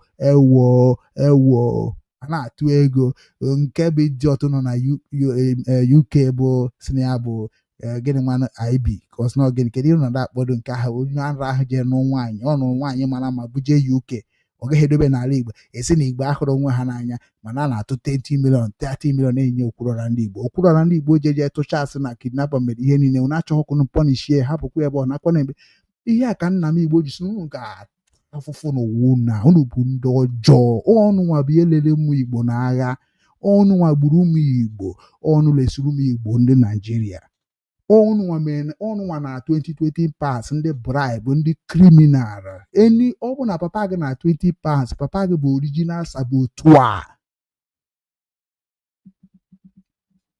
ka m bịa gbusisi ụmụnne gị niile nye gị 20 pounds onye oshi anyị emenye anyị 20 pounds akọkwana ihe abịa na ndụ m maka na ana m akọndem nọnsensị unu na-ekwuweri kọmgbe even 20 pounds ahụ e nyere ndị nọ na village eketekwa a lot of people eketara ndị ekete 20 pounds bụ ndị na-achịzi Nigeria kịta Igbo emechara Igbo ihe niile emere ya nye ha 20 pounds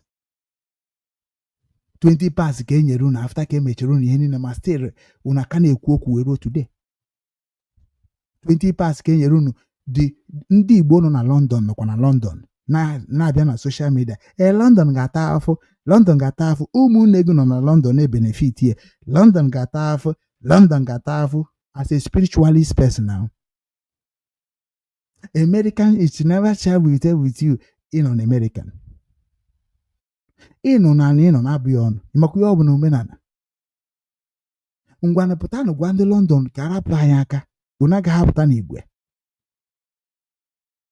unu bịa na social media na-eblame London mana unu ama jenwu were ọtụtụ n'ime unu nwere akwụkwọ London nwee everything about London. Why can't you people go to government and shut them down with the law of that documents you have?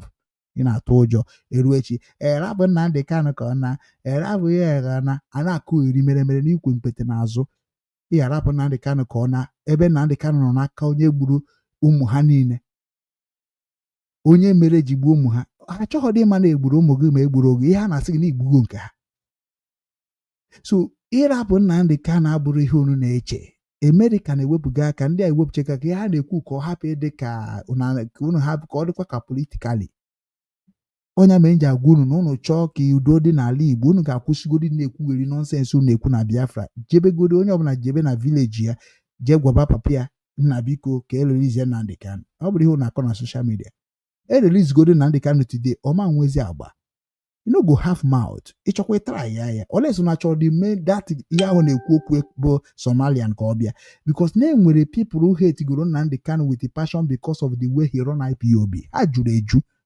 men ya na ya mekọrọ ihe na this struggle like Uche Mefo like George Onyibe like Obidobienu like kedu ya na-akpịa omyomyo like ihe ndị a niile oke iche na ndị ahụ bụ ọdịnarị na onwere ihe achị ịmanụ na amara ihe unu na-eme onwe unu onye mere na before unu nwere ọnwụ nzuzu unu adịghị enwe conscience unu adịghị enwe dị thinking aka na-ekwukwa na nke ahụ na o nwekwara that enemy nke ahụ o ruo na nke Uche Mefo ọkwa chikwa again even na nke Uche Mefo akịta na o mechekwara akapụ ya otu ọ bụkwara mkpọrọ DOS akwasịkwa the whole DOS that against Nnamdi Kanu now if you don't know it in your own score ịma na na-abịa unu na-eme ihe unu ndị dị ka anyị bụ ọchị ka anyị na-achị ime anyị ji achị ọchị because na ihe unu na-eme unu ga-emecha wee jiri aka unu wee confess by not me dịka ndị media warrior na confess na Chinasa nwere jide ya mgbe na-agwa unu odo ses unu fụrụ masị okpo ụfọdụ ka ji Nnamdi Kanu na-emere bench ị na-ekwu maka Nnamdi Kanu na-enwe aṅụrị mebi na wepụta ka asị na igbe ezigbo mmadụ get away you are nobody say the truth let the truth save you free simple ị mara ihe mere na kwuo don't listen to what Nnamdi Kanu will say or this and that just kwuo eziokwu ka eziokwu rụba ọrụ ihe a na-ekwu okwu bụ Biafra to come unu hapụzie Biafra kwube Nnamdi Kanu unu hapụ Biafra kwube maka Simon Ekpa if unu na-amaghị dị sef ya bụ Biafra so without Nnamdi Kanu Biafra will not come now without Simon Biafra will not come now otu akwa ka ọ ga-adịkwa wit onye ọzọ mgbe unu ghọtara na Biafra abụrụ one person mgbe unu ga-eji wee mara dat na mmadụ na-anụ ọgụ na onwe ihe mere onye na-anụ ọgụ agaghị na osi n'agha unu ga-enwe courage na-eme uvu onye a mere na-eme a ga-amazi ebe o si achụ unu mana onwe ha na ka esi jide ofu onye nsogbu adịgonu onye ọbụla na-azụ onye a bụ na ha amarụgo na onye isi ka aba agụgba ndị ọzọ na azụ mana ndị dị ka anyị gwara na agụgba agodu na ya adịghị akwụsị unu asị na anyị bụ sabotua I still answering sabotua ama m na medi ede n'iru wee na-emezi program now because I'm a sabotua to you useless people who cannot stand me physical spiritual ebe ọbụla you cannot even come on social media say this is where you live but ị ga-eje na comment section ọ dị ka akụ na-agbajisie na okwu na-ada akọzi m ọnụ okwu na-egezi ege okwu na-ada asụsụ sabo DOS sabo DOS so DOS wise DOS this DOS that unu anakpusie na unu enwezi future oh sorry okay sorry no Biafra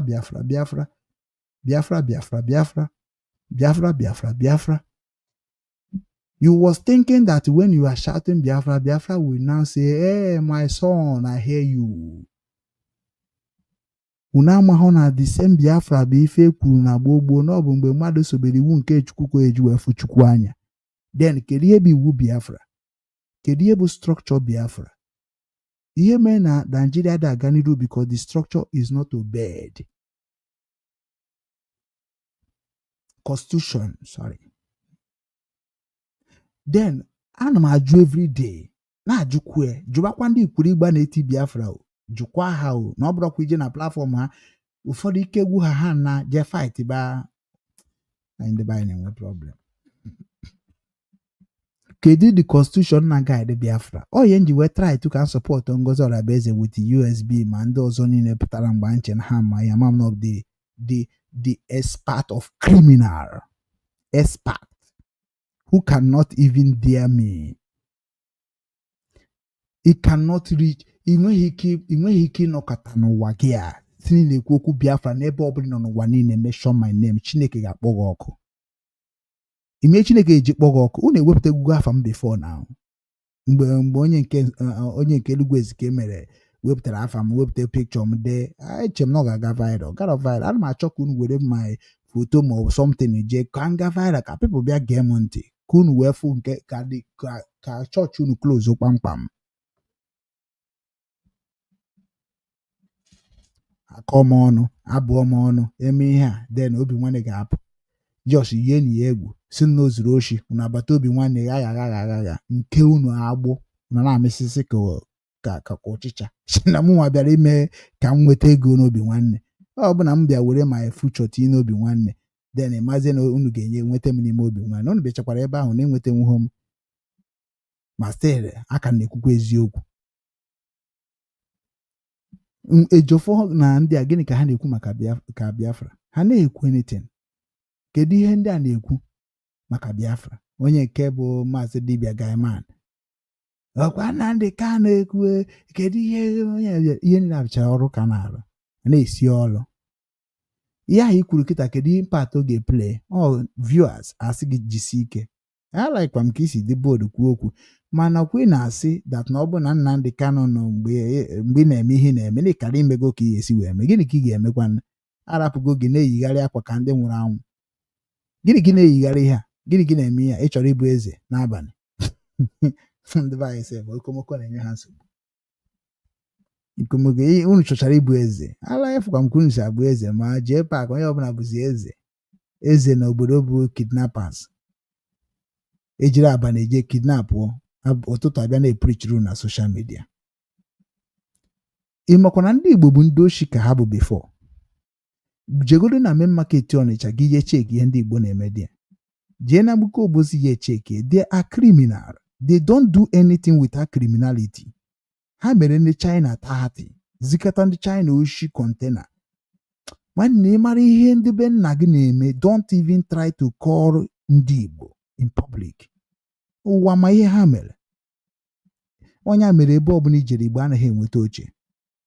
Ịma na mgbe ị kwuru eziokwu ka ndụ gị ga-enwere ya enwere onwe gị you just get yourself mana ike na michi mgbe ọsọ ga-abịa n'ike ịma ma enwuzi muchi onye mere ọ bịara Simon n'ike onweghịzi onye kwunwuru okwu mgbe ọ bịara Nnamdi Kanu onwe onye kwunwuru okwu I dey watch everything. Simon ewerezie ojiji eji Nnamdi Kanu wee gain interest na ejide gị Ngozi Orabeze chọkọ were nsị anụ unu dị too local unu China dị local ọ bụrụ politics ka unu ma nke unu ji ama international politics ọ bụrụ struggle ka unu ma anyị ya ọ bụkwuru history of Biafra ka unu ma ka o si bịa. I don't know ndị mmadụ na-eso I understand na ndị Naijiria ekwere akụziri ha history nke mara bụ ndị ọcha ka nna jụọ na-akọwara m ihe niile efu m macha today bụ ndị mmadụ na-akọrọ m ya agụrọ m ya n'akwụkwọ unu nwa agụziri agụ you cannot even explain what you read you cannot even na channel si n'ebe a pụọ n'ala anyị na-afụ ha na social media dịka ha nwere brain ije ịbịa ndị a nso n'ụwa na ndụ na natural efu na ihe ahụ o nwere ike sef onye na-asabeghị ahụ 10 days ịbịa na kọmentị gị ịba onye ara USABO onye mere mbịa ndị gị information about you nkwụsị onye abụ ya nji kwụsị na reply na comment maka ndị gị ọ bụrụ nke m ga-akpọ ndị injinia m so track onye amara ebe ọ nọ kọmentị this nonsense abịazi ọbụna ọ bụ ndị na-enweghị future ndị na-amara ihe ndị na-achọ ọnụ ka o wee bụrụ that na ihe ha kwuru ka a nụrụ. Who are you? I go talk to you. Mụnwa na I talk what to you. So who is going to now talk to each other now? Or you get me naba. You can't talk because they talk on the mmadụ ga-afụ gị n'Igbo okpo ọ ndị ọzọ ga na-reply gị what are you talking, bring evidence. Maka na ihe na-eme bụ mbịa ntinye link tinye nọmba na adị m etinye nọmba maka achọrọ m ka ikpochie my people. Ihe na-etinye bụ link ọzọ ndị ma nwee ike ịkpọ ntinye link rịbata na screen a bịa defeat ihe na-ekwu or defend ya. You cannot. Amụbeghị nne gị, amụbeghị nna gị, amụbeghị onye isi unu. Because na mụ nwa so bido Biafra struggle under Nnadi Kanu in 2013. The IPOB was started in 2012. Since then, can they follow everything activities about Biafran IPOB till 2017. We chọpụta na oshika na-ezu. We juba hese ekwero. Juba hese ekwero. Nnadi Kanu pụtakwa nderi akwụkwọ on Obinwannem registered documentary official write-up. O nwere ike reply ya. A principal officer. Ndị ndere akwụkwọ wee pasiara in accordingly of the structure of IPOB from coordinator to rep, from rep to DOS, from DOS to Nnadi Kanu. The thing is jechebe ahụ tọ. Nyake na-eso. People nwere do very wicked happening with future. Akugbuo ya. Iche no inu je na hall. IPOB one family. IPOB one family. Anwụọ manya nwụọ kai na nwere future. Do you have future? Onurube nwa na-agba n'ọsọ obe na nke Okechukwu Ugwu mee ka afọ ya obe na nke Nnadi Kanu. Ewo our leader. Bere ni quick n'azụ criminals. Come and enter. Biano no kuwa kaino. Social media is the powerful things that you can use to pass message and you reach poor. Onya ko jibreba. You people was trying ekusi na eme na ka onya ka chọpụta na na-ekwu bụ eziokwu. Keta na anwụ eziokwu ejiriga ka ya wuo onwe na anwụ. Onye ọbụla na-ekirizi ihe ka ume. So na-ekwuzi na-egezi ege. Ọ bụrụ ọzọ mgbe ahụ ga-abịa na-ekwu na-akọ ọnụ ka shọt ọgụ da nke eme ka ihere eme gị ka eme ihe aga ke group ga-abịa gbazi m mgba na ifo na-enwezi ha na-agba onwe ha wụọ. Nnadi Kanu nwe mgbe o prọfesaiziri ya ọ dịkwa ka onye nwabịa na-abịa na ọ sị na ha ga na-akọ onwe ha ọnụ na anụ ọga isi n'ụzọ na-anara onwe anyị ọ dịkwa ka o si etinye na so ọ bụ na nna anabata ndị nna anabata ma Tony Nnadi ma waziri ike ha I will make all of them agwa mụ na agwa before ị na-ene anya na ihe na-eji eme program ana m design profile of ndị dị important unu kwesịrị na ajụ ese mana ọ because of blackmailing unu akwụsị ịjụ ese ndị a unu digidere digide wicked wee dufee nke bụ na Chineke na ga-abụ unu n'ọnụ. Every time etinye m unu picture ndị kwesịrị na-ekwu maka ha unu emekuna anaghị afụ ya ka ezi nke ndị ụka ha n'enu nke ndị ụka na anwụ ihe niile dị ebe a. Enwere reason ji design chi ihe ndị a niile. Ọ Biafra versus Nigeria. Ndị nọ na Nigeria bụ ndị Igbo si na Biafra ma bịa. Ndị nọ na Biafra si na ndị nọ na Nigeria ma bịa. Unu amara unu bụ ndị ala. Divide ya n'ime onwe unu na-akụghiri na-asị Yoruba, Hausa mana unu dị wicked than these people. Na ndị bụ the problem seekers of your nation. You can't go and talk to them. Why are you slaving people under the Jesus name? Why are you slaving people under Christianity and today you come and say that we are not Christian but you use Christian to destroy the mindset of millions? Na anyị bụ ụmụ mmiri keta eburugo ụmụ mmiri eru echi ga-abụzi onye na-agba aji nwanne echi a ga-agwakwa gị na papa ha bụ dibịa mana ha na-arụzi nke ha n'ụzọ nke Chukwu. Ndị dibịa na-arụzi nke ha n'ụzọ nke amoosu. Common sense ka unu ji wee rigide ụmụnne anyị mugwu richa ha mugwu nke bụ na today na onwe ozi onye maazị nke bụ eziokwu ị na-ekwu eziokwu na-afụ ka ajọ mmadụ mana Chukwu anyị ga-ama na ọ bụ Jizọs ga-azụ unu ka ọ bụ Chukwu ga-azụ unu. Ya ka m ji ekwu Chukwu everyday maka na afa m bụ Okechukwu. Mba ka atụtụrụ microphone na-akọ rọbish n'ọta ime unu asị na ha na-enye aka ha na-enye charity. Onye kwesịrị na-eme ihe Mbaka na-eme bụ ndị gọọmenti mana ọ na-apụghị all part of gọọmenti ka ọ bụ through that thing ọ na-eme. If you don't know, go and check it in obodo oyibo ebe unu fụ gọọmenti bidoro asịm ebe unu fụ gọọmenti na-arụkwa ọrụ maka na gọọmenti bidoro na land be anyị. Kedu ihe Lazarus Moka ji telefon m onye ọma ihe onye nwere future ihe nya na Lazarus Nwoka na-eme ka ihe nwere ike ịbụ the most politician ka ya na-eme ihe a bụ agbata eke na ahụ ka esi ebubata ego ọjọọ na Nigeria through religion ka esi ebupụ through religion. Ebuka Obi nke mbọsị a na-azụ ha ahịa na Lagos steeti bunye microphone si na ọ na amụma amara ma ama amụma amara ma ama ọ na-ama ya ọ magbuo na ya. Ụwa ziri ike na Simon Ekpa na ndị nke ọzọ niile wee na Nnadi ka napụtazie si ka ha mee ihe Ojukwu mere mgbe ndị Naijiria na-ata anya afọ ha bịazie ebe a wee chigharịba anyị ka mkpụrụ ọka. Onweghị onye ga-apụta gwa ndị okwu ka esi agwa ka ha si agwa ndị ọzọ ma n'ụlọ pụtara na-ekele m n'ụlọ dị whiter than white and whiter than snow.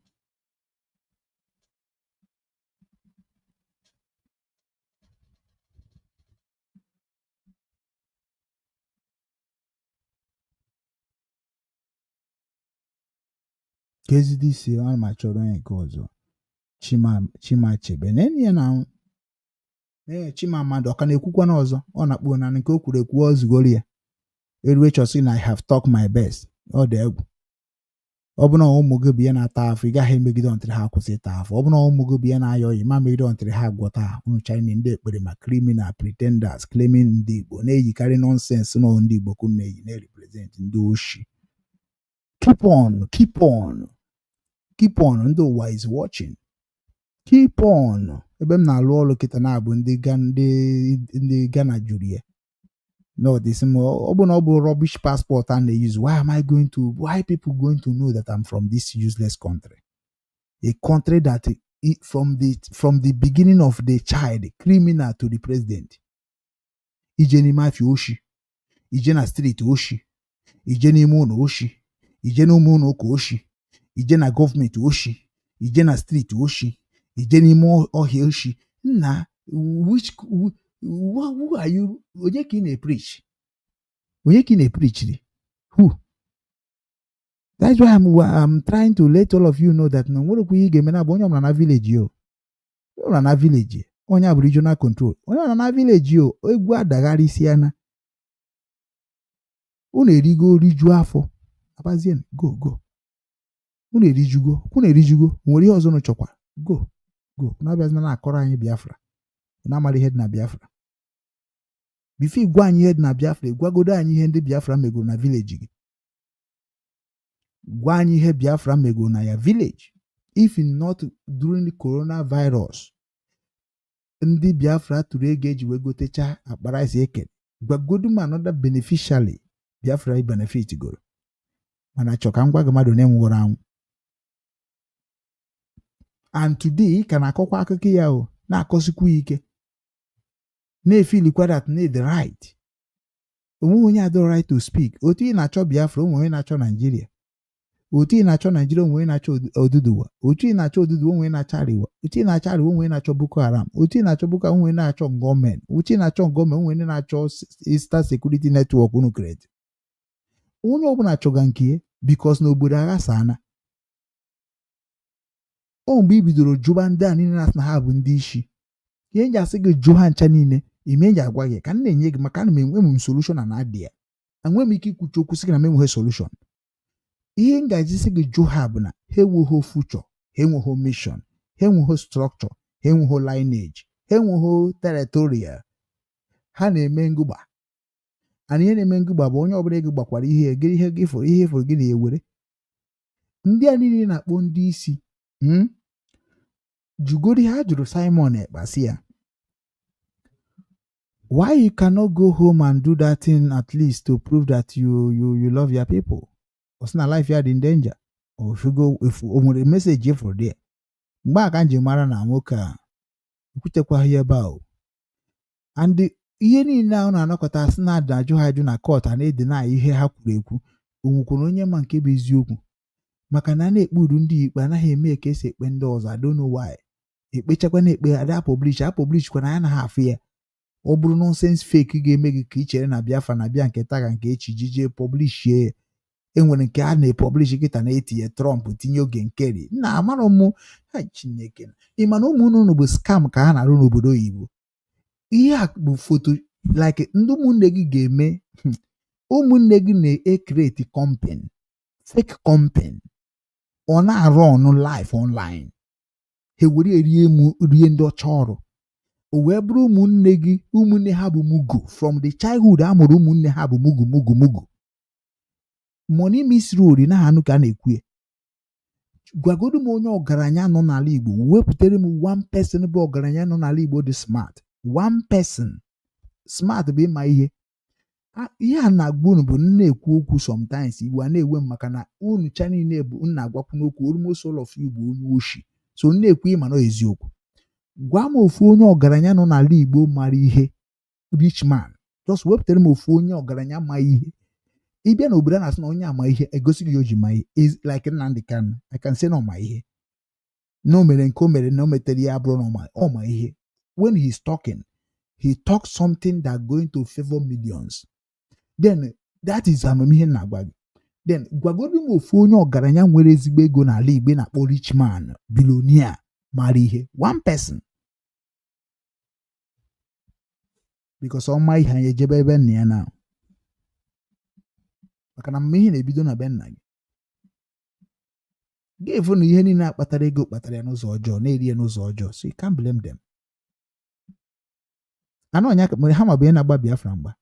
Agwụgo m ndị be anyị, go to the market leaders, go to the market leaders, una na-ezuzugharị na social media.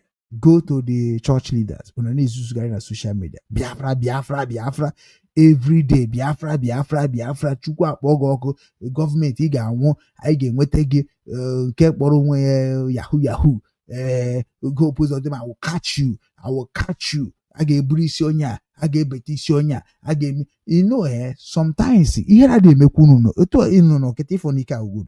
Unu kwesịrị mgbe nna ajụgasị ajụjụ ihe niile a na-emegasị, I become saboteur. Mana ọ na-ewute m, ime o ji ewute m so much. Atara m ezigbo afọ, spend a lot of my life in this struggle. Ụmụnne m niile na-asịzi m nwoke na-ewoziri ahịa maka gị na nwoke hapụziri ihe ọ na-eme. Ego m kwesịrị ịchụ wita akọnuche m. Connection nwere n'ala Igbo na Wọliwo, nweghị onye amaghị m na Wọliwo. Connection nwere ụmụnne m nọcha na Germany, ndị nọ na Japan, ndị nọ na South Africa, ndị nọ na China, ndị nọ na imakwa na enweghị contact. Mụ nwere n'anya maka onwe enweghị contact. Ime ọ na-abụ na-ekiri m ka okpu. Ego nwere bụ rubbish to me.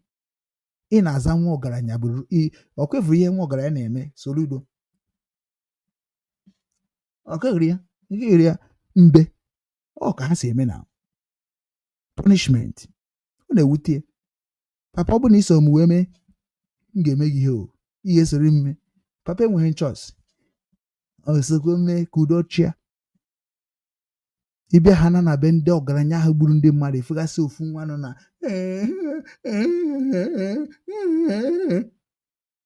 because ị gaghị egbuchi onye aka ya dị ọcha, aka ụmụ gị niile adị ọcha. Check ụmụ politicians, check their lives. Ọ bụ ya ka ị na-enyomi? Ọ bụ na ọ bụrụ ego ndị ọcha ma ọ bụ ego oyibo, kedu ka life ndị a ga-adị? Imagine ndị ọcha si ndị niile black naba, kedu ihe ndị politician children ga-eme? Ha ga-akọ nwe ọrụ, ha ga-egbu nwa akwụ, ha ga-arụnwu bricklayer. Eji unu asa isi, anyị na-ekwuru unu nwa bụ ndị na-enweghị ọnụ. Unu nwa bụ enweghị ọnụ abịazi na-akọ anya ọnụ na social media, chee na ọ bụ anyị nwa ka ị na-eme. Onwe gị ka ị na-eme na maka na ndị ahụ anyị na-agwa gị maka ha, mana ihe anyị na-ekwu bụ eziokwu. How many of you people pụta na social media, Obinwanne, sometimes I don't understand you. Obinwanne, what are you talking about? Mba, ya na m ekwu maka ike nne gị, onye mere iji hụ manụ nwere okwu na-ekwu. Ị na-achọ ka m kwuo nke ga-efevọ gị. Obinwanne, I am happy. Later you understand Obata Obie, you join Obata Obie. That is the only time you now know that I am a good man. Ndị ụchụ. Then nke ha aga mgbe Obata Obie bazara mkpọrọ, abịazie nsị ka anyị mara a ga-eme ka anyị were this last opportunity eji wee bịakọta ọnụ wee launch ya something. Unu abịazie si na ọ bụ mandate, transition, transaction, eji si ebe a wee si ebe a wee si azụ na ọba mafa na azụ na USA wee bata na Biafra ndị ochie ekperima. Na-ajụ na what do you mean by transition? Na ọ bụ eburuzie moto Biafra wee nyarị ya si ebe a wee nyata ya hie gbaga nji chekiche onwe m si Okechukwu ugwu ịtagbukwo n'oge afọ na this kind struggle chai nze asị m biko na aga m like ka ị join na Ngozi Orabaeze jee join ya na ọ bụ na ị join ha isi oche ahụ anyị achọghị ọzọ gị baa die ka ị soro na-ekwu na-ekwu eziokwu wee jee baa die Ngozi Orabaeze kuchi everywhere aka na-ekwu ka na-ekwu ọ sị na mara publish zi nonsense ọ na-ede delete m na WhatsApp ha na-achị asị m kwuo ihe mere na mmadụ abịazi ndekwara ha edere I need equipment computer this and that ka m wee fụ ha nke ọsọ asị oke ebe inwe ebe onwe ka o si ede biko ka anyị wepụgoro gị ihe a ka ọ dị ka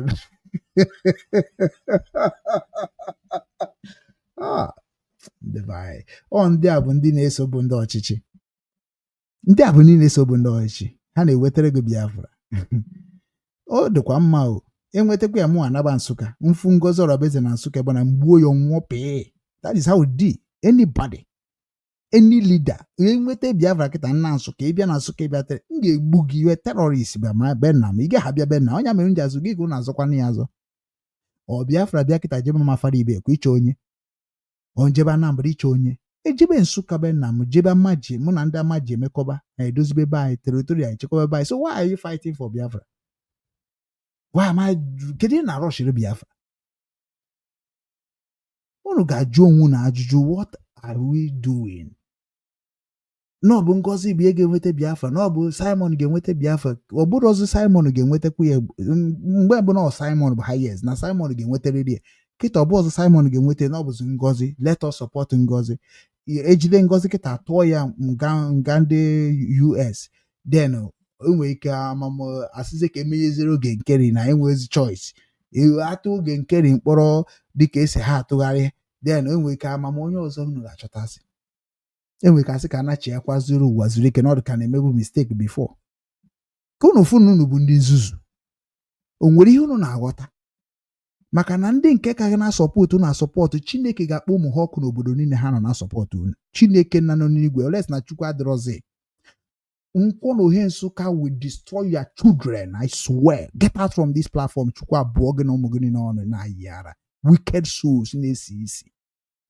Ị na-asị ndị bụ ndị Igbo na-echu anya afa. Ị na-support what you don't know. How can you support ndị nọ n'ala Igbo but ị marọ ha? Before mpụtaba obodo Igbo, almost 20-30% of ndị youth bụ criminal n'ala Igbo.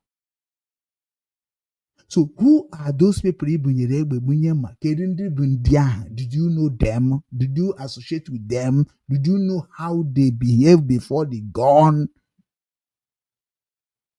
Emekwara ha training, enyekwara ya na rules and regulation.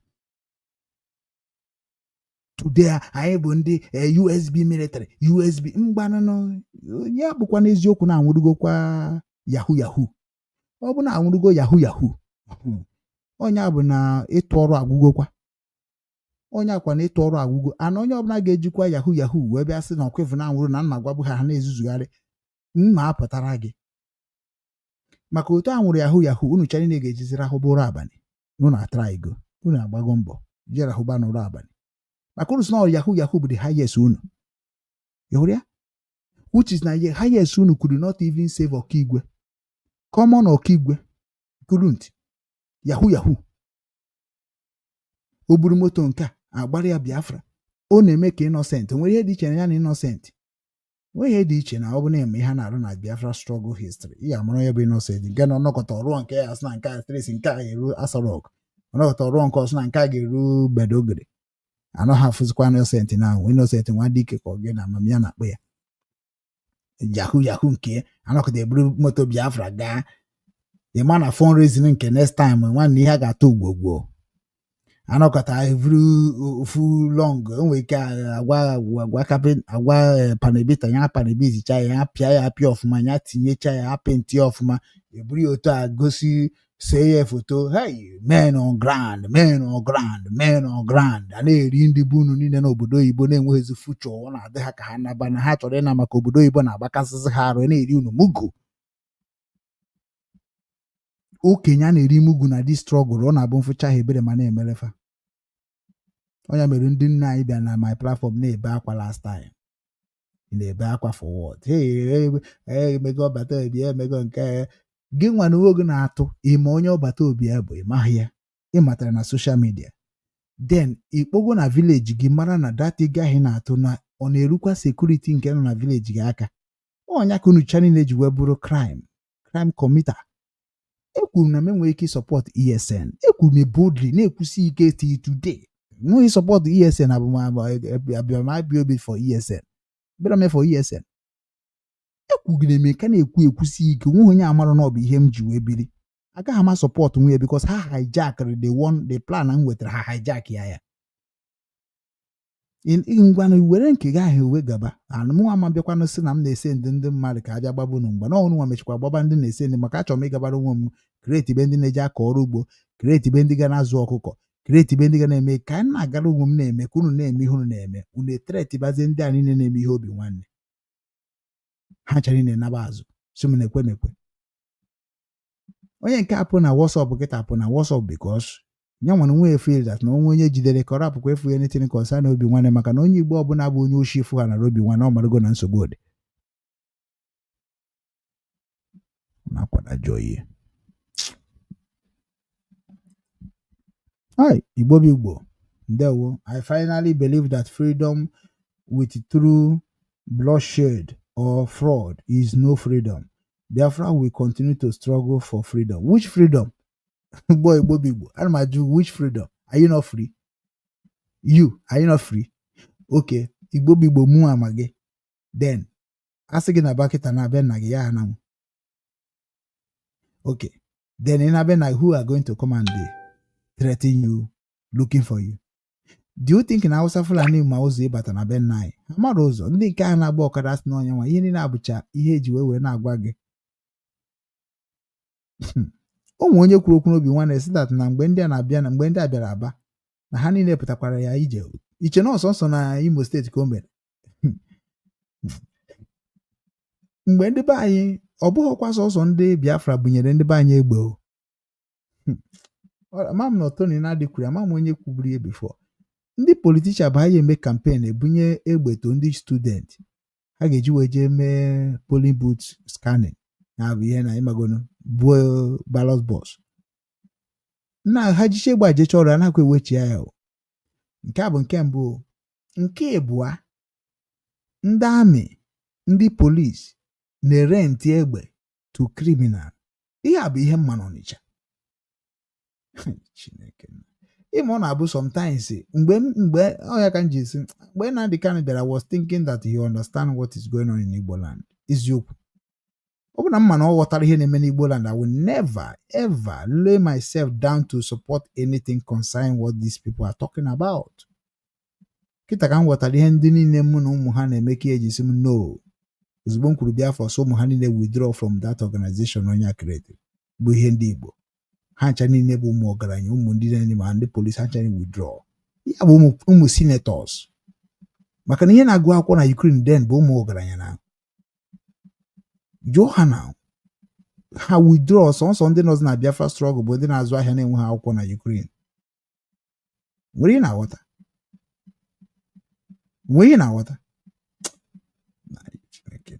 Mgbe mgbakwa mbọ na-etikwa mkpu upon that, na-etikwa mkpu na-atịkwa so at least na I am convinced what Nnadi Kanu kwuru, na-etikwa mkpu tigidekwa mkpu hapụ my career, tigidekwa mkpu tipụtacha na ọtụtụ ndị mmadụ n'ụlọ. Maka people was every time na-akpọ m kedu ihe Biafra ga na-akọwadị kọwagodo anyị ọfụma, how did this ana m eme evangelism emechi evangelism abịa sị onye ndu anyị sịrị ị na-ayị yara Chineke akpọgo gị ọkụ before sịrị gịnị ka ọ na-asị? Ị mara ihe nwere ike ime to help your village, to help your brother, to help your friend. Na ọ bụ Nnadi Kanu sị iwe wee mara ndị oshi. Wala ana m eche unu ka unu pụtasịa.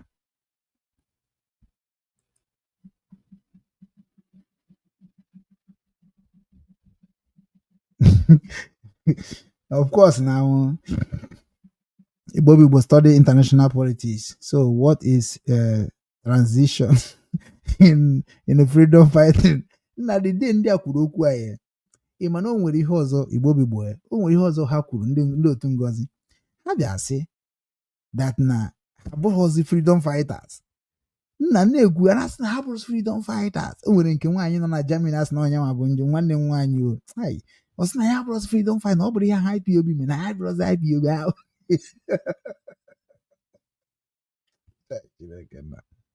Ya sara ndị a n'isi nsị ya gịnị ka ebuzi na anyị bụzi gọọmenti now anyị bụzi gọọmenti we address us like a government ebe ka ebu gọọmenti ya under nsị ebe ka ị nọ sị m anọ m Germany enwe gọọmenti ka enwe gọọmenti so which gọọmenti ka ị na-arụ ọnụ kịta na ebe ahụ nọ Biafra gọọmenti under which authority and which law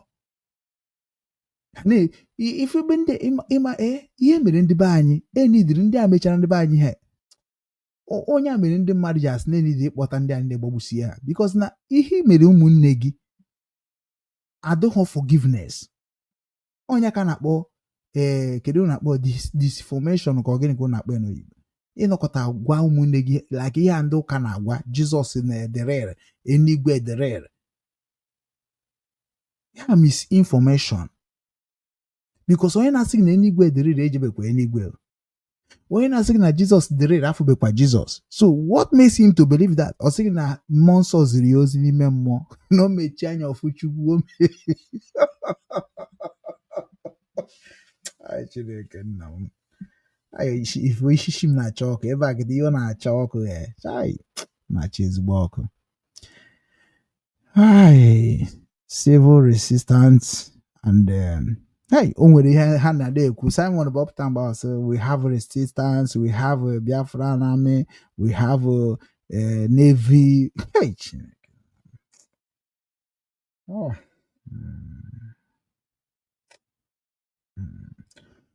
Nnadi ka na-ebe asa men day ịchọkwa elebe gị nke a ga-elebe gị Chineke anụ mgbe a bụ ha kwuo okwu nsị ha n'ihe ube ka eme na nke a na-ekwu okwu ya asịmakwa ka na-eme nsịkwa ka m n'ihe adọrọ mana ọ ga-ebutere anyị ọkwa isi na eziokwu anyị ji je asị gị ọka igosizie na ịka Nnadi ka na-ama ihe ọka ịbịa ka gị na Nnadi ka na-enwe problem ịma na asị na mgbochi ọya ka ọgwụgwọ ọya I have been lamenting a lot in this struggle. These people overtake me and they blackmail me. Hi, Chineke na. Ana m ekwusi ike Chike Dozie me na-akpọ DOS akara m gba mbọ na IPOB n'ụwa ọzọ. Then are you mad? Gịnị ka ọ ga-abụ na-agwa unu ihe unu ga na-amara n'ihe m nọ n'ime wee gba mbọ n'ime unu aka na-ezuzu Go to your village na preach here. Kpọọ ndị village gị nyebe ha ego. Stop giving criminal ego online. Stop giving criminal ego online. Use that money give nzukọ ndị be unu. Nye village youth unu. Nye ụmụ agbọghọ unu.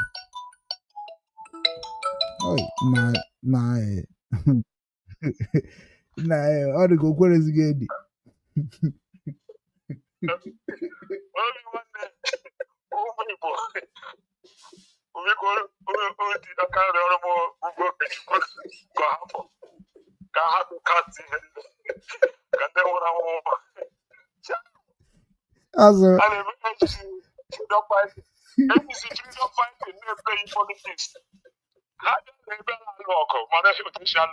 Look at Niger. Look at Burkina. Freedom fighters. They fight for their freedom. Look at Niger and Burkina. They fought for their freedom. Today, Burkina is free. Look at enemy. Look at enemy and Nepal. Look at it. Look at Igbo. Nah, just nye m oche ka mgbadaba agbada taa ka o nwere mkpu m ga-eti n'ala Igbo tugoro ya ọbụla etetara ụla. Who is all these people say that they are Biafran freedom fighters? Simon Agimre Boshibia. my family, just start fighting from our homes. It's too much. Look at people. People are dying every day. We are in a war. I'm in a war front. I study international politics. Why are they playing politics in freedom fighting? Very, very politics. And have you saying a hand play politics? I think they will not negotiate within the politics. But these people buying Hakuchokwe negotiate with these people. Look at in America. You should have a pastor. Instead of to create awareness for peace or dialogue. Niger Delta have a dialogue with the Nigerian government. Go have a dialogue with Nigerian. If you want to fight for freedom, let them fight for freedom, or let there be peace. Why are they killing us? People like me now come back home. We cannot come back home. Everywhere have cast. Oh yeah, let them continue. Nah, Bobby boy, change. You get back. Oh yeah, be more at that thing. I just say I'm saying. Dale.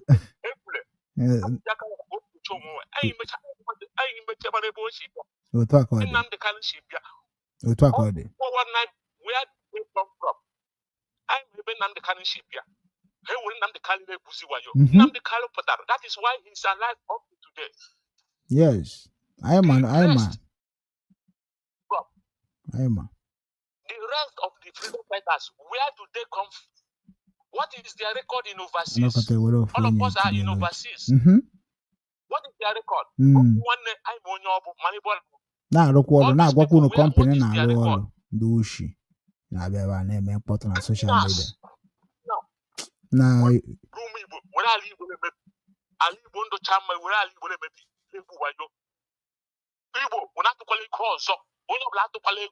until we know what we are fighting for. We exactly. need to how, if at all. I like it. Now. Nobody should donate. What they are doing now, criminals to protect them, because many of them are going to come back. They cannot come back. No criminal will protect them. Let us create awareness. Let us create awareness. Peace movement. Let there be peace. You see, Dalo one day. Dalo Igbo. Igbo Dalo come. There.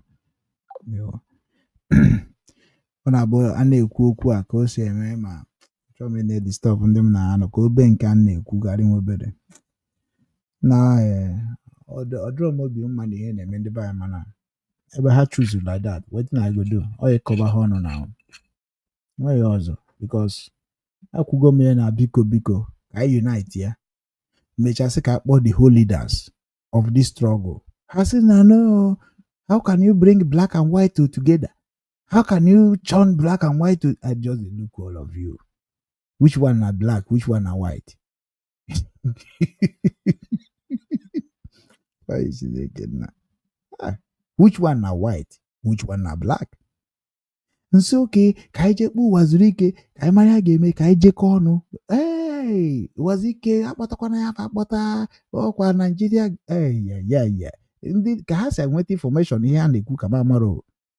Onwe ka Okechukwu si wee sị ka njegodo mara ihe ndị a na-ekwu maka onye a nna ọ bụ na ihe ndị a look at Tony Nnadi amụmonyo mụ na-ekwubeghị for the first time amụmonyo batara m afọ ebe ọ na-ekwu okwu mana o nwere ihe ọ fụrụ o ji wee sị ka okwu with me otu a ka ndị politician niile na ma ndị niile ma ndị ụmụnne m niile ma ndị Biafra niile many of them knows the truth ọ bụrụ ndị Chief Chika bịara kịta na anyị na-eme program last time o wee kwuo sị na kekwana Tony Nnadi na-eme since ma ọ kekwana ọ na-eme mana o nwere ndị na-agba mbọ ọfụma mana ha were go that blackmailing of Biafra struggle kpechisi unu anya ọ bụghọ Nnamdi Kanu onweghọ ọ bụ emechakwazi ọ bụghọ Simon onweghọ kịta ọ bụghọ Ngozi onwe ịfụ na ọ bụ na-erigo ha ịfụ na ọ bụ ihe riri eri ka ọ bụ onye mere ndị dị ka masho were ha mee dozi ọchị ka a na-achị ewerezi unu na-akpọ eme kọntent ndị na-epublish about Nnamdi Kanu kịta bụ ndị Yoruba Biafran media amaghị m all their website niile nwezi nke na-anọkọta afọ across me ha nche niile anwụọ na amarọ m mgbe anyị na-eme IPOB anyị nwere our own website a ga-aba anyị de people na folio well m nwarukwu na nke na-akpọ the Biafran Post nke Ifeanyị gịnị nwanne na UAE kedu nke na-akpọ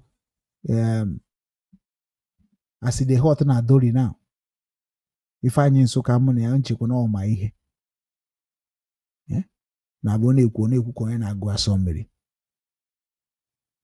ndị fight chara Okechukwu ugwu want to say ka protect useless people na US ọ bụ Emeka gift ka ị na-protect ka ọ bụ ụmụ useless people asị na Ukraine wepụta Collins na ndị otu ya. Who are you protecting? Do you know who is talking? Imana m mụrụ ebia m na ihe pụchina samuru n'ọnụ. How did I join this thing? Who add me in this group? Ọma amam na ọmakwana m na-ege ntị. Who add nna na-eguru ihe ndị mmadụ na-ajụ onye Biafran abụrụ m terrorist, abụrụ m killer, abụrụ m sabotage, ezughị m oshi. Isi kedu ihe mere nji ada maka ana m adịzi m against of some things unu na-ekwu ma ọ bụ ya na-eme maka na nna asị kedu ihe onye ndu anyị ji mee otu a kedu ihe onye nke a ji mee nke a that is my own fault o that is my own fault o nke meziri m nwa ji wepụbazie bụ na nje rụọ website so onye Biafra amarụ nwere factory na ịmakwana ihe ndị a ji bịa ndị a Chineke nna Chineke nna Chineke nna ọ bụrụ unu chani na condemn homa Chike edozie m akatakpa ga-etigbu unu ọ kwefuru ama m ihe unu ji wee kwụsị na-eme exist na Hamburg don't know why maka ebe a ka m chọrọ igosi unu who I am ama m ihe mere unu ji na-asị ọdụkọ otu atụsịa n'unu useless people Chike edozie m menu something na Hamburg a come okwunu sunu ba IPOB treatment of IPOB open am now open anything come and do something at this Hamburg again do shi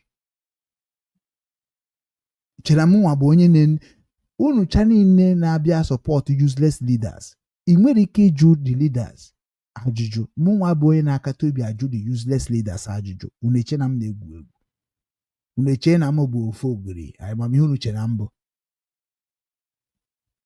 erigo ndị ọzọ niile erigo mụnwa enweghị ga-eri m o kama erie m niile chọkwetara ya onye akpọrọ kịta na Libya na-emeghe nọnsensị ha mere asa na-achụ na ndị a na-achụ na mmanụ na Libya ka ọ nọ na-arụrụ onwe ọrụ nwee factory na-agba mbọ n'isi onwe na-ama ọkụkọ ọ na-azụ ọgụ ọ bịara abịa ka onye aka ka ọ manụ gị oge develop abịa ụmụ abịa na-ezu oshi bịa na ya ọ jụrụ ha one question na group of abịa Obinwannem what is the structure? How do we go to start? Where are we now? What do you people have achieved? What do you people have do?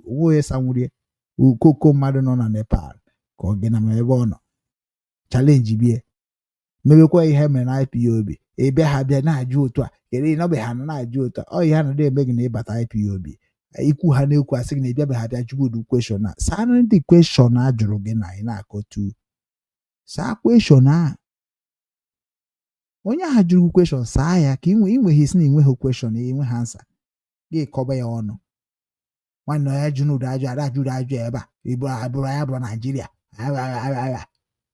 a na-eme mitin ụmụnna mba ị na-ewu izu fọmatị ndị gboo anyị nwabụzi ndị ahụ niile bụ ndị na-aghọta the nonsense unu na-eme anyị bịazi na-agwụ na-ekwe ndị mmadụ na-ekwu nọ na-achọkwa ese no mara ihe unu ga-eme saa na ha isi ebuilducha many people with lie ndị dị ka anyị na-ehodusiri onwe anyị ike asị nke nna atụ bụ ọ bụrụ na ihe gbasara redio Biafra ma ọ bụ atụcha ego eweje ego si ya na afụgo nọ ndị isi na ya ga-emekwana gịnị ka anyị na-ene ha anya n'iru mana onwere ihe ndị a na-agwa m na DOS a na-agwa m na-eme apply na my leadership jee jụọ ha na South Korea ha ji love ọma ọfụma mgbe ikwuo nonsense gị no go exist in my own regime ayara many of you people today ukpu dị ka gị eje London onye dị ka ozu ọka ha ma ndị ọzọ why can't they come out Amaka ekwu ọzọ ụka kerasị ha Emeka gift ke why na ha dị ọzọ eme active ịdajụ onwe gị ajụjụ ha na-emezi ihe Nigeria ndị ha ndị a niile ma ndị dọkịta na-ekwuchi okwu na redio Biafra wetin dey chase all of them they ask, you can be here Biafra. When they to Simon say, if na he betray go, as I go, guy get me kak or them a book or in a park on one place where sound is it has no molly laundry. Jack won obro molly laundry. So one obo terrorists. Jack won obro terrorists. Since onye nke Cameroon nọ na mkpọrọ na Norway, nwezikwa ihe a na-ekwu keda anaghị ekwu ndị nke Cameroon na-asị I condemn ojije eji Simon ireleasebeghị onye nke gị nọ na mgbọrị na condemn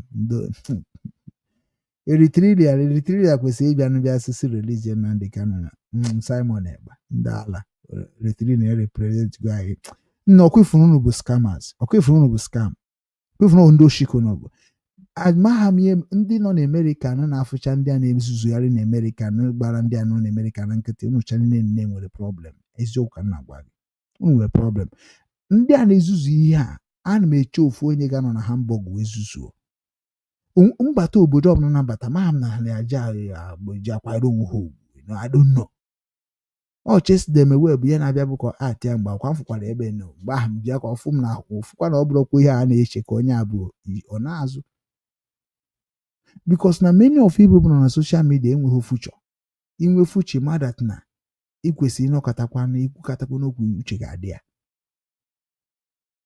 mara na America na-asị na ya bụ DPM na-enwe ike pịawa ya azụ na-enwe ike kuri that anamasi kuri dị isi somebody can asị na ya bụ leader of Biafra weba na-emego ndị ọzọ dị na arrest ya bịa gwa na ihe eji mee ha arrest na ọ bụrụ eziokwu aka na-asụkwa unu bịa na tụkwa na ego tụọ wọt nke a tụrụ atọ ebe ka ọ dị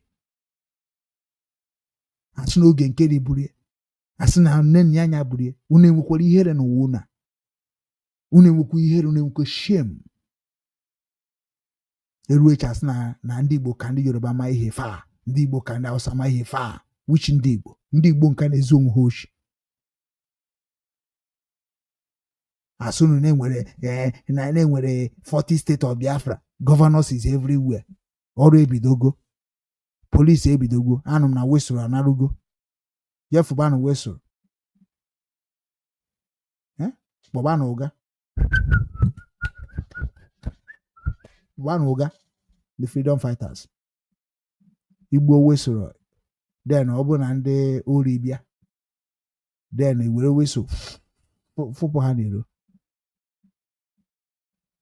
na-egbu weso as a scout MOD ịma ha na igbuo weso sef ndị ahụ wee mara ebe dị weso da wee find ahụ wee kụọ ya akụghị ya na-egbu weso ndị ogbu weso ihe ka American gburu wee nwere onwe ihe ka Luther King mere wee rescue some people gburu weso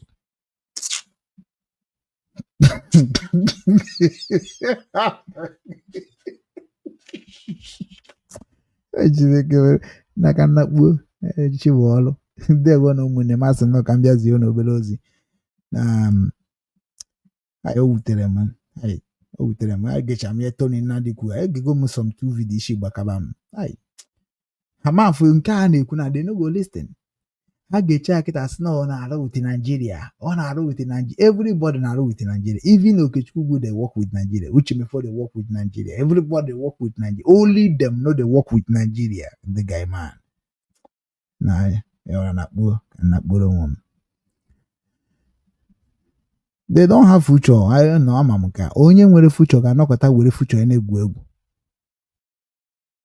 ebe aka mụnwa na ụmụ m aba m na nke Ngozi chee dat na Ngozi bụ ezigbo mmadụ abara m na ọfịs Ngozi at least m na ya mere meeting so mụnwa na-eme expect even emechakwa m deri ya o give me a religion leader Igbo culture and traditional leader or tinye m na department of them na nwere onye nke nọgodo na ya onwe okay fine and good tinye m nye m si ya na nna ajụ ese ka anyị bata n'ezinụlọ anyị ihe a beti onye dị ka gị na-ege m ntị ga na support ya ọ bụ onye oshi ka ebu gịnị mere na this religion leader onweghị onye na-abịa na social media sị gị na I am a religion leader of Biafra USB we need to know that our culture is this, is that, or onye ga-abịa sị gị I am a Jewish, I am a shalom shalom shalom shalom. Kedu ihe a na-etinye n'isi? Echefuo m ya nwere ike itinye n'isi na atụkwasị ya ka ndị nwụrụ anwụ, tụkwasị ya n'isi onye a bede n'isi otu a shalom shalom shalom shalom. Ha sị na shalom ga-esokwu bịa na Muslim ama bịa na shalom Christianity, and the backers they were not Christian. Ha gwara isi na unu then shalom shalom unu emerikwu na nke shalom shalom nwede onye na-atụpụrụ unu Simon mere shalom shalom, Nnadi ka mere shalom shalom, nwede bịara unu shalom shalom, nchanye ka na-eme shalom shalom mego shalom. Nchere unu patronize cha ndị a onwe ka isi nwee problem agbatasị no is our own gara wee unu na-esighị isi. Unu na-asị ka omenala anyị na ka ọ bụrụ shalom shalom, ọ bụrụ na Radio Biafra shalom shalom saba shalan mara kwado anaghị palala echefu omenala Igbo. Ndị oshi bịa n'ala Igbo ka ị bịa nwetara anyị Biafra. Onye oshi ị nweghị ike ikwu maka Eke, ị nweghị ike ikwu maka Ori, ị nweghị ike ikwu maka Afọ, ị nweghị ike ikwu maka Nkwọ. Ọ shalom shalom a na-ekwu maka ndị nwụrụ anwụ, mana ndị dị ndụ n'ọdị o chere nkwuo maka shalom shalom ha sị na dị against Nnadi waka gị. Unu bịara destroy my father. Amamonye fada unu bụ papa na azụhụ unu ọfụma, unu bịazie ka unu were shalom shalom Christianity mebie ihe mere m ji wee bụrụ nwa nkwụ n'ohe Nsụka. Ọ bụghị afa m mere formulate, ya bụ afa nna m na-aza. Then according to the history of the nature of Igbo people, gịba na-emere m arụ Kristi, amen. In Jesus' name, amen. Ọ ga-adịrị anyị niile ma n'aha Jesus, amen. Where is this thing is in your village? Where is this thing in your culture? But you keep making it. Shalom, shalom. Where is it in your village? Ihe niile ya mụrụ gị na village gagidego ka okpo wee gaa wee ruo shalom shalom. Which kedu mbọsị papa gasịrị shalom? Ka o wee bụkwara ịbịa na redio unachi ji Biafra Islamize ya ndị Igbo akpakpa gbagbukwu niile dị ya bịa nụkụ unu gaa nụnụ bịa tinye n'ishi.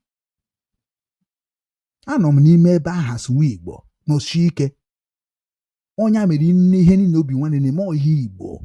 Come and cross now. Bịa tinye agwa m na unu ama bata ala Igbo ejego m lunch gwa Chukwuemeka Ezeani na ekwe anyị chọrọ makwa m ihe ndị ọzọ na-akọ. And this Biafra na m nọkwa n'ihu ya ọ bụ na ọ bụrụ ya ka ha na-ekwu maka Igbo. Agwa m ekwugide m na ndị karịsị na Biafra enwere Igbo nation. Kwụọrọ ha aka jebe n'obi nwanne Igbo nation. Asịkwazie na ọ bụghị Igbo nation, ama nweta Igbo nation ọ bụghị fe Biafra. Ma ebe a ka na ọma na ndị anyị na-ebucha criminal. That means na Nnadi Kanu na we enwere Igbo nation, Ikwere nation, Igbanke nation, Ishekiri nation, and Adamuche nation, ndị na-abịa emekere Biafra. Then ọ bụ ọmara ya okwu na wee buru ụzọ je ka nje help bandebe nna m bụ Igbo nation, kuzibere ihe dị na Biafra, kuzibere ihe exactly what we need on Biafra. That is what they later come and tell that na m nwa na-achọ ka m je mebe ihe Igbo nation hapụ Biafra. Mgbe bụ unu niile ohe m just ofu mkpụrụ ose ọjị ka ntị na mmiri ohe Nsụka unu takatakwa afọ n'ụwa nwere gọọmenti ga-esave unu. Unu chọkwa iche na ọ bụ iyi ju na hall nọọsụ unu na-emeri Chike Edozie mme 2,000 ike agwọ na kpụ ba Switzerland ọnụ kiko na-emeri kedu ọ na-abịa ime ihe ọnọkọtọ na-abịa launch office o nwere office asa launch na Germany. Unu ihe m kwubere since ka unu na-eme kịta ndị ala ndị ekperima okwu na-eme ka unu seticha wepụ Nnadi ka na-etiti Chike Edozie m itinye isi na redio dị na ya mana onye alida ọba ọsọ ọmarị oge ekwu okwu 2 hours na-etinye anyị tara afụ bido redio Biafra na-ewe na-eme ihe dị mma. Router Media IPOB Community Radio na-akụgheri na-asị ya anyị nwe one Radio Biafra. See, from one Radio Biafra to community radio, from community radio to Router Media, and those criminals. When you people was telling Nigeria you are criminal, Nigeria, I say Nigeria na make you Okechukwu. I'm on Ogumagana. I be a carry top, and the name of future. amaghị arụ ọrụ ha enweghị ọrụ n'obodo oyibo ha nọ ha n'ime one room ahụ ha ga-anọrọ ka nsi nọ na be m na ha na-akọzi na-eme na ha mara ihe niile ịbịa ha nso asị gị no because they don't want you to know that na ha nọ n'ime toilet wee na-eme broadcast. Otu a na-abụ nkwuo si n'ebe m na-arụ ọrụ n'ebe m bi n'ebe no go hear am for criminal IPOB fighters. No go hear am. They no go tell you what they are doing. But you know, on a radio, hey, on a more of my China and Woro Tonda, we go doing my name, self, one year, Maho, a man of Boko Haram, a man of Obu on government, a man came. Imakuru self no bo onye just no moti igbo na-ekwuru weko snake onye Yoruba just na-asụ igbo Obinwannem Igbo nwere nke eme no go see eyes but they support onye mere unu ihe a all hail Biafra na igbo bi na kpo this name where all hail Biafra, all hail Biafra, all hail Biafra, all hail Biafra, Biafra, freedom, Biafra, freedom, freedom, Biafra. Hey, nah, divide is woo. Hey, Enyanyi Biafra, wanting to ganye me yakadema. Enyanyi Biafra, wanting to ge. Ezi nabiko, na, nabiko. Enyanyi Biafra. I will be in the Biafra mgbu ndị oshi na ọsị na ha bụ leader ha bụ DOS nke asị na ha bụ DPM ndị asị na ha bụ prime minister nna acid ka m ga-awụ niile n'isi seed mgbe anyị na-eti mkpu niile na-eri ego Naijiria na-eme ihe niile mgbe anyị tipụtere ọ dịka enwe isu na jebịa rịbata Nnadi Kanu n'akụkụ hey Nnadi Kanu, you are doing a great job. I love you how you do things. You do good. You're a very smart man. I would like to work with you. And I am this, I am that. Also, okay, tomorrow. Biafrans, we have to acknowledge this man. He's doing a great job. Yeah. I was in the amazing guy, amazing arrow.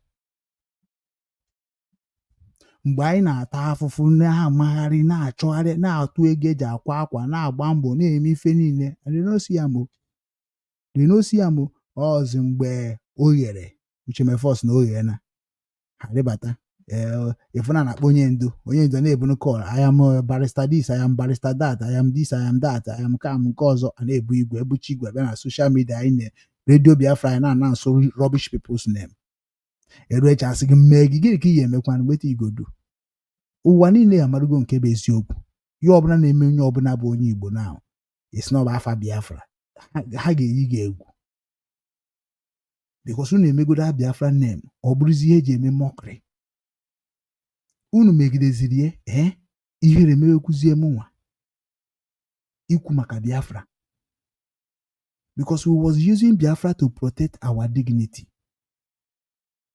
Look at unu mere unu sno yahoo ihere imano mgbe aka njima na unu chani na-egbo okpo somebody apụta na social media ịrafụ ndị Niger Delta militants anapụta nọrọ otu a Biafrans, friends of Biafrans in diaspora, yeah, the number one.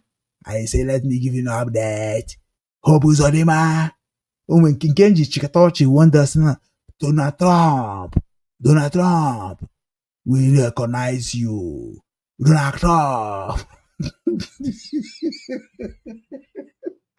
Ayi Chineke nna udo oriri eriri unu ayi na-afụ this man ndị a na-apụta were flag Donald Trump tinye Donald Trump eji maka ya gbuo ndị mmadụ na-aba tụpụrụ ha ọnụ a na-emekwu ya na-epetrọdịkwa na the people anaghara achọ dị maka ndị okpu ndị achọghị dị mma na-eme exist ka ị na-epromote anọ ọnya ka ha ji wee destroy this struggle. Ọ bụ na ọ bụ Fulani ma ọ bụ na ọ bụ ndị Muslim ịnọkọdị were flag, a flag that holy, a flag that innocent children that die for Kwashoko are crying, a flag that was meant to be to respect. Ka onye oshi ogbu mmadụ si ya bụ yahoo tinye n'azụ wee were ndị terrorist tinye n'azụ gbuchara terrorist marks na-enyezi useless bastard na-atụrụ ha ego announcement. every day na-agwafa asa ọka ekpughe ka amara ha bet yahoo kpughere isi ihu ebe yahoo kpughere ihu ọ na-abụ na biya ma kpughe and ihe ha ji ekpuchi ugbo ha kpuchichi ihu ọ bụ na emecha anya ha bịabe ya ifụkwa ha ebe gị na ha na-anwụ mmanya mbọsị ọbụla gị na ha nwere eni kwanta na ebe na-anwụ mmanya wuche ama nnọọ ka ndị Igbo si eme nwanne ya banyere ya gbuo ogu tinye na-ayị ara fige maka na ha nwere access to gun na access to crime ịmaghazi onye na-eze ikwu okwu ọsị don't try me if you try me enwekwa nke asị nwere ụlọ mechekwara mbọsị ya anya na mmadụ mere omepụta egbe ebe a na-eme ihe ịmakwa level Igbo mechaa babazie disef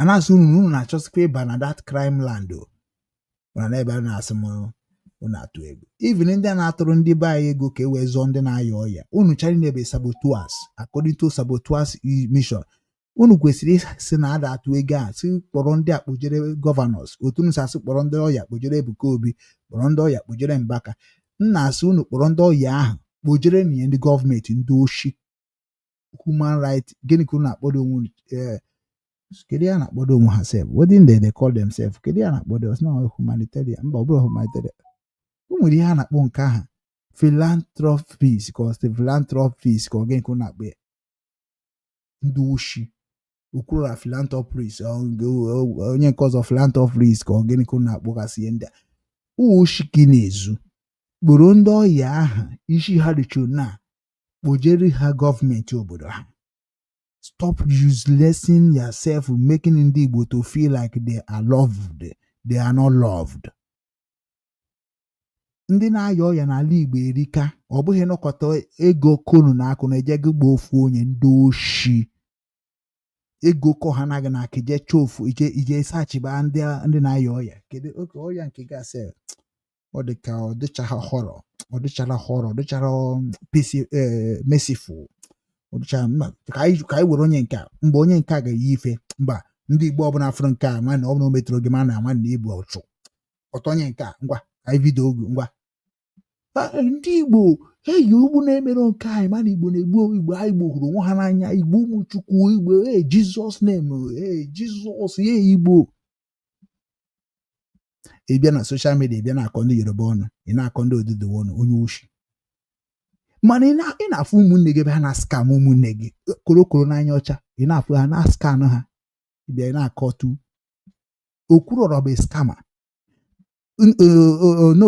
kedu na-akpọ ya Ejiofor bụ skama ihe niile ha na-eme n'ụta charity is a scamming because ị kwesịrị ịgwa gọọmenti na ọrụ gị rụọ ị kwesịrị ime ọ bụghị ịbịa na-asị ka ị na-enye aka mmadụ na-ekwuru nyegoro aka dị ndụ ndị nke nọ n'ala Igbo enyechagoro ha aka bụ ndị na-aya ọya ịchọ ka anyị gbuo wisoro ị na-aya ọya bịa na nke hospital Ejiofor ịchọ ka anyị bido that campaign ka unu si mee Ebuka Obi ịchọ ka anyị bido ka anyị buru trela butere unu ndị ọya ka unu kpọba ndị Igbo niile ka ha bịa jụkpọbọ ya ebe unu bụzi gọọmenti ụbịa na nke ndị ọzọ unu adị smart ọbịa na nke unu adị unu amarazie na ọ na-amara ihe ndị ala na-eme charity agaziere ndị mara ihe ndị Igbo ka ọ dị kachifo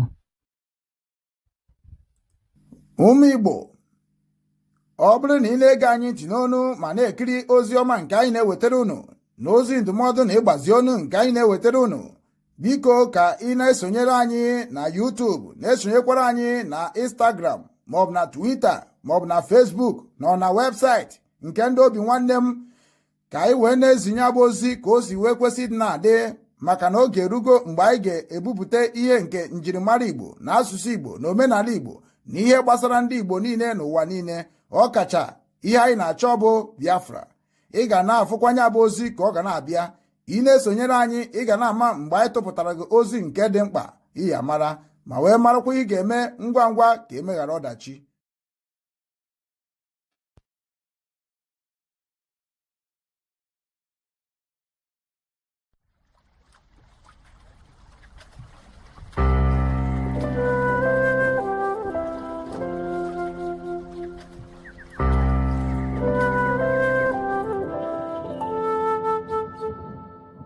OBINWANNEM Igbo Global Cultural Movement Foundation. Our mission: to restore the honor and dignity of Igbo nation and its citizens.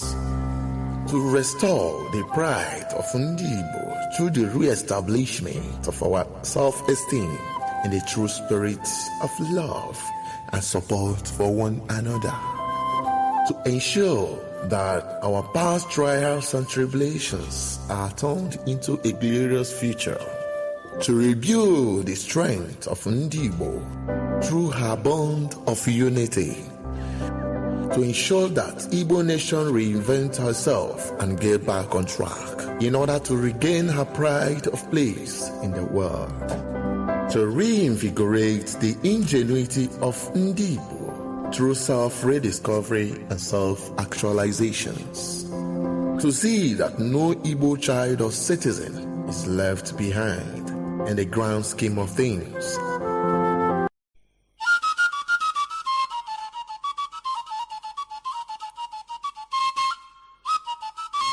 Obinwannem Ndi Igbo Global Cultural Movement Foundation. Obinwannem Ndi Igbo Global Cultural Movement Foundation. Ebumnobi anyị iweghachite ugwu na nsọpụrụ ahụ eji mara ndị Igbo n'ala Igbo. Ime ka ihe ndị ahụ eji mara ndị Igbo chapụta dịka ugo site n'inwe mmụọ igosipụta otu Obinwannem Ndi Igbo Global Foundation. Ịhụ na ahụhụ na mkpagbu dum anyị gabigara na mgbe gara aga bụzi nke echefuru echefu maka otito na ọdịmma nke ọdịnihu ndị Igbo. Ịkwalite ọdịmma ndị Igbo site n'igosi ịdịkọ n'otu na agamnihu. Ịhụ na ndị Igbo jikọtara onwe ha dịka ukwu asịsa were ofu obi na-arụkọ ọrụ iji hụ na njirimara na omenala ndị Igbo na-achawapụta ka ihe na mba ụwa. Ịkpọlitekwe mmụọ ndị Igbo ka obi sie ha ike ma na-anụ ha ọkụ n'inwetazu ebumnobi ha dị mma maka ọdịmma ndị Igbo n'ala Igbo. N'ikpeazụ, ịhụ na onweghị nwa afọ Igbo ọbụla gaala azụ na mbọ ahụ a na-agba maka agamnihu ọdịmma na nkwụdosi ike ndị Igbo. Maka ajụjụ na ihe ndị ọzọ ị chọrọ ịmata gbasara ebumnobi anyị, kpọọ Director Nwa Chineke Okechukwu Ugwu na mba Ukraine na akara nọmba +380 975 221413. With over 87 million people living in extreme poverty in Nigeria, corruption and poor governance only worsen the situation. That's why Caregivers International Corporation, an American-based organization, is committed to making a difference. We prioritize helping the poor and vulnerable in the 5 Igbo states: Abia, Anambra, Enugu, Ebonyi, and Imo, providing aid to those in need, empowering youth through development programs, and promoting accountability in governance. We believe that those in power must be held responsible for their actions. That's why we'll take any governor to the highest court of law if they abuse their power or engage in corrupt practices, even after they've left office. Join us in our mission to create positive change. Follow us on Facebook, X, formerly Twitter, YouTube, and Telegram at Caregivers International Corporation. Together, we can build a brighter future for the vulnerable populations. Signed, Chief Daniel Chika, Chairman, CEO, Caregivers International Corporation.